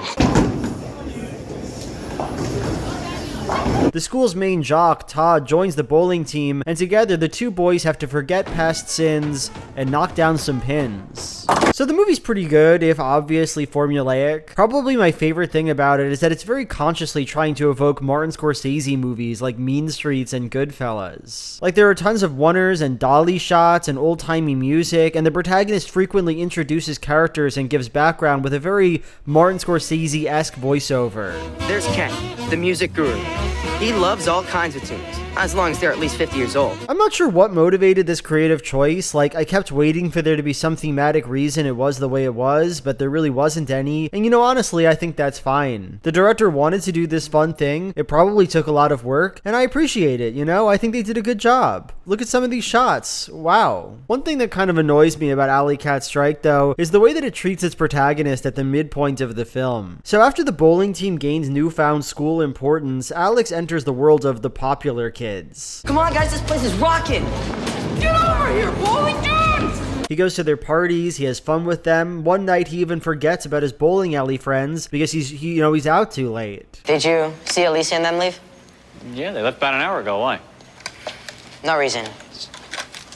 Just wondering, that's all. In the end, though, Alex must be punished for all of this joy. His friends get mad at him for kind of a long time. He's presented to the audience as being a dick. Hey, maybe you should try bowling without the shades. And he learns that the popular kids were just humoring him so that they could score sports W's, that they didn't like him at all. I'm so sick of that Alex kid. I know, once a geek, always a geek. So I hate that. I think that sucks. God forbid a teenager makes some new friends or gets excited about people liking him. God forbid he forgets about his friends one single time because he's doing something else that he's enjoying. Pride cometh before the fall, says the Disney Channel, and if you're being celebrated or enjoyed by cool people, it means you're doing something wrong and need to learn a lesson. Part of the reason I dislike this so much is that, DCOMs are all about teenagers being special and amazing, winning the big game, embracing their amazing talent, saving the day, getting the boy or girl of their dreams. But the truth is, those nice things can only happen to kids at the very ends of their movies, because if they happen any earlier, well, that's disgusting. They're not being their true selves. They should get back to their nerd friends and only spend time with them. They should just forget about the popular kids. Those kids suck. Just don't make friends. It's lame, and I think it's kind of joyless. Still, Alley Cat Strike is a fine movie. I like the protagonist's bowling alley father. 5 out of 10. Splits or strikes? We're gonna be okay. So jumping ship just pisses me off, I gotta be honest. It's the sequel to Horse Dance, one of my favorite DCOMs, and it's such a bad sequel, I truly don't know why it got made. Michael and Tommy are going to Australia to take a vacation together. The only problem is, they get effed over and become castaways on some horrible island. They're the two, as well as some other guy they met, have to try to get rescued and deal with, criminals. There are 3 things I don't like about this movie. Number 1, Michael is just a jerk again. He's just a real dweeb, and I don't like that. Man, I told you to take the phone from me and put it in the suitcase. How hard is that? In the last movie, he found his work ethic and saved the ranch and humbled himself. Where is that development in this new character? My dad said I have to get a job before the end of the summer. He's gonna put me to work as a file clerk in his office. Okay. That's probably one of my biggest sequel pet peeves, characters who lose their development between movies, and this movie has that, and so, my inner goddess is screaming out against it. Number 2, there's a dumb stepdad plot in this movie. Tommy's mom is getting remarried, and although we barely see this new guy, Tommy's whole arc is about coming to accept him. It just feels so random to me. Toward the end of the movie, Tommy says this: If no one finds us, it's gonna be really hard on my mom. Hope she knows how much I love her. How much I like Mark. And it's girl, what on earth are you talking about? You like Mark? Who is that? Who is that man? And why do you like him? Why did you make the movie be about this conflict if you didn't want to make it real for the audience in any way? That's my question. Number 3, no cattle, no horses, no ranch, no fun. I like Horse Sense in part because it is a horse movie, because there are so few horse movies in the DCOM catalog, and because horse movie fun. Now, watching this new movie, all I'm asking is, where are we? And where are the horses? In what way is this a sequel if we have no interest in the beautiful horses and our love for them that pervaded the first film? It kind of just feels like they wanted to use both these actors again and decided, what if we pretend that this shit movie is in any way connected to the beautiful Horse Sense? It doesn't work for me, and honestly, my horse senses are alarming right now. My sense, that is, for horse shit, 1 out of 10 movie, fuck off. So I feel like Camp Rock 2 isn't even really a movie. Like, don't get me wrong, the first film was pretty shallow, but at least it made an effort to, like, have a protagonist and have that protagonist express emotions that are grounded in something. So, does your voice sound better over here? Camp Rock 2, though, it just feels like nothing. The main conflict of the film, that Mitchie has to face off against a rival music camp and gets too carried away with it, it just feels unmotivated and random. What is that? Did somebody open another camp? Mitchie doesn't really learn anything about herself, she doesn't have any interesting character moments, it's just bland. No, the movie is essentially just an excuse to string together a bunch of songs featuring the Jonas Brothers and Demi Lovato and this guy. And because of that, I think it makes the most sense to just go through and judge each of the songs from Camp Rock 2. Wait, okay, I was just about to do that. I was just, getting out my little notebook, but then noticed, oh my god, there are 15 songs in this fucking movie. I'm gonna run so fast till I can't breathe. The film is an hour 37 minutes long, and about 15 minutes of that are spent singing. It's like a sung-through movie, and unfortunately, the songs are, on average, just quite samey and not very interesting. I guess the best one, the one that grabs my attention, is Fire and Rain, where Mitchie and Gray sing about how they're, different kinds of guy.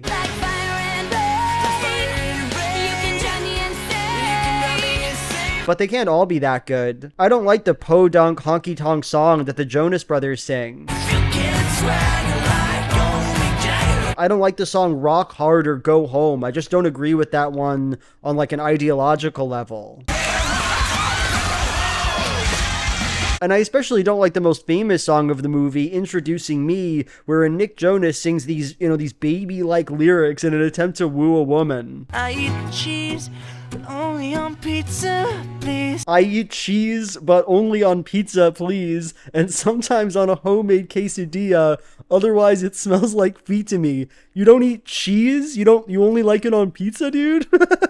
Like, look, okay, this song has 10 million views on YouTube, and that's for a reason. I understand that it would be very popular among children, but as a refined and sensual adult, I just have to admit that I don't find it very appealing. Like, you're watching my video here. If you wanted an 8-year-old's thoughts, you'd probably ask one of those. And they'd say they liked it. Anyway, I just think that Camp Rock 2 is a really bland movie, one that lacks the intensity or emotional depth of the original. There is certainly no moment of the film that strives for the intense anguish or ecstasy of This Is Me. 2 out of 10, I guess. I don't know, I really don't like it. It's boring. So one theme I've discussed a few times in this video is the Disney Channel's strange defensiveness when it comes to mixed families and step-parents. Between Under Wraps and Cadet Kelly and Christmas Again and Jumping Ship, it seems like there's an obvious story that Disney wants to convey, and it's that A, kids should be open to their parents dating and marrying new people, and B, that any reservation a kid has to their new mixed family is an internal one. That is to say, a child's issue with their stepdad is innately irrational. It stems exclusively from their desire not to have their life change. Their stepdad is, in fact,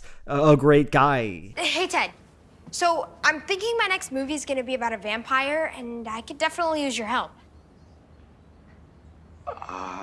Sure. To be clear, I don't have some issue with parents remarrying. Things happen in life, people fall in love again. It's not that I have a chip on my shoulder about this. I've never had a step-parent, and it's not that I have a problem with this kind of message inherently. Still though, I find Disney's insistence on this plot kind of disquieting, and that's because it strikes me as filmmaking that comforts parents and not children. Parents want to feel good about the new person they're marrying. They want to feel like they're doing what's best for their family and that their children will come around to the new arrangement in time. Children, though, I think they'd have a much more complicated perspective on things. I'm not a research psychologist, this isn't a data-backed opinion, but it seems to me that there are children of mixed families who don't like their new family members and who don't really come around to them either. That there are children who have good reason to feel ill at ease with their step-parent, perhaps because mixing families is quite difficult, because the step-parent is often more interested in having a new spouse, the person that brought them into all this, than they are in some new child.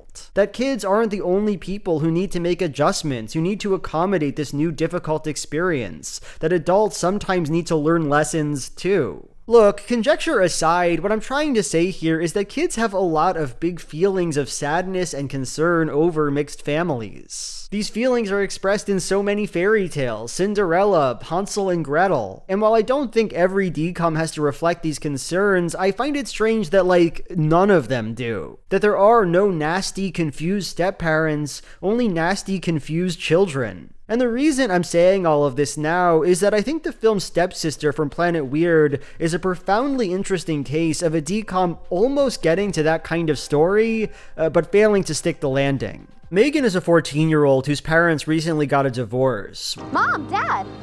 Dad and I have decided to get back together, Megan. One day her mother, Kathy, brings home a new man she's seeing, Cosmo. Megan Larson! Megan Larson! Mom! And his daughter, Ariel. What are you doing under there? I fear the wind. Even though they're both extremely strange, even though the dinner went poorly, and even though Megan's only known them for around an hour, Kathy finishes the dinner by announcing, holy shit, she's getting married to this man. Congratulate us, kids, we're engaged! Do you want to say anything, Megan? Mother, he's the freak of all time. Oh. Here's the twist, he's an alien. He and his daughter are both aliens, and they're not like you and me. So on first blush, I think that's a good idea for a story, and one that captures the disorientation and anxiety of son and mixed families quite well. What's more, I think it's executed in an interesting way too. The second Ariel goes to Megan's new school, everyone is just obsessed with her, with how pretty and fashionable and interesting she is. So, like Ariel, do you like skiing? I like bubbles and I like gas and I'm calmed by water. Cool.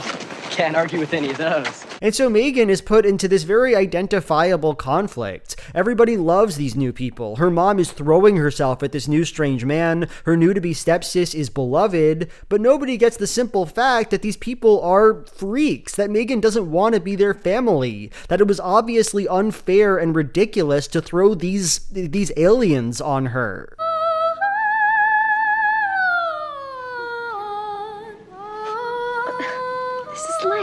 If that was what this story was about, this feeling of alienness, I think it would be great, but immediately after establishing this conflict, this metaphor, the film just walks it back. Ariel's great, actually, and she feels the same disorientation that Megan does. Cosmo's a nice guy. There's nothing suspicious or strange about this alien meeting your mother and proposing within a month. Get used to it, Megan, because this is your new incredible reality. You were just close-minded before, and I'm so happy to see you've changed your ways. Thank you, Megan Larson. We're family. I'll say it again, this kind of story can be fine. Kids do have to get used to new things and get out of their comfort zones and accept divorce, good. But looking at the first half of Stepsister from Planet Weird, I thought maybe, just maybe, we get to see the other side of this coin. We get to affirm the emotions of children, tell them that it makes sense to not like their new, bullshit circumstances. But no, it's the children who are wrong. It is always the children who are wrong. Then you think it's all right to go through with the wedding? As long as it's what you want.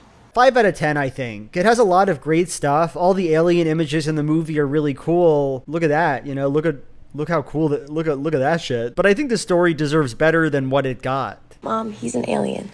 I know. So Under Wraps 2 has, I believe, the first totally explicit gay character in all the Disney Channel movies. This girl's dad and her stepdad, they're gay together and getting married. They kiss, which is cool, and they talk about gay marriage briefly. Not too long ago, we couldn't get married at all. Now we can get married any way we want. And one of them even wears this fun Dalmatian suit, which undeniably that's a form of representation.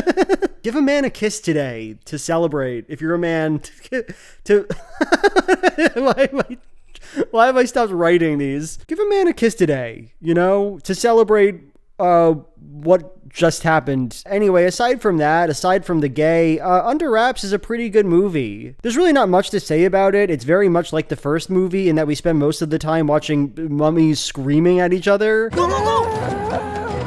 But I think it's cute and superior to the first in the series. The dance sequence in particular really jumps out to me as a huge improvement. In this version, the mummy and his mummy wife are doing a dance. You're a great guy. And then they cut to another scene, and then they cut back and they're still dancing.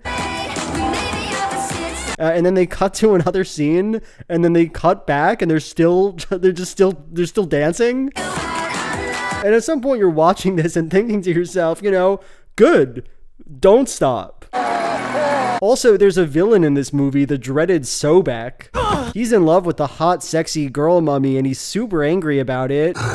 And I like him, and I like his minion. We will travel on to Rockport, where your sworn enemy will be vanquished, and you will lie beside your one true love for all eternity. 6 out of 10. Good job. So Radio Rebel is a movie that's really interesting to me, and that's because the thing I hate most about it is also, I think, the thing that makes it work, that makes it a good or at least compelling film. It's about a teenage girl, Tara, who leads something of a double life. During school hours, she's extremely shy and timid and unknown.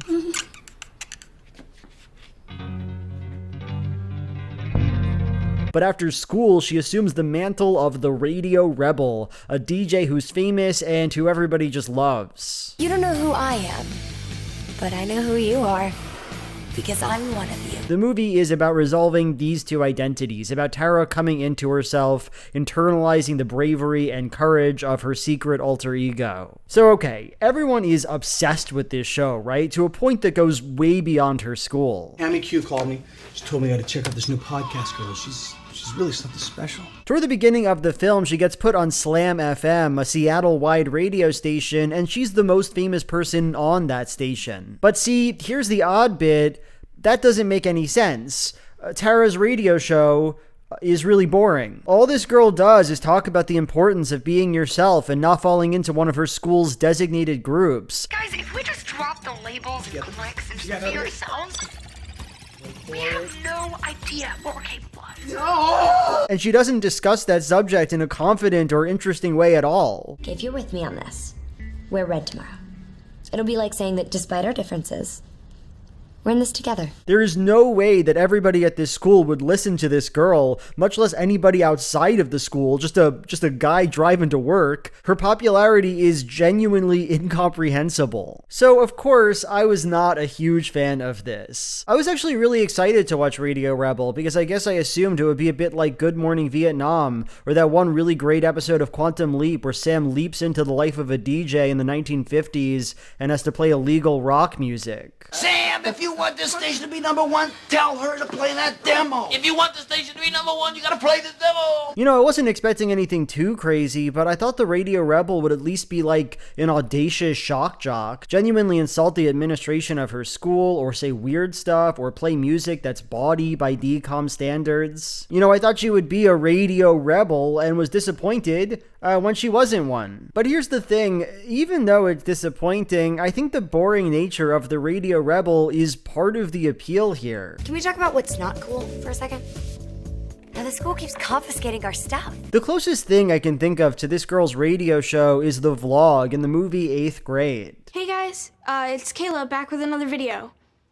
Okay, Much like Tara, Kayla Day is an extremely shy teenage girl, and much like Tara, she escapes from that world by recording her banal musings about the nature of school. I'm not like quiet. I just choose not to talk a lot at school. The difference, the only real difference between these girls is that Kayla's boring YouTube channel isn't watched by anyone, and Tara is the most famous girl in Seattle. And there's something kind of great about that, isn't there? The fantasy of Radio Rebel is not, what if you were super cool and everyone loved you? It's, what if you were a normal, boring teenager and everybody loved you? The movie asks, what if Kayla and every kid like Kayla got to be famous? What if you didn't have to be amazing to be loved? As I'm writing this, I find it genuinely kind of moving. I can imagine loving this movie as a kid, enjoying the value it places on this girl's extremely average thoughts. It's special, and sure, it's not the most entertaining thing I've ever seen, but maybe that's kind of the point.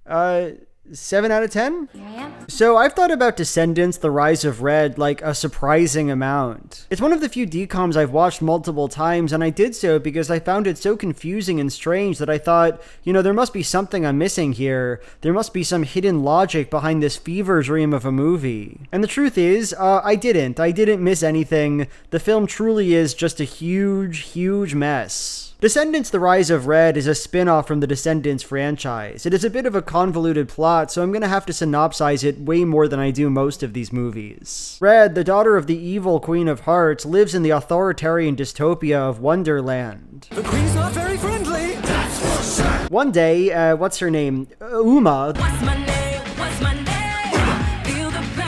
The new principal of Avalon High decides to send out an invite to Red to join her school. This is for Princess Red. There, the Queen of Hearts decides to enact a coup d'etat on Auradon. She was apparently scarred by a prank when she was in high school, and on that day she decided that everyone was fake and that she had to be nasty, and that's why she wants to do this coup so much. A mean prank was played, and ever since that fateful day, she was never quite the same. During the insurrection, the Queen of Hearts gets her daughter to say that Cinderella, her old best friend, is guilty of treason. She's guilty of treason.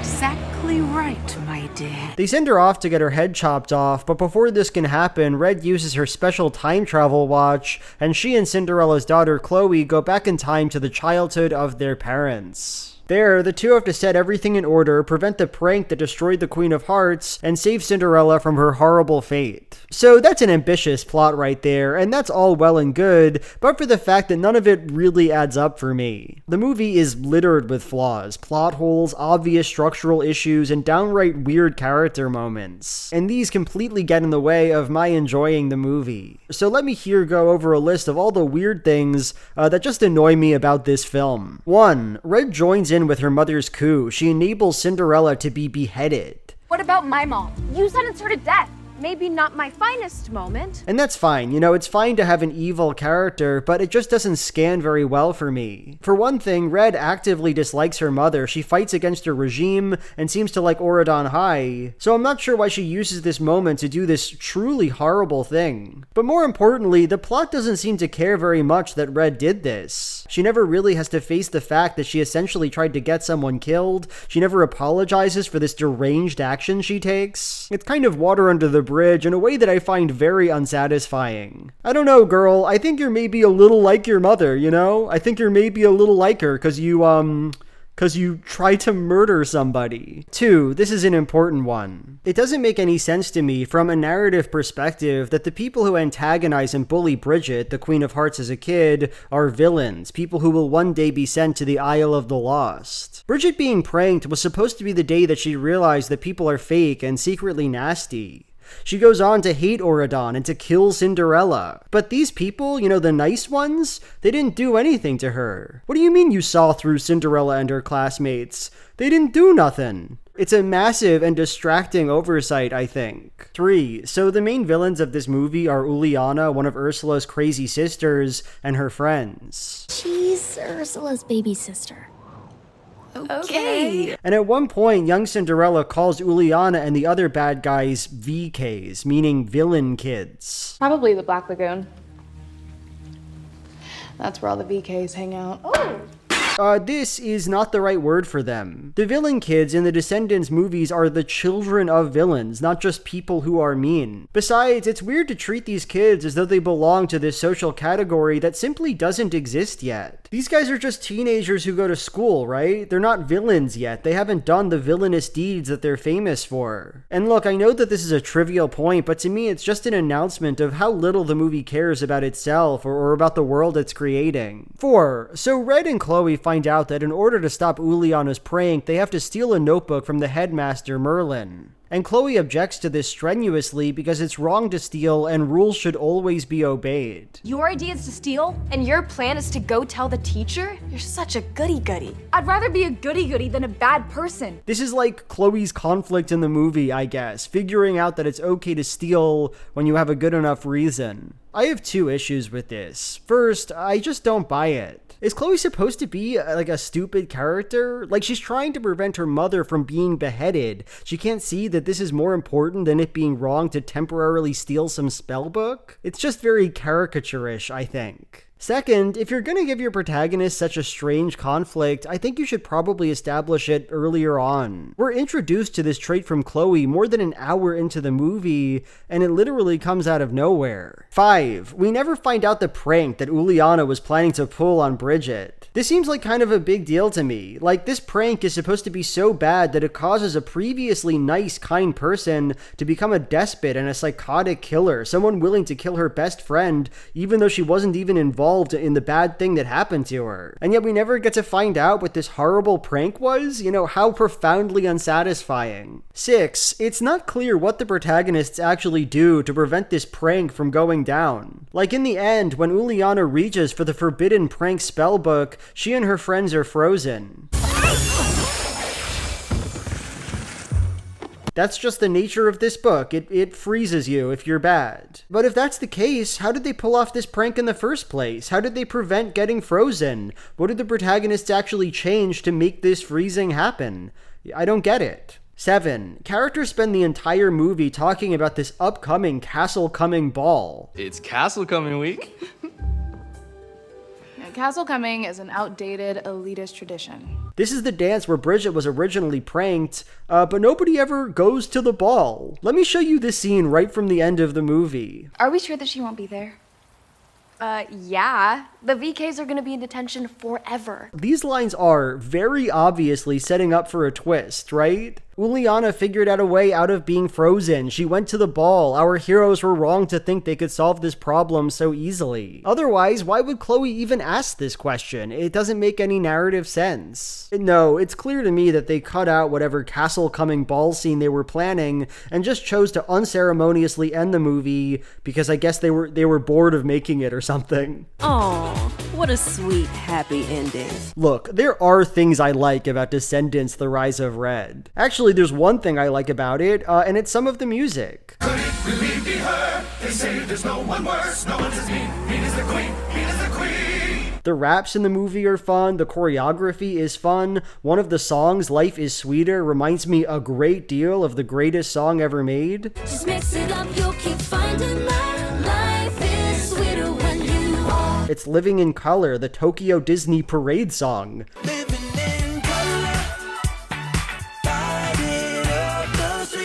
It's amazing. But see, this actually pisses me off more. I was watching this choreography video that Disney made, and there's so much talent and enthusiasm in this room, so much talent put into the songs and the lyrics. 'Cause the sun shines a little more brightly when you take things a little more lightly. And then they put all of that into the AI slot movie. I hate that. So here's my advice to the Descendants staff who I'm sure are watching this. Try to have stuff make sense to me. Don't cut out the climax of your film. I'm sorry to say this, but it's a 3 out of 10 movie. I know that you can do better. I've seen it, and it's called Descendants 2. The first 5 minutes of Scream Team are truly high art. We start off with this cute scene of kids playing with their grandpa and his new pumpkin squashing machine. Cut, this is actually a home movie, and oh my god, the kids are watching this video at his funeral. Their dad comes in. Turn that fucking movie off, he says. This isn't the time. I hate my stupid dad. Maybe this isn't the most appropriate time to be watching this. To see you laughing, Dad.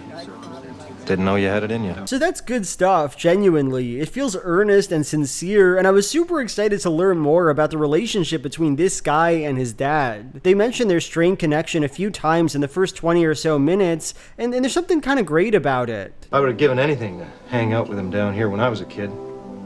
So why didn't you? I don't know, really. He was busy. I was in the way. It must be hard to have a father you felt distant from, but who your kids love. It must be hard when that dad dies and you have to live with this contradiction. You know, it entices me. The movie itself doesn't do much with this scene or with these relationship dynamics, though. It's kind of a Beetlejuice-type movie where the kids have to join forces with the ghostly Soul Patrol and help resolve an ancient ghost's grudge. All those people dead? They're dead, aren't they? They're alive, aren't they? They said this guy killed his wife, but he didn't do it, and he's so mad about that, so they have to clear his name. I know you didn't kill your wife, It's fine for what it is. I like some of the performances, and the sets are fun, and it's good when movies take place in spooky New England Halloween towns, you know? That's inherently a good thing to watch. But still, I'm not amazed by this one. I'm not blown away. To my eye, if you're gonna put something as crunchy as this dead parent-child relationship in a movie, it's good to use the conflict to explore that, to use ghosts as an inroad to interrogate these complex feelings of grief and abandonment. The movie hardly even includes the ghost grandfather, though. It doesn't deal deeply with his relationship with his son, and when the two men finally do talk at the end of the movie, I find it unsatisfying and underbaked. All I ever wanted for you was to get out of this town, see the world, use your gifts.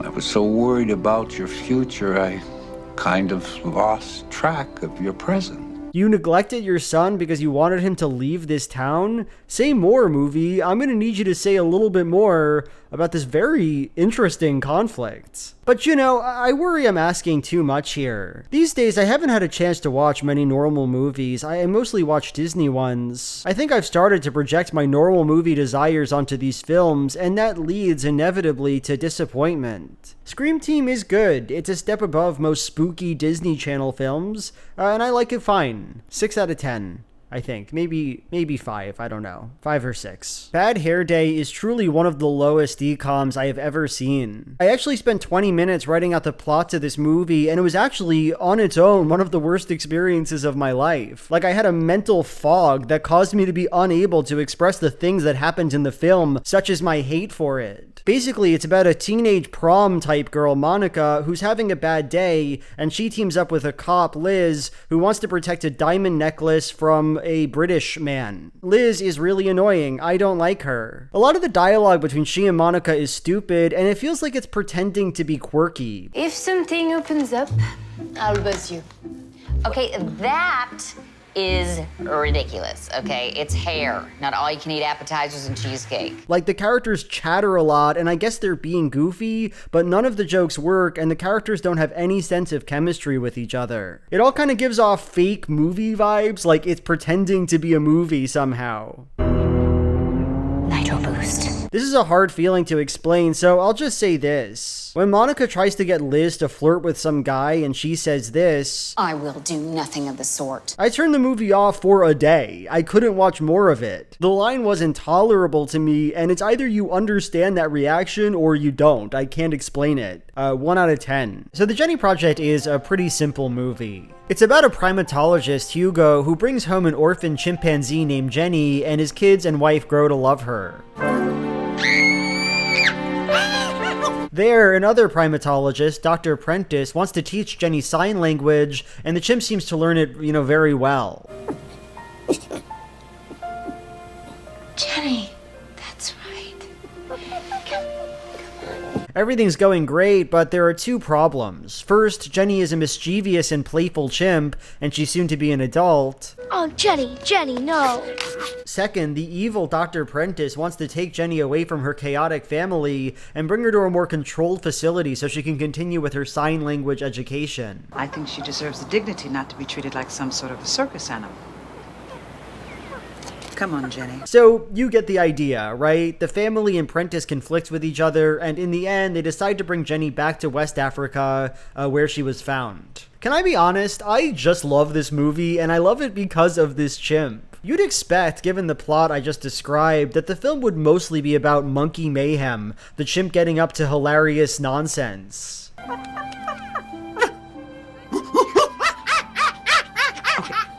Okay. And sure, that's very much a part of it, but more often than not, Jenny is this calm, reflective presence. She sits in the same place for extended periods. She watches TV with rapt attention. She seems so thoughtful and wonderful.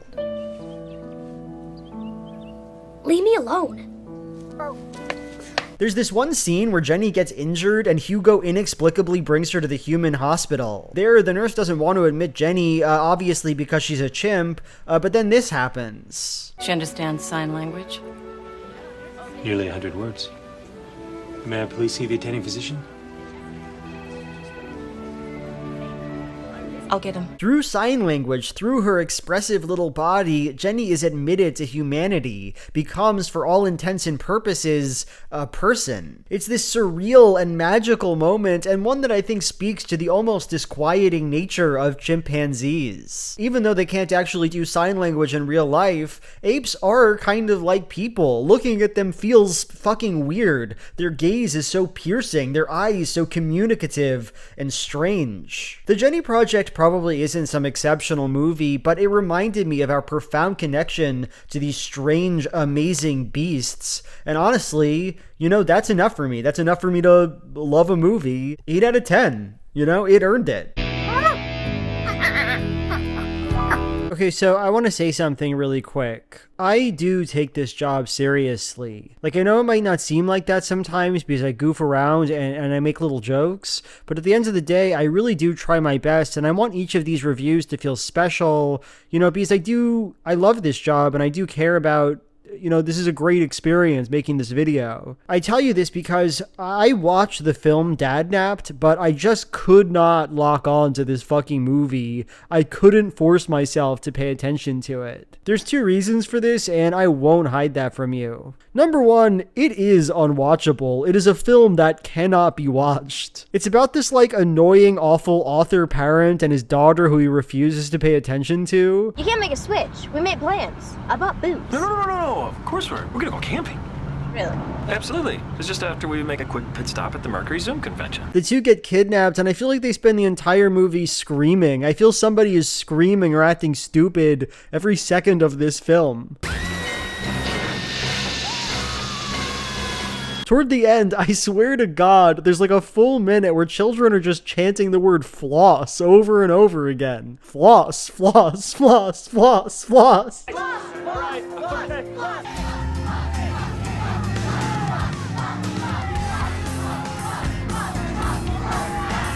It's unbelievable. Reason number 2. So because I had trouble paying attention to the movie, I spent most of it playing a game of Balatro, the roguelike deck builder. I was playing a seeded run, a run where you get insane good jokers right at the start and just enjoy getting a high score. But you have to understand, this was the seeded run of all seeded runs. By the time I was watching this movie, I had all these clones of the clone Joker, and they were all copying this Joker that gets you all the tarot cards and planet cards that you could ever want, and the planet cards in turn were generating me a truly unbelievable number of points because of the telescope voucher. As of the time I'm writing this, I'm still playing this same game, and I honestly don't know why I'm doing this, but I just want to see what round I'm gonna get up to. How many points I'm going to end up getting, because I don't see myself stopping anytime soon. To be clear, I'm going to throw this seed in the description of this video for you guys just to try out, because it's completely fucking busted, and when you play it, you'll see what I mean. So yeah, I was pretty busy with that, and maybe didn't give Dadnapped the attention that I frankly do not believe that it deserved. 2 out of 10 for Dadnapped, but I'm actually going to give it a 4 out of 10 because it's a good movie to play the run of your life to. Johnny Tsunami is about a Hawaiian boy, Johnny Kapahala, who loves to surf with his famous surfer grandpa, Johnny Tsunami. Hey Johnny, check out your grandpa. Yeah, he's the best. Everything's going great, but then his father, a surfing hater, relocates the family to Vermont. Moving back east. Like where? Kauai? Back east, like the east coast of the United States. Seemingly he does that mostly because he wants his son in a fancy school where he won't do much surfing no more. $34,000. Wow. You think these guys would be earning a lot more than that? Real subtle, Pop. In New England, Johnny starts snowboarding instead, and that's what the movie's about. The kid getting into a new kind of board. Come on, man. At least he didn't faceplant this time. Whoa! So Johnny Tsunami's a pretty good movie. I like some of the performances. They used to call him Johnny Tsunami. They still do. He's my grandfather. No way. No possible way! Yes way. The grandpa's fun, and Zenon's in this movie. She's like Johnny's love interest. You would never be able to get up on one of these things. Why not?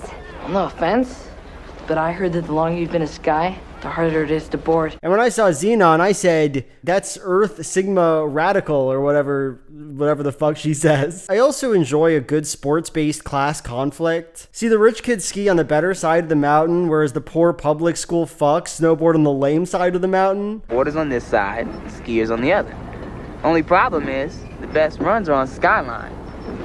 And we're not allowed to go over there. And I just inherently enjoy stuff like that. Snowboarders should be allowed to go down Thunder Slope or whatever, you know? It's not fair what the skiers are doing. I will say, though, that I feel like Johnny Tsunami could have used a bit more time in the oven because its story just doesn't totally work for me. Like, this father is obsessed with getting his son out of surfing. He's a real dweeb about it, too. Like, he never shuts up about his 13-year-old son's enjoyment of surfing and other board-based sports. And I don't want you snowboarding. This seems to be motivated by some hatred he has for his father, for the tsunami, but the film never actually gets into what's going on there. My father is not a role model. He's not a hero. He's a surf bum. And I don't want Johnny ending up like him. This guy seems completely normal and nice and sweet. Got a hammock here with your name on it. Say the word. It's yours. He's not even irresponsible. Like, at one point in the film, teen Johnny runs away from home and goes to stay with old Johnny in Hawaii, and he's just really cool about it and takes good care of his grandson and his friend. As far as I'm concerned, you can crash here as long as you want. Alright. I was waiting for this entire movie for his dad to explain why he's being such a deranged weirdo, why he's destroying his son's life and taking away his favorite hobbies, and we just never get an answer. Because surfers don't make enough money? Your son is 13. My guess is that the filmmakers both wanted this conflict to exist, and for Johnny Tsunami to be an unimpeachably cool dude with no flaws whatsoever, and they didn't really care about the apparent contradiction that causes. So I know what you're thinking. Johnny Tsunami was a pretty middling DCOM, but there's a lot of potential there with these characters. So here's an idea. What if for the sequel we drop in the most annoying 12-year-old dweeb on the planet and just make the entire film about him? Yeah, that's right. That was, Lame. Johnny's like 16 now, and his grandpa is getting married, and the fiancé has a son, Chris. No. That's my Chris. And now Chris has to take care of this little dweeb, and oh, it is a burden to watch. Chris is just so sullen and grating for the entire movie. All he does is whine and scream. Leave me alone, go, okay? I'm walking. You're gonna walk all the way home? And Johnny doesn't even react to it. He's just this boundless font of kindness and patience. Why did you have to follow me? I was just trying to help. Man, they already think I'm just some little lame kid.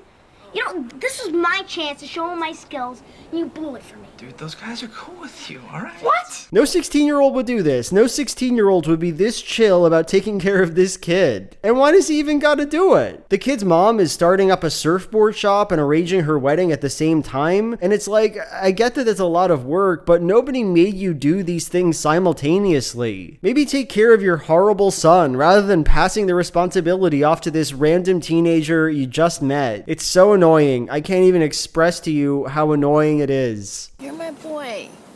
Kiss me. Also, Chris is never given a motive or a character arc in this movie. Like, he's moving to this new place, right? And his dad isn't in the picture anymore, and his mom is getting remarried. And I get how all those things could be a heavy burden, but the film never allows him to express any of these emotions or act like a real, vulnerable 12-year-old. Instead, he's just the most annoying little guy in the world for the entire movie, and then at the end decides, oh, I actually like it here. And that's it. That's the Johnny Tsunami sequel. Big deal.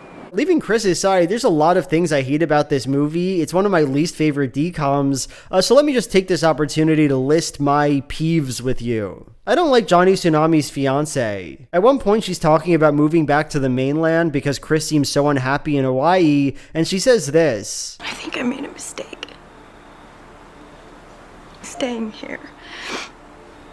Thinking I could just bring Chris with me on my little Hawaiian adventure. And frankly, I would just call that a bit of racism, right? My little Hawaiian adventure? Girl, you're talking to your fiance right now. What is he, a prop to you? I'm not a Hawaiian, but if I was a Hawaiian and someone said that to me, I'd kill myself and then them. Don't include that. My little Hawaiian eat, pray, love, white ass fuck? Get out of here with that. This is your fiance. 2, I don't like that nobody acknowledges the age gap between these two people. Johnny's actor is 56 in this movie. His fiance is 34. And look, I'm not saying that's what this movie has to be about, but you'd think that somebody would say something. Tsunami's son comes to Hawaii, this 40-year-old ass man, and now he has a 12-year-old stepbrother. Has the thought never crossed his mind that that's weird? 3, so instead of surfing or snowboarding or even skateboarding, this movie's about groundboarding. And I'm sure that's a cool sport, right? Like, I'm not trying to anger the ground boarders among you, but I do kind of think the sport looks like shit from like a camera perspective. They keep adding these lame filters to the footage, and I think that's at least partly because there's something uniquely undynamic about this race. 4, the movie has really bad ADR, bad dubbing. And that's fine, every movie has bad ADR. I watched The Revenant recently and was blown out of the water by how bad the ADR was.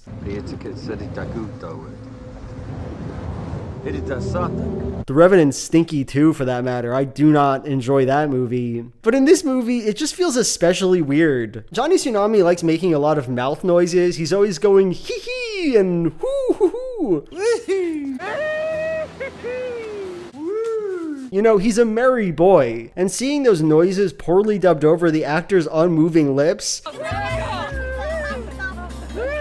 there's just something surreal about it. Anyway, that's my take. I didn't enjoy this movie. So I think Now You See It is a real disappointment of a movie. It's about a girl, Allison, who's like a producer of a teen magic reality show competition. It turns out that the contestant she's partnered with, Danny, is actually magic though, and so that complicates the show a little bit.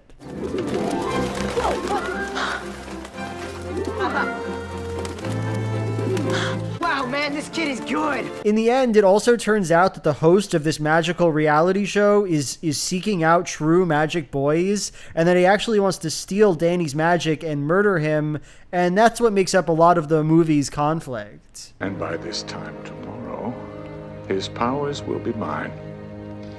Just like DeMilo before him. So I like some things about this movie. It's a mockumentary, which I find pretty creative. I love stage magic in general. Like, I always think it's super fun. The evil host is played by the actor Frank Langella, who just has a very appealing presence on screen, I think. With or without the ring, your powers will soon be mine. Never. As you wish. Still, the movie is undeniably stinky, and that's mostly because of the main relationship in the story between Danny and Allison. It's unbearable. Allison is annoying. Like, she's supposed to be annoying, I get that, but she's super one note, and it never stops. Except suddenly it couldn't be clearer. You're exactly like everybody else I've ever known. Setting me up to make me look like a fool. Danny is hard to watch too. Again, he's very one note. He just spends the whole movie brooding about being a magic boy, hating his magic. I'm a freak. Toward the end of the film, Allison warns Danny like 6 separate times that the reality show host is out to get him, and each time he's like, shut up, I don't care. Get out of here, shut up. Max is not who you think he is. Yeah, I know. It turns out that he's the only one that truly understands me. No, Danny, you're wrong. And he also said that as long as that ring stays on your finger, your powers are totally in his control. Oh, come on, Allison. Like, girl, why are you even trying to save this guy at this point? What difference does it make to you? And what difference does it make to me? Because I don't care. I kill him. Come on, you're a smart girl. Think logically. So, okay, that's my review. I'm not a fan of Now You See It. But what I am a fan of is thinking about the premise of this movie because it's just so funny. Imagine for a moment that you were a magic man in a world of normal guys. You're confused, you're upset, you can't control your gift. So what do you seek out to help you out of the mess you're in? Well, an amateur child's stage magic competition. Why? What is that going to accomplish? What clarity will come from being on this random show? Also, it's literally cheating, right? These kids are illusionists. They do cool tricks. That's the point of stage magic. This one girl pulls a big rabbit out of a hat. You know, is this fair to her? Should you be here or should she? Because clearly there's not enough room in this competition for the both of you, right? And I think you're the one who's got to go. Because you're a wizard, Danny. 3 out of 10. It's not very good. So I really like Big City Greens, the movie, Spacecation. It's about the Green family going on one of their vacations. When the boy child Green, Cricket, finds that his father, Bill, is taking them on the same road trip they went on last year, he objects. We are going on the exact same sightseeing road trip we went on last year! What? And when the CEO of Big Tech, Gwendolyn Zapp, offers them an opportunity to go to space, pick produce, and go on vacation, Cricket tricks his father and sets them off on a crazy adventure. Space simulator? Ooh, tell Tilly more. Yeah, it's a ride that makes you feel like you're going to space without actually going anywhere. It's all fake. This is another movie that comes from a cartoon I haven't seen, Big City Greens, but it stands alone decently well. There are good jokes in the movie. I like this barista character. See ya, bestie! Nancy, Cringe. And the villain, Gwendolyn, is just super fun to watch. She has a great, funny song. Revenge on a major scale. The songs in the movie in general, I think, are just really good, like very high tier for DCOMs. That asteroid was no fun, you know. But okay, leaving the review aside, can I just talk about something for a while? Can I talk to you about fantasy? So The Cat in the Hat, the Dr. Seuss book, is about the desire children have to be nasty little weirdos. Like, throughout the book, the kids get increasingly upset by the cat's actions. They're listening to their curmudgeon fish, and they know they're doing stuff they're not supposed to. But at the end of the day, we as an audience are expected to understand that they actually like the games the cat is playing, that we also like his games. We want to fly kites in the house and destroy things. The cat isn't just a person, he is the embodied mischievous spirit of these kids. That's maybe a bit odd, right? Why is it that children find this arrangement appealing? The idea of this foreign agent who acts out their hidden nefarious desires. Well, it's kind of obvious, right? It's because the cat protects the moral goodness of the children. They don't want any of this, they didn't ask for it, but now it's here, it's pretty great, and they get to enjoy it. The ultimate message of the story, that it's sometimes okay to be imaginative and destructive and weird, that as the cat says, these nasty games won't even make their mother mad, is so much easier to swallow when the desire to be bad is placed into this other vessel. In many ways, Big City Greens the movie is like The Cat in the Hat. Cricket wants to go on this dream vacation. He wants his father to honor his fun ideas, and when he doesn't, we enter this kind of fantasy world. They go to space, and when they're in the rocket ship, they break into the fun space toy laboratory. The captain of the ship, who was supposed to act as this voice of authority, gets frozen, allowing the whole family to have fun. And when the trip turns out well, the father learns the same lesson that the Cat in the Hat teaches. You keep things exciting. Without you, this family wouldn't be the same. Let kids be reckless and fun sometimes. Respect their weird ideas. Don't get mad. But there's a difference here, and it's an important one, I think. There is no cat in the movie. There is no exterior force. As I said before, Cricket tricks his family into going to space. And when they're on the ship, Cricket, against the captain's orders, breaks into her laboratory. And when the captain pisses him off too much, Cricket freezes her. Your son locked me in the cryo chamber. What? He's not just a good kid dealing with this strange cat, he's just the cat. He chooses every horrible thing that happens. So honestly, I understand that what I'm about to say is just my taste, but this lack of an externalized cat, it doesn't really work for me. For one thing, the stakes are just too high in this movie. Like, I can get behind the initial prank, getting your father to let your family go to space, but not listening to the captain of the ship, freezing her? It just seems so dangerous and selfish and inconsiderate. But probably more importantly, I just enjoy the fantasy. I benefit from it. Like, sure, I want the protagonist to have a good time. I want him to enjoy the fun space toys. But him actively endangering his family's life to get them, it's just uncomfortable and sad to me. He doesn't feel complicated or kind, a kid who wants to have a good time but ultimately enjoys the chaos. He just kind of seems like a douche. Like, look at this scene right toward the end. Who let me drive. I think you've steered this family around enough. Yeah, you drive. You wanted to take us on a road trip anyway. Oh, yeah. This is exactly what I had in mind. Everything's going to shit. The family is in serious peril. It's the moment of highest tension in the movie. But Cricket is still saying, let me drive. That sounds fun to me. I should drive the space car. Dude, shut up. I don't want to hear it. Do you care at all about the horrible things you've done here? The things you've caused? Do you care about how your choices have led to a catastrophe? Guess not. You know? And that's not a cute 10-year-old character. That's a evil. That's a demon type character. All this to say, at the end of the movie, the father apologizes to Cricket, tells him, I'm sorry I disregarded your ideas. We should do crazy things sometimes. You'll land on something great.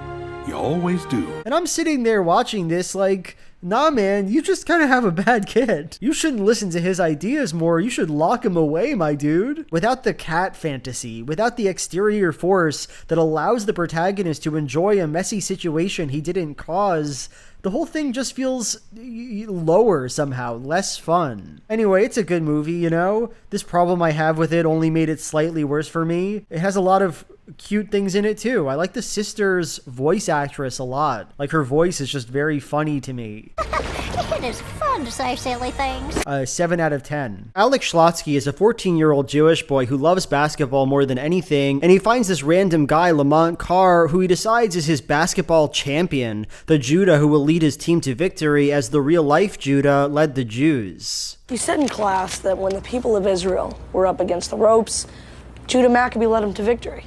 Oh, so you were listening. Our team needs a Judah Maccabee. Whoa. They have a really nice and genuine relationship, and the whole film is just super Jewish and Hanukkah oriented, which appeals to me honestly because, you know, I'm also Jewish. That said, Full Court Miracle is terribly burdened by its poorly executed conflicts. The first conflict, the primary one of the film, is that Schlot's mother doesn't like him playing basketball because she wants him to be a doctor. You can't accept me being anything but a doctor. And honestly, I'm just so tired of seeing this plot. It's grown repugnant to me. Alex is finally getting excited about becoming a doctor. I feel like I've done something good. I'm so sick of seeing parents who have to come to the dazzling realization that their children should be allowed to experience joy. Sports are good for kids, Schlotsky's mother. They make them healthy, they teach important life skills, they build friendships. Could you leave your sports-loving children alone, DCOM parents? Could you stop, being like this for an hour 20 minutes of an hour 30-minute movie? Could you learn the lesson before the movie starts, please? Hey, it's me again. I also hate the conflict at the end of the film. Lamont is given a contract with the 76ers, and Schlot's just so mean about it. I know coaching a bunch of kids isn't the NBA. Listen to yourself. You have to train us. You have to train the Jewish boys. Us? A bunch of Jewish kids like us have basketball potential? Don't join the NBA. This morning, the Sixers called. Their backup guard went down. They want to sign me to a 10-day contract. What's up with all the long faces? I thought my dogs would be happy for me. We are. But what about us? Are you fucking kidding me, dude? What are you talking about? Schlot's dream in life is to be in the NBA. He loves basketball and he loves his friend. But here, he's comically petulant and delusional and selfish in a way that just feels out of step with everything else about him. He's 14, not 8, right? And he's generally a nice guy. Lamont is homeless. He is living out of a van, and this kid has the audacity to tell him not to pursue his dreams. It just does not work for me, and it makes the whole film feel oddly mean-spirited. Anyway, those are my takes on Full Court Miracle. What are yours? So Twitches is a good movie. It's about two girls who discover that they have a twin and that they're witches and that their biological mother lives in an alternate fantasy dimension and that they have to save her from this guy. To me, the movie is really propelled by its main actresses, Tia and Tamara Mowry, because they just have so much chemistry with each other. Go Twitches! Go Twitches, twin! Witches! Exactly! Tamara plays Cameron, the rich one who's always enthusiastic, and her genuine excitement at finding her sister and learning magic, it's infectious. This is so cool. Tia's character Alex, the poor negative one, is also fun, and I love her relationship to her best friend. You're horrible! horrible. Being horrible is one of my best qualities. This moment where she says she can't count on anyone is so real. The only person I can ever count on in my life is me. You know, that's kind of a sucker punch for somebody who just made you a birthday cake. That's kind of a sucker punch, Alex. Ugh, it's perfect. Anyway, Twitches isn't some kind of masterpiece, but it's a good movie, and it's good because it has good fundamentals. Fun performances and interesting characters who actually feel like they like each other and have reason to spend time together. 6 out of 10. A 6.5 if I'm being, technical. So I think the Twitches heads will know where I'm going with this. Twitches 2 takes everything that's good and right about the original film and says, what if we made a bad version? What if we made a version that sucked ass? What if the sisters started off the movie just bickering at each other for no reason? And what if they just didn't stop doing that? Like, what if we made the whole movie about how annoying the protagonists are together? Look at this scene where Alex gets mad at Cameron for literally no reason, just for like wanting to go to her mom's house and do fun princess stuff. Look, Your Highness, you'll have to go without me, okay? Just tell Mom I'll port over as soon as I can. All right, bye. Alex! What? Like, no reason to be mad at her at all. Or look at this scene where Alex is just inexplicably snooty toward Cameron, I guess, again, because Cameron likes being a princess or, like, finds joy in her life or something. I don't get it. Well, I'm surprised you're still here. Why wouldn't I be here? Oh, well, I thought you would have zapped yourself home by now.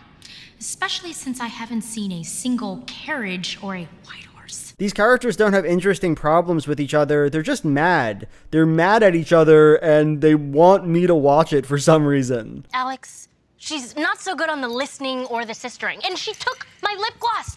Oh, she's such a little... Oh, there it is. Also, why is this movie Twitches 2 TOO instead of the number 2? It's a movie about twins, right? So you'd think if anything would just be called TWO2, it would be this film. But no, it's Twins 2. Dumb. 2 out of 10. How do you like that? How do you like that review? Get out of here. The Swap is what we call a very cute movie. It's a Freaky Friday type movie where a girl, Ellie, and a boy, Jack, switch places, and honestly, I'm just a big Freaky Friday type movie fan. I like it when a character says, you couldn't walk a day in my shoes, and then discovers how wrong they are. My life would be so much better. For reals? Take it. Then I'd get yours. I wouldn't mess that one up. I'm sorry you have to learn this from me, but it's literally a good genre. Also, The Swap is just a standout example of that genre, I think. Whereas so many Freaky Friday films involve the two characters having animus toward each other, that's just not really present here. These kids just like each other and are helpful and make each other's lives more rich and fun. The team's still a sport. We dominated them. What about me? Well, it wasn't pretty, but you can check number 1 off your list. Varsity! And that choice leads to a movie that's just kind of relaxing and cheery to me. I like the bully character who starts off mean but then finds out he loves math and engineering through the power of friendship. I'll check out this STEM club thingy. If I don't like it, I'm taking you down, Malloy. Downtown. I like the scene where Jack in Ellie's body kisses Ellie's mother on the forehead. You know, that shit's crazy to me. I like Jack's brothers too. They're probably my favorite characters in the film. You can do this, okay? What did Mom always say? A bro is the best friend you're ever gonna have. His mom died a few years ago, and his bros are just really sweet about it and nice in general. Mom sure did love her sparkles. It's a good movie, man. I really like it. 7 out of 10, I think. Must watch content. Yes, I'm Jack Malloy. All boy ever since I was born. So there's a few things I could say about Buffalo Dreams. It's a movie about a white kid who moves to a neighborhood with a lot of Navajo, and it's just really good. Like, it's a fun time. I like to see movies where characters go, what could the Navajo have to teach me? I just want to ride my bike. I don't care about the Navajo or their land. You know, I like that genre of movie, and Buffalo Dreams is no exception. The film also happens to have one amazing scene in it. So the protagonist, Josh, makes friends with a Navajo kid, Thomas Blackhorse. And this is Thomas Blackhorse, grandson of John Blackhorse, a Navajo elder who came from the Nearwater clan on his mother's side, born of the Edgewater clan on his father's side. I'm Josh. Thomas's sister isn't doing great though. Ever since her mom died, she's been mute. And in one of the final scenes of the movie, the buffalo are stampeding, and finally able to move past her trauma, Scout sings Lean on Me, the only song known to calm the buffalo. It won't be long I'm gonna need somebody to leave. It is the most DCOM scene that is theoretically possible. It's so gratuitous and over the top, but also great and earnest. I love it. 7 out of 10 for Buffalo Dreams. Hounded is a doggy movie. It's about a boy who accidentally kidnaps a little doggy, and honestly, it has some pretty fun practical effects in it. In one scene, you can see a guy's hands throw a toy doggy into a bike basket. In the other scene, they give the dog cute fake paws, and he does gestures with it that I like. I tell you about these few funny effects because Hounded it's just unwatchable. I feel like 40 minutes of this movie are just spent with this dog screaming and ripping things apart. It gets so old so fast, and then it just keeps happening.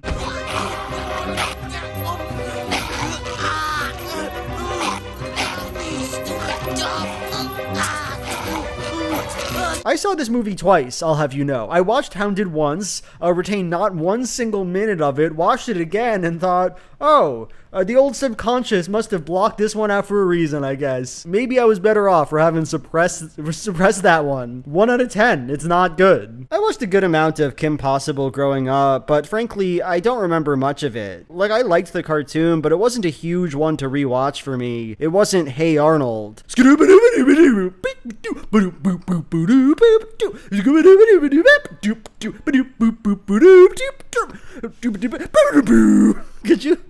Could you put that in instead of the music for the intro of Hey Arnold? Still, you know, I was excited to wake up at 6 a.m. this morning and watch the animated Kim Possible movie, So the Drama. You know, I wasn't averse to doing that. To be honest, though, while the movie is okay, it didn't exactly move me. It didn't change my fucking life. And shame on it. I don't have much to say about the film. Like the Phineas and Ferb movie, it's just a long cartoon episode, and so doesn't really work well for a video like this one. I will say that the romance plot, the movie's emotional center, annoys me a bit. Kim wants to find a boyfriend and doesn't see her dweeb sidekick Ron as a viable option. He's not a guy, he's Ron. She meets a new Chad boy, Eric, and they have a great relationship, despite Ron's extreme jealousy and despair. Hi. Hey, pull up a chair, Eric. Why don't you join us?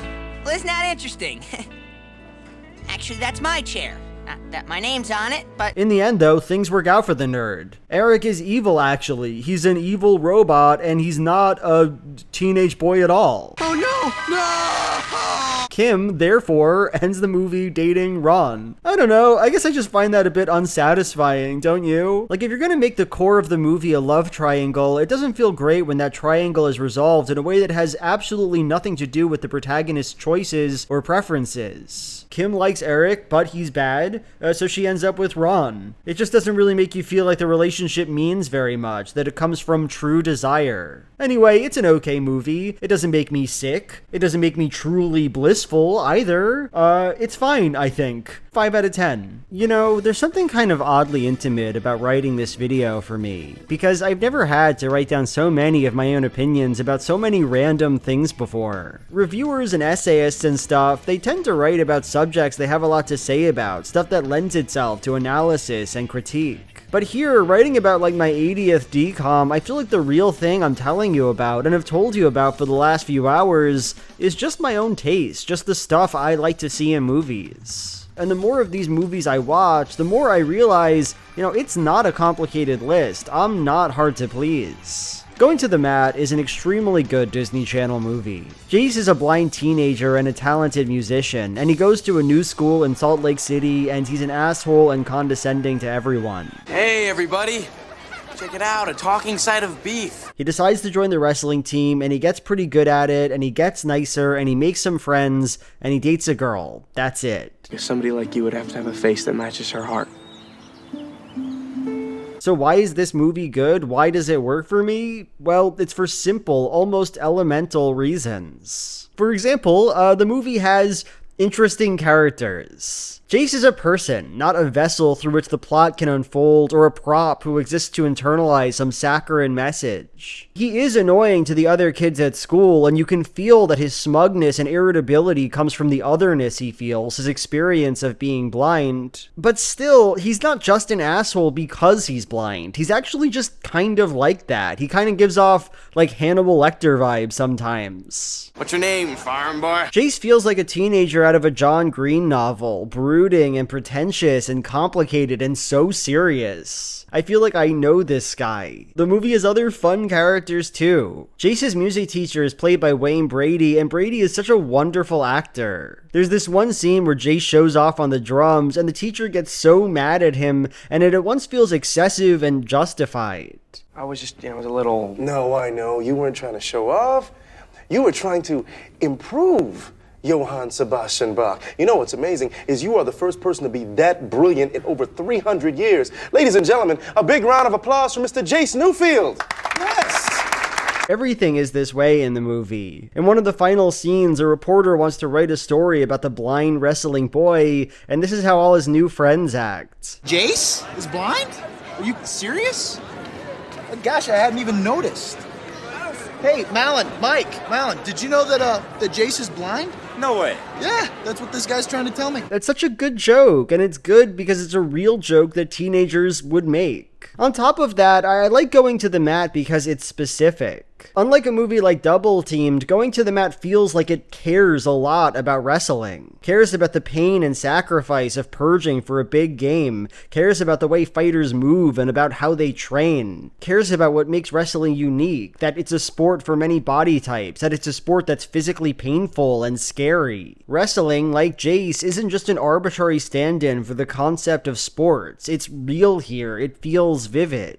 And how many times have I used that word, vivid, in this video? A lot. I like vivid stuff. You know, taste kind of is bias. It's a preference for one set of things over another. As much as I can enjoy huge, broad, unfocused movies like Camp Rock or Zombies, I just can't move past the basic fact that my favorite movie of all time is Rocky. The smallest, most intimate, most vivid movie of all time. So I like going to the mat because it's the sort of thing I would like. And the project of expressing that bias over and over, day in and day out, it's made me feel somehow different about my role as a critic, to the extent I am one. You know, we're all just guys saying stuff, basically. We're all just, little bugs in this world. Anyway, 8 out of 10. I love this one. Read It and Weep is a movie about a teenager, Kay, whose secret fanciful journal becomes a best-selling novel. So that's a fine idea for a movie. I think that's pretty cute, but there's some stuff about this one that just pisses me right off. Read It and Weep fans be warned, because Big Joel's about to go feral on this movie. The first thing that pisses me right off about Read It and Weep is the conflict. So it's really predictable. Kay gets famous and it all goes to her head, and her friends grow to resent her, and she has to become,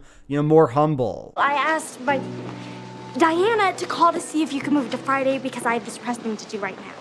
We've been planning this for months. I can't just change a date to fit your schedule. Maybe this is unfair, but I'm just so sick of seeing movies about this. Who in this world gets to be famous even? Why do we have to tell so many stories about famous people who need to defame themselves because they hate what they've become? The whole premise feels like soft capitalist apologia to me. Am I gonna say capitalist apologia? Okay, I'll say it, why not? The whole premise feels like soft capitalist apologia to me. It's not so great being rich and having everyone love your work. You wouldn't want that even if you could. More money, more fame, more problems. No, shut up. Writing a best-selling book is cool, actually, and people like it when that happens to them. Why do we have to keep tearing sexy, famous people like Kay and myself down? Get over it. The other thing that irritates me about the movie is the love interest. So from the beginning of the movie, Kay is obsessed with this guy, Marco. Does she see me? Or just my mask? Invisibility. She wants to date him so badly, and honestly, I get it. Marco is an incredibly dumb, handsome boy. He loves Kay, and he's so into her book. You might think he just likes her for the fame, but no, the second he hears her writing, he's obsessed with her. I love him so much. I read your book. It was awesome. But by the end, oh god, Kay doesn't end up with Marco, but her lame, cheesy best friend, Connor. Jamie? Do you want to go to the dance with me? course I do. She discovers that Connor actually wrote some nice words about her, not Marco, and so she's like, oh, I guess I always liked Connor then. Girl, no you didn't. You loved Marco from the start, and you loved him for his body and for his thick, empty mind. I don't know why you have to be so ashamed of that. Date Marco, enjoy your man, 3 out of 10. Ready to Run is a movie about a horse girl who wants to ride a horse in a big race. Let me be your jockey. I am not putting you on a racehorse. She also talks to Horse, much like her father did, but he died because of Horse, and now she has to avenge him by having the best horse. It's pretty intense, if I'm being honest. TJ? That's right. It's me. I would talk more about the plot of this movie. It's pretty good, but to be honest, there's only one thing about the film that I really care about. It's romance. So Corey has a horse mentor, Hector, and he has a massive crush on Corey's mother, Sonia. And their chemistry is just so good. Like, they just have this incredible, really powerful energy together, and their performances are extremely well done. Just look at Hector here. Look at Sonia's reaction. You remember that woman I spoke to the other day? I remember. Jesus, it's so intense and vivid. Think she'd like to dance? Why don't you ask her? You may recognize that actress, Teresa Saldana, because she was Jake LaMotta's wife in Raging Bull. And she is giving Martin Scorsese here with this face. Watching DCOMs, I have to admit that I've come to kind of dread these romances. So often they're really flat and poorly conveyed. So often the characters are really antagonistic and unlikable to each other. And so seeing these two just be so steamy together, truly yearning and making us feel that yearn, it's a breath of fresh air. Ready to Run is a pretty good DCOM, probably like a 7 out of 10, but this romance takes it to S tier for me. I'm gonna give it an 8 out of 10. Whatever, man. I just like seeing them. So Tangled Before Ever After is a movie, technically, like, they call it a movie, but it's a 55-minute pilot to a Tangled cartoon show that they put on Disney, but I guess it counts. The thing is, we've already been through me trying to figure out if this movie counts or not before in the video where I talked about all the Disney sequels. So not only is it only kind of a movie, but also I've already talked about it. So I'm going to go ahead and give Tangled Before Ever After a 5 out of 10 and just move on. I'm not doing this. I'm not going to be forced to talk about this movie again. So the main plot of Let It Shine is just really boring. Cyrus is a teenager who's really talented at rap and wants to make a name for himself, but he's so shy and meek. I sing in church choir. My daddy is a reverend. There's this girl, Roxanne. She comes from Cyrus's old school and he's always had a crush on her.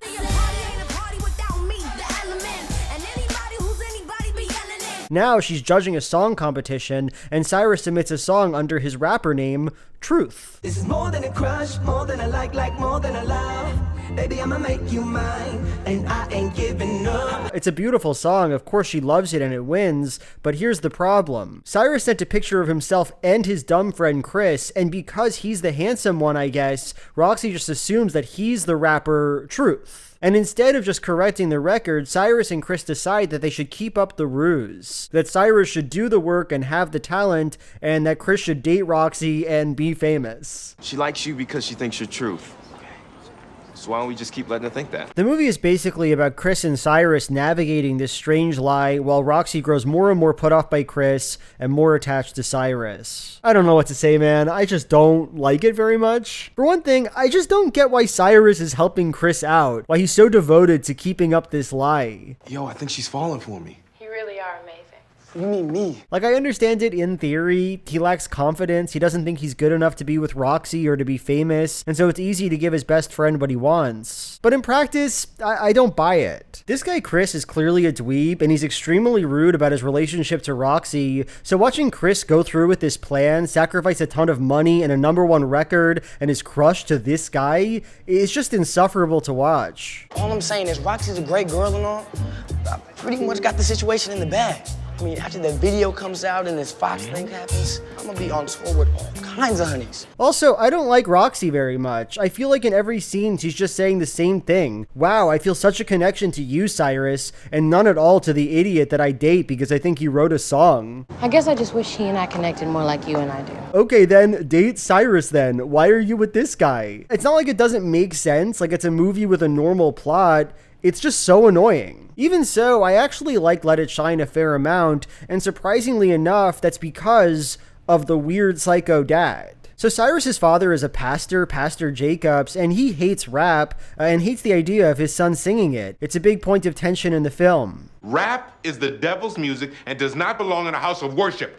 And let me just zoom in on one scene here, without a doubt, the best in the movie. So Roxy comes in to sing at their church. She does a great job, but you can see in the background, Pastor Jacobs doesn't look too happy. So you're sitting there in suspense, right? Why is he mad? What's going on? She's just singing. Then, oh no, it's his time to talk, and he makes his entire sermon about hypocrisy, essentially Roxy's hypocrisy, because she comes into church and acts like she loves God, but then she goes off and sings hip-hop. Many of us were raised the right way, but some of us just can't resist temptation. So what we watch here is this man just delivering incredible lines. One day of praying won't erase all those years of betraying. One day of praying won't erase all the years of betraying the goodness you was raised with. This girl is straight up weeping as Pastor Jacob says, you can't dance like a vixen and then ask God to do the fixin'. You can't dance like a vixen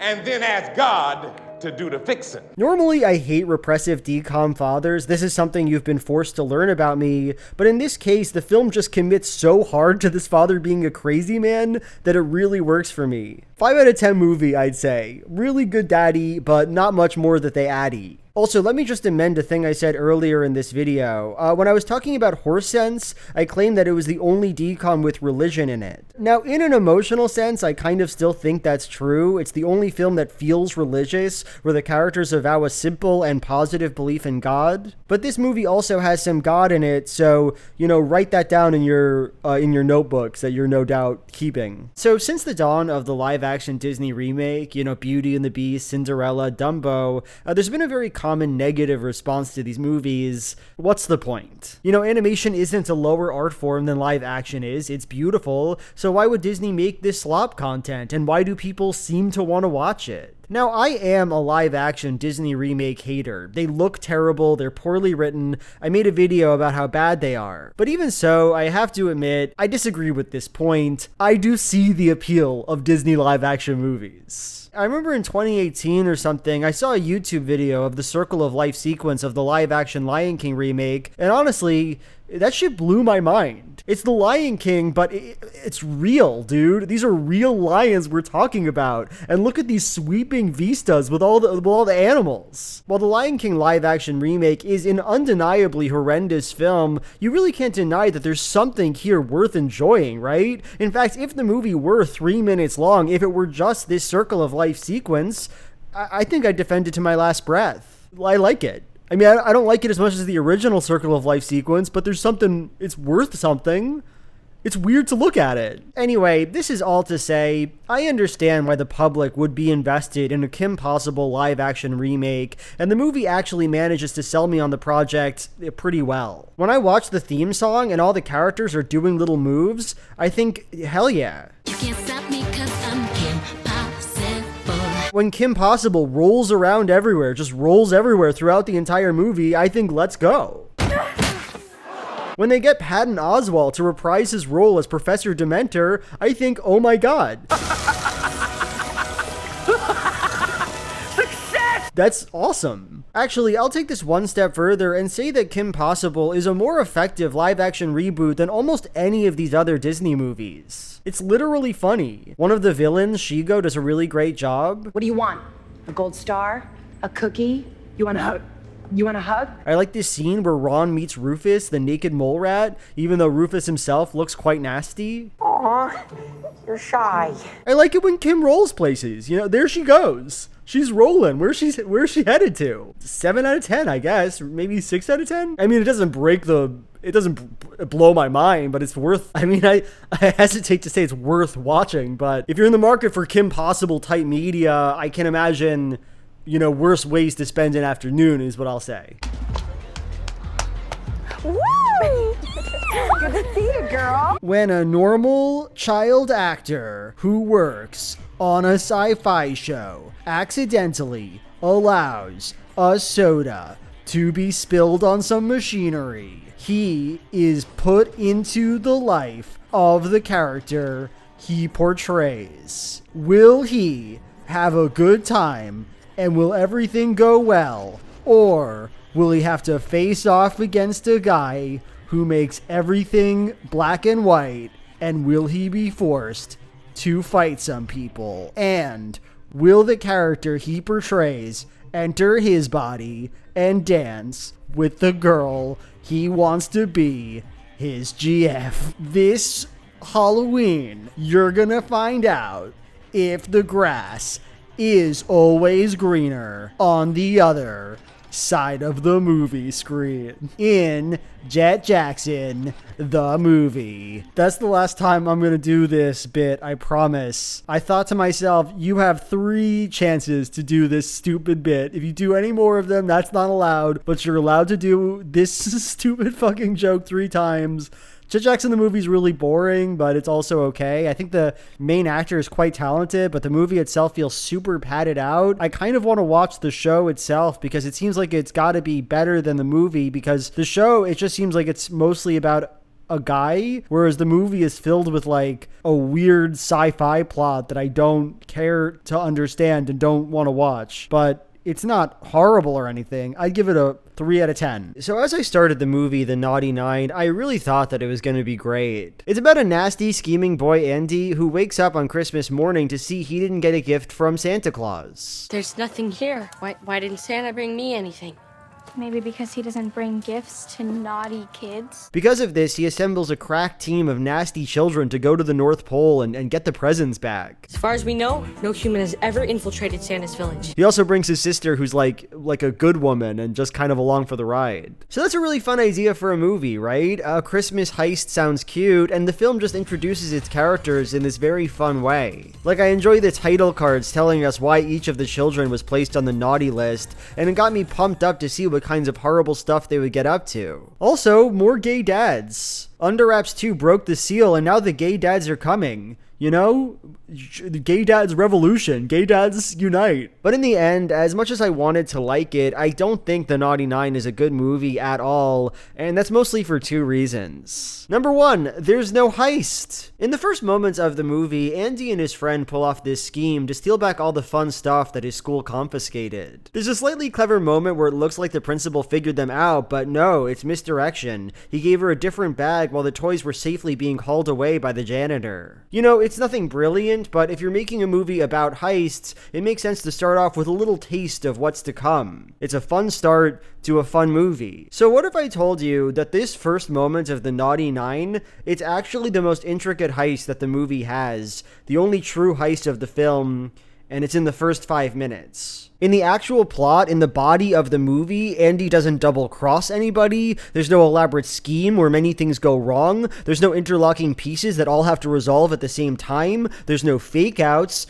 You know, there's no heist. It's just kind of a bland adventure film where the characters face various kind of trivial problems on their quest to get some toys. Why, you know? Make it a heist, please. 'Cause do you know what heists are? They involve, you know, clever stuff happening. You have to make it fun, you know what I mean? Number 2, I disagree philosophically with The Naughty Nine. So let me tell you about the climax of the film. The Naughty Nine gets their toys and they're happy about it, but then Andy sees that his sister Laurel, who was supposed to be a good, nice girl, actually stole a phone from Santa Claus's workshop. Not a phone that was meant for her, but what she didn't get because she's naughty. You know, she just took it. She took a phone. You stole it? No, I earned it. And because of this, for whatever reason, Andy decides, oh, I'm a corrupting influence on my sister. I'm going to be a good guy from now on. I'm going to take the toys back and apologize to Santa Claus. This was all my idea. You can put me on the naughty list for the rest of my life. Boo! Why? Does everything on the planet Earth need to teach a lesson? Like, I get the kids are supposed to know about morals and stuff, but it's a heist movie. Why couldn't the kids have swindled Santa Claus? Why didn't they have Santa be like, I'll get you next year, Naughty Nine? And then have the kids be like, not if we get you first, you big red fuck? Like, come on, make your movie fun. Let the bad guys win. Live a little. It's a heist movie. I took the best person I know. and I made you naughty. 4 out of 10, man. 4 out of 10 because they dangled a fun movie in front of me and then refused to deliver. Don't make a heist movie if you're not willing to get down with a heist. Thank you and goodbye. So Slumber Party is a children's version of The Hangover. It's about Megan, a cautious teenager who doesn't like to try new things. I'm Megan Bernadette Brookman. And before you even ask, yes, you did just see 3 teenagers riding a giant hedgehog. 2 of her friends, Paige and Anna Marie's tag-along doofy stepsister, Veronica. That is the Zach Galifianakis of the group, Veronica. They're having a party and invite a hypnotist. Tonight, I want you to live your best lives. The hypnotist makes them lose their inhibitions, and they wake up the next morning with no memories. Now they have to retrace their steps and find Hedgie, a school mascot float. It's The Hangover. You get the idea. It's The Hangover. Slumber Party's pretty good, probably a 7 out of 10. Like, it has some decent jokes in it, and it's cute. There's a scene toward the end where all the characters have to do an onion munching contest, and I think that's cool. I like this scene where Veronica gets a crush on Paige's older brother.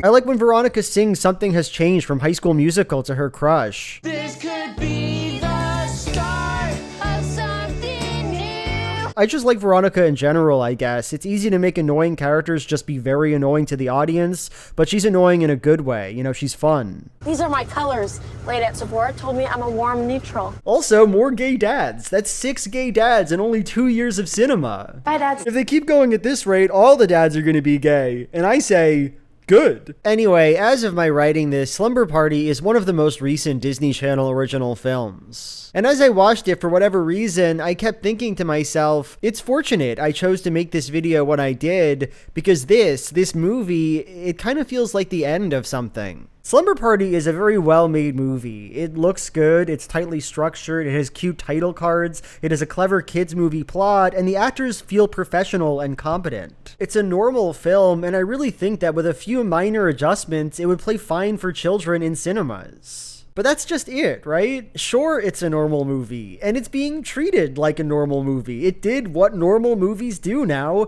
It went straight to streaming. This is how most movies are watched in 2024. Nobody has cable, nobody has the Disney Channel. They have Netflix and Disney Plus and whatever else, and the distinction between a theatrical release and a non-theatrical release, a made-for-TV movie and a non-made-for-TV movie, has never meant less in the history of time. So Slumber Party is a Disney Channel original movie. So what? They're all Disney Channel original movies. This video took a huge amount of time to make, and as I made it, I grew more and more attached to these films. The good ones, The Color of Friendship, Smart House, Pixel Perfect, and the not so good ones too. Zenon 3, Now You See It, A Tiger Cruise. I grew attached to them not just as movies, but as time capsules. These films represent an era. They are 3 decades of one company's weirdest, goofiest, most inexpensive ideas, and taken together, they have a voice. They say something. Don't get me wrong, there's been big changes. Horse Sense and Descendants are not similar movies,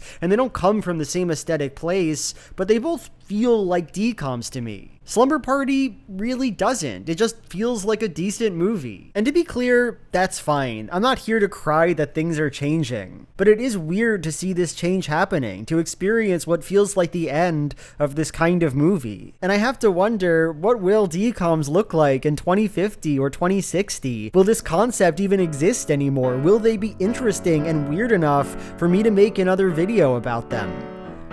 I hope so. Under wraps. That's a story about our mommy. You lucky dog.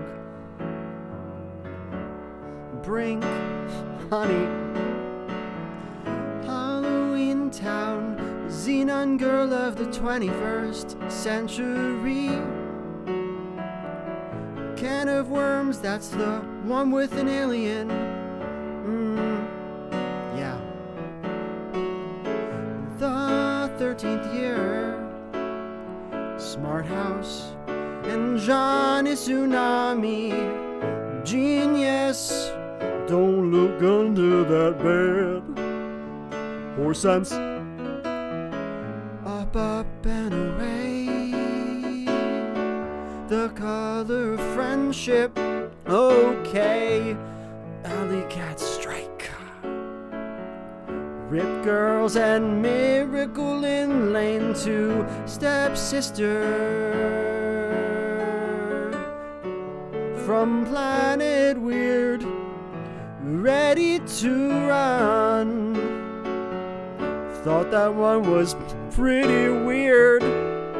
Quints, movie about 5 babies, 5 babies, 5 sweet babies. The other me, can't you see? The other movie's not a good movie. Mom's got a date with a vampire. His name is Count Drac. He's played by a British man, a phantom of the Megaplex.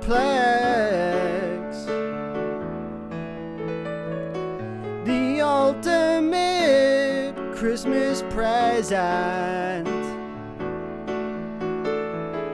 Then there's Zenon the sequel.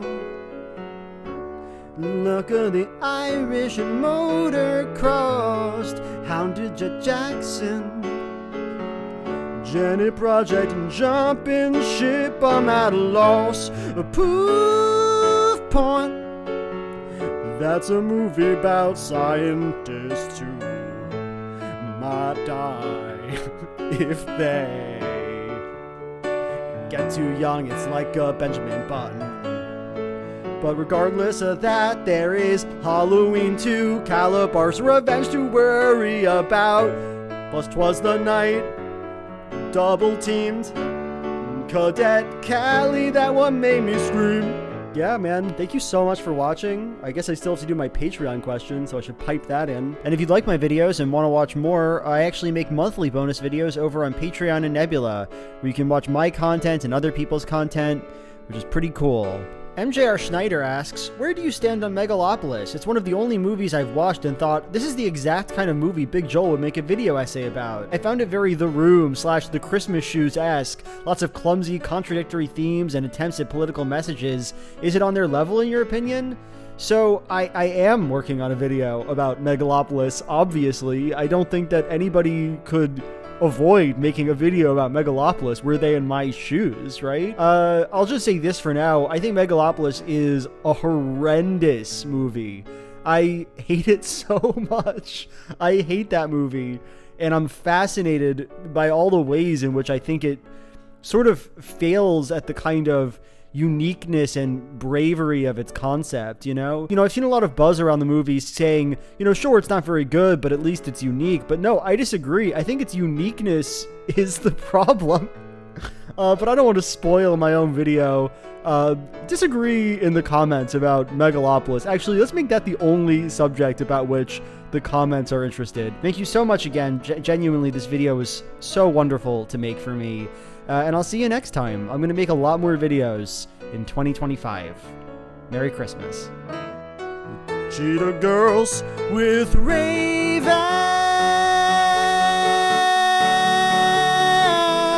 Someone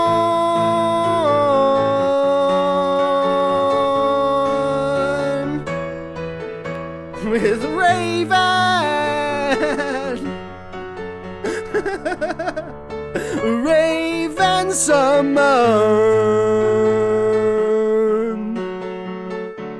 We're not even like halfway fucking through, Kyle. Imagine when I made this video, right? Like, imagine talking for like 7 minutes about so many of these movies.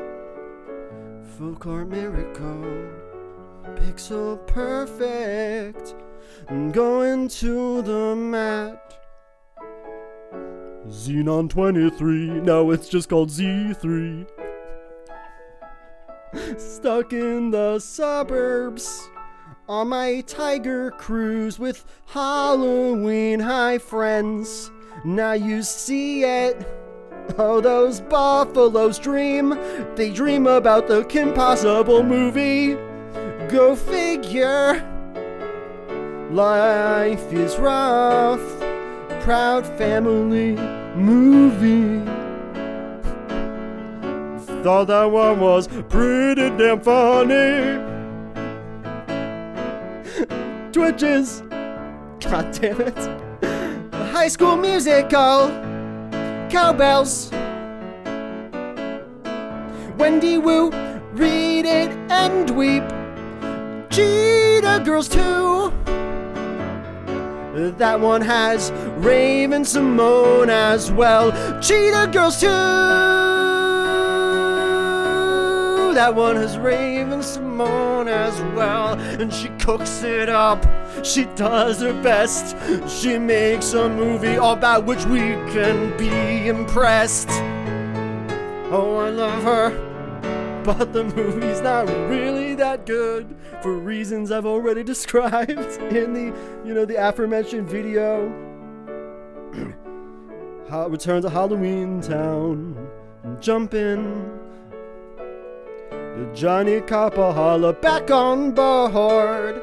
So in Johnny Capahala,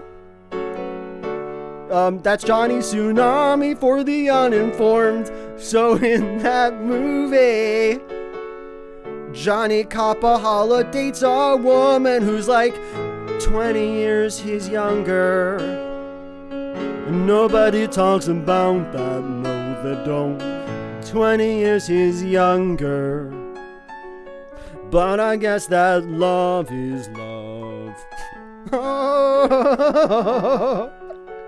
High School Musical 2, and Twitches 2, and Minutemen, Camp Rock, and Cheetah Girls, One World. But this one doesn't have Raven Simone. No, that one doesn't have Raven Simone. Oh no. But we press on to Dad-Napped, Hatch and Pete, Princess Protection Program, Wizards of Waverly Place, the movie, Starstruck, Den Brother, Camp Rock 2, The Final Jam, Avalon High, The Sweet Life Movie, Lemonade Mouth, Sharpay's Fabulous Adventure. That's one of my absolute fucking favorites, Kyle. Have you seen that one? Fabulous Adventure.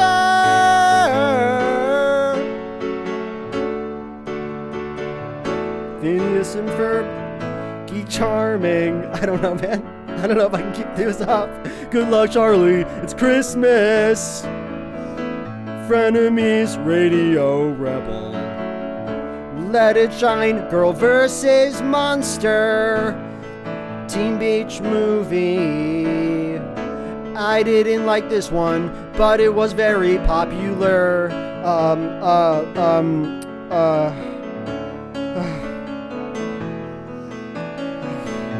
Descendants, Invisible Sister, Adventures in Babysitting, The Swap, Tangle Before Ever After, Descendants 2, Zombies, fuck, Freaky Friday, Kim Possible, Descendants 3, Zombies 2.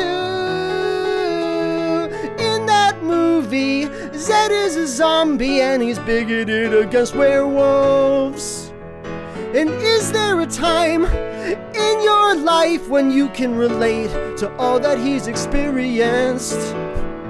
Zombies 2, just having a Zombies 2 kind of day. I don't like werewolves, upside down magic, spin, under wraps, Christmas, ... again, Zombies 3,